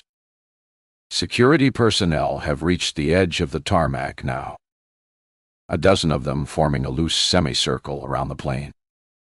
One steps forward, speaking into a megaphone. This is Eden Security. Step out of the aircraft immediately. I laugh, though it comes out as more of a sob. No way. The engines whine to life, drowning out further commands from outside. I strap myself in across from Dexter, keeping the gun trained on him as the plane begins to taxi. Through the window, I can see the security team's frustration. Their helpless gestures as they realize they can't stop what's happening. The jet picks up speed, racing down the runway. And then we're airborne. The island falling away beneath us. Only when we've reached cruising altitude, the seatbelt sign dimming, do I allow myself to exhale. I am actually escaping. I turn my attention back to Dexter, finally asking the question that's been burning inside me since I discovered the truth. Why? He studies me for a long moment, as if deciding whether answering is worth his time. Finally, he shrugs. Money. Power. Favors. Die. It turns out that when you save a person's marriage, they're happy to be indebted to you. I stare at him, disbelieving of how easy he found all of this. Manipulating people, using them, and discarding them when their purpose was served. How do you sleep at night, like a baby? He replies. Then his expression shifts, becoming almost sympathetic. You're not special, Morgan. Two. You're not the first to discover the truth, though you're certainly the first to get this far. I commend you for that. I don't want your commendation. I spit. What do you want then? Money? I can arrange it. A new identity. Eden has resources. Perhaps we can come to an arrangement. I stare at him, stunned by his audacity. You think I would work with you after everything? I think you're practical. I think you want to live. He leans back, confident again. Without Eden's protection, you won't last a month. To the outside world, you'll be the one who killed Henry and Genevieve Langford, one of the wealthiest families in the country. Their families will want answers. The authorities will be looking for you. You're a librarian from nowhere with no resources, no connections. He's right, and we both know it. But there's something he doesn't understand. I'd rather die than become like you. I tell him, and I mean it. Noble, he says with a patronizing smile, but ultimately foolish. The pilot's voice crackles over the intercom. Mr. Dexter. We'll need a destination soon. Dexter raises an eyebrow.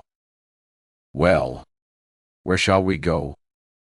Keep in mind, Eden has connections everywhere. There's nowhere you can hide that we won't find you. I look out the window, eyes locked onto the distant resort shrinking in the distance. For some reason, I remember an offhand comment Henry made about a small coastal town in Portugal with a cliffside cafe that he left. He'd only ever been there by himself when he felt lonely. What was it called? Kosk.bit. That's right. I glanced back, just in time to catch the sudden movement of his hand. My finger squeezes the trigger. The sound is deafening in the confined space of the cabin. Dexter jerks backward, a look of surprise crossing his face as red blooms across his crisp white shirt. He stares at me for one long moment, then slumps forward. The pilot's voice crackles over the intercom. Panicked. What was that? What's happening? Everything's under control. I call back, my voice steadier than I expected. I force myself to my feet. Every step a reminder of the pain, the blood loss, the sheer exhaustion pressing in. But I keep moving, dragging myself toward the cockpit, the gun hanging loose at my side. Portugal, I say, leaning against the doorframe. Will that be a problem? The pilot pales, his gaze flicking to the weapon. He swallows hard, shakes his head. Good. What? Do you know how to keep a secret? A quick, desperate nod. He's seen the blood the way I carry myself now. Lighter. Dangerous. It's one thing to see someone hold a gun. It's another to know they've already used it. Do you work for Eden? He exhales shakily. No. I'm contracted. Private charter service. I gestured to the dash. Are they tracking us? I can turn it off and do that. My voice is quiet, firm, and I'll let you live. My problem's not with you. We have a deal. A beat. Then he breathes out. A mix of relief and fear. Yes, ma'am. I watch as he flicks a series of switches, cutting the signal. The soft beeping vanishes. For the first time since boarding this plane, I exhale. I turn, staggering back to my seat. The gun is still in my grip, but my fingers are numb now. The weight of everything pressing in. The adrenaline that kept me moving is draining fast, leaving me lightheaded, trembling. I glance down at my dress. White. Ruined. What? A vow renewal dress turned funeral shroud. A slow, shuddering breath escapes me as I press my forehead against the cool glass of the window. Below, the ocean stretches endlessly, its dark surface smooth, unbothered, as if none of it. The blood, the bodies, the betrayals ever happened. I close my eyes, and I see them all. Brody, Luca, silver-haired man conducting the vow renewal ceremony, Genevieve, even Dexter, and of course, Henry. I open my eyes and look down at the diamond ring on my finger. I should take it off, flush it down the toilet, but for some reason, I don't. Maybe it's because I know it'll sell for a good amount, enough to get me settled for a bit. Maybe it's because I'm still here despite everything. Or maybe, just maybe, it's because there's a part of me that will always love him. I push the thought away and stare into the open sky. The island shrinks into nothing, swallowed by the horizon, and allowing myself a smile. I finally let Eden disappear. 41 ta-da. Eden, torture. I scroll through the images on my tablet. The soft glow illuminating my face as I sit in my office on the 93rd floor of our Manhattan headquarters. Outside the floor, 2 sailing windows. The city sprawls like a living thing, its lights twinkling in the gathering dusk. First, I look at Eden, as it was meant to be seen. Aerial shots of our pristine resort, white sand beaches, and lush tropical foliage. Then night tap on the screen, and the images change. Now there are crime scene photos. Blood on white altar cloth. Outlines where bodies were found.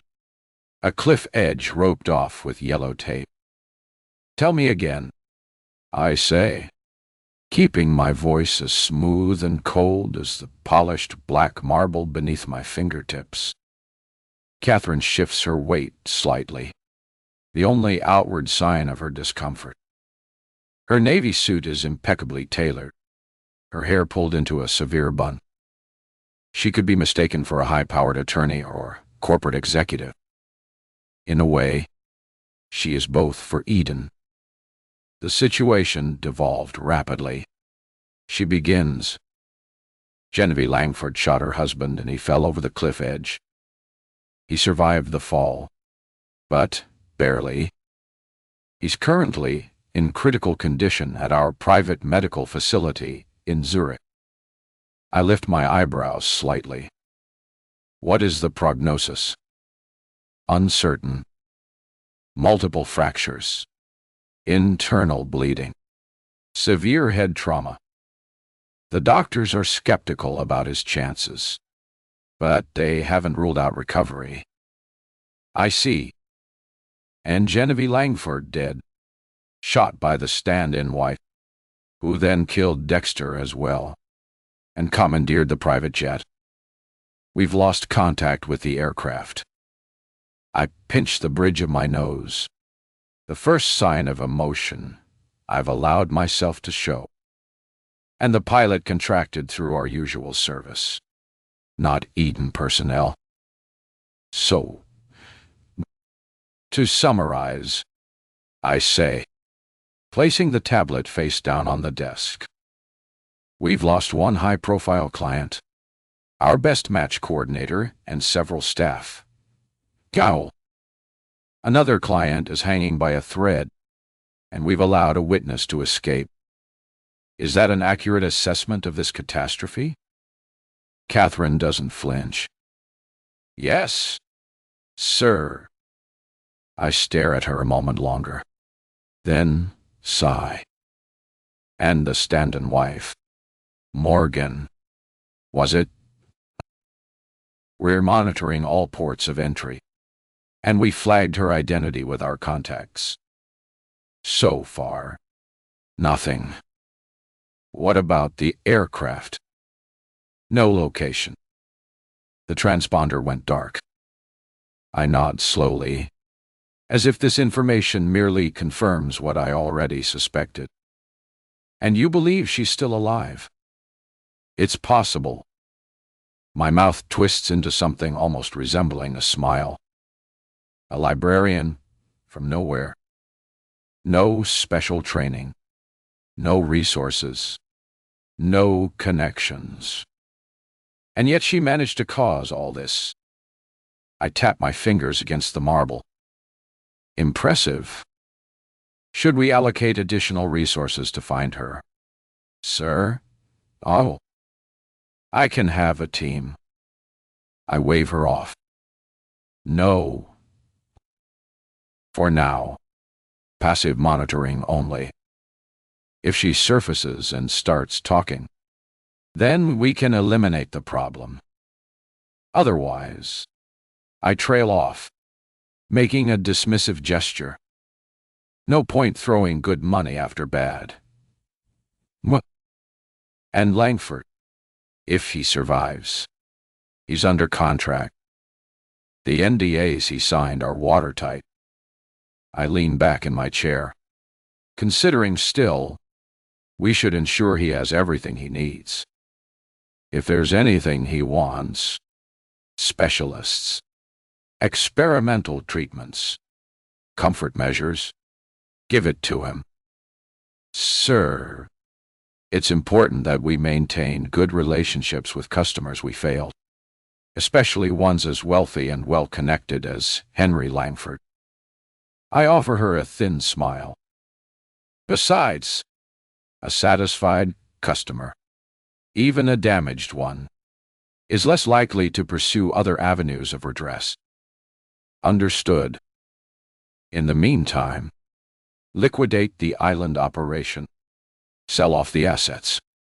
Make sure anyone who might have witnessed anything problematic is reassigned to more discreet positions.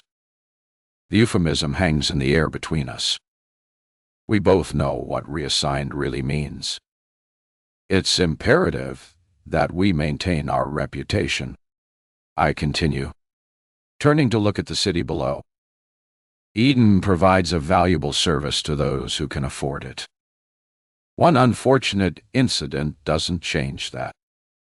Of course, sir, and the other therapy programs proceeding according to plan. We have 3 vow renewals scheduled this month. I nod, satisfied. Good. Focus on those.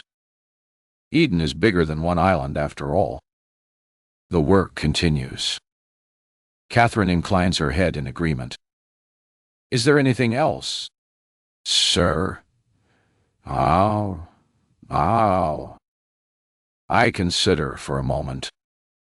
Have accounting prepare a full financial assessment of the damages. Have legal prepare our standard containment protocols in case they're needed. And keep me updated on Langford's condition. Right away. Sir. Dot? She turns to leave, her heels clicking sharply on the polished floor. As the door closes behind her, I pick up the tablet again, swiping through the crime scene photos one more time. My lips twitch in something close to admiration. Well played, librarian, I murmur to the empty room. Well played. With a flick of my finger, I delete the photos. Time to move on. Time to move on. The world is full of wealthy people with marriage problems, and Eden will continue to offer the best therapy money can buy for the right price. 42. Henry, I'm falling. Time slows to a crawl. Morgan's face twists in horror. Eve shifts from rage to some sick satisfaction. I see the night sky, stars wheeling above me as I tumble over the cliff's edge. And then there's nothing but the rush of wind in my ears and the certainty of the rocks below. All those weeks of therapy, of carefully facilitated growth, they weren't about saving my marriage at all. It was all about learning to feel again. Yes, but not for Genevieve's benefit, for mine. The wind rushes past, and I wait for the impact that will end it all. My last thought is of Morgan's face, not as she looked that night under the moonlight, remote and numb, but as she looked when I carried her in my arms up that slope that first day we married, laughing, sunlight in her hair, truly alive in a way I haven't been for years. The irony isn't lost on me. I finally remembered how to love, just in time to die. The darkness rushes up to meet me, and I gasp and jolt awake. Pain, d'atoir. That's the first thing I register. Not the dull, distant ache of a hangover or the sharp twinge of a pulled muscle. This is something else entirely. A symphony of agony played through every inch of my body. My ribs scream. My head pounds. Even breathing feels like swallowing fire. White ceiling. Unfamiliar. Dark. Sterile. A rhythmic beeping keeps time with my heartbeat. Antiseptic stings my nostrils. Hospital. I'm in a hospital, which means I'm still alive. I try to move and instantly regret it, a groan escaping my cracked lips. A figure in a white coat materializes beside me. Mr. B. Langford, please remain still. You've suffered extensive injuries. The doctor is a woman in her 50s with silver-streaked hair pulled back in a practical ponytail. Her accent is vaguely Germanic. Swiss. Maybe. Her expression is professionally neutral as she checks the monitors beside my bed. Where? My voice cracks. My throat is dry as sandpaper. You're in a private medical facility in Zurich. She answers. You've been unconscious for 8 days. You're lucky to be alive.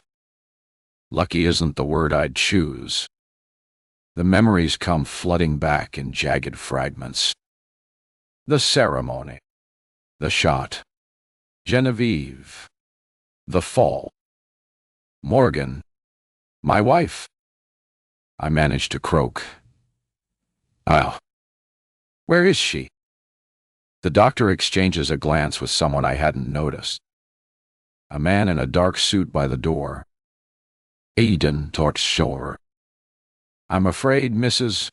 Langford didn't survive, the man says. For a moment, I don't react. I stare at the ceiling, searching for the grief I should be feeling. My wife of 5 years is dead. I should be devastated. Instead, I feel nothing. No. That's not quite right. I feel relief. A terrible, guilty relief. Because she wasn't the one I was talking about. Not her. I whisper, my voice gaining strength. The other one? Where is she? The man blinks, surprised. Mr. Langford. The doctor begins cautiously. You've suffered a severe head trauma. Some confusion is to be expected. I'm not confused. I cut her off, ignoring the pain that flares with each word. Morgan? Where is Morgan? Perhaps this discussion should wait until you're stronger, the doctor suggests. I try to sit up, ignoring the explosion of pain in my chest. Established. Tell me. I wasn't speaking to you. I level the doctor with a stare, then turn to the man from Eden. I was speaking to you. A beat passes. Then he steps forward. Miss Sloane left the island. We're not sure where she is. Left. She got away. Relief floods through me, stronger than the pain. Eden would like to assure you that we're doing everything possible to ensure your comfort and recovery, the man adds, his tone shifting to one of careful deference. If there's anything you need or want, you have only to ask. Of course. I'm still a client, a valuable one, despite everything. Or, perhaps, because of everything. A wealthy man who knows too much. I close my eyes, pretending exhaustion. I need to reestablish. Of course. The doctor adjusts something in my IV. This will help with the pain. Within moments, a warm numbness begins to spread through my veins. But before I let it carry me away, I make a decision. I am going to find her. Not today, not tomorrow, but as soon as I can stand, as soon as I can walk, I'm going to start looking. The edges of my vision start to blur as the sedative pulls me toward unconsciousness. But all I can think about is her. She taught me how to feel again, how to care, how to love. And love isn't what I thought it was. It isn't exotic resorts and vow renewals and therapists with hidden agendas. Real love is messy. It takes work and risk and sacrifice. Real love is choosing someone over and over, even when it's hard, even when it seems impossible. I'm not sure if she'll have me when I do find her. After all, I signed the contract, content to use her and discard her when I was done. But I love her enough to try and spend the rest of my life making it up to her. As my consciousness slips away, I dream not of falling, but of flying, soaring over oceans and mountains, following an invisible thread that leads me to her. To the woman who taught me how to live again. She was always the choice. My lips part to tell her, to whisper the words I should have said long before. But the darkness swallows me, leaving just one final thought lingering. I still have my vows to finish.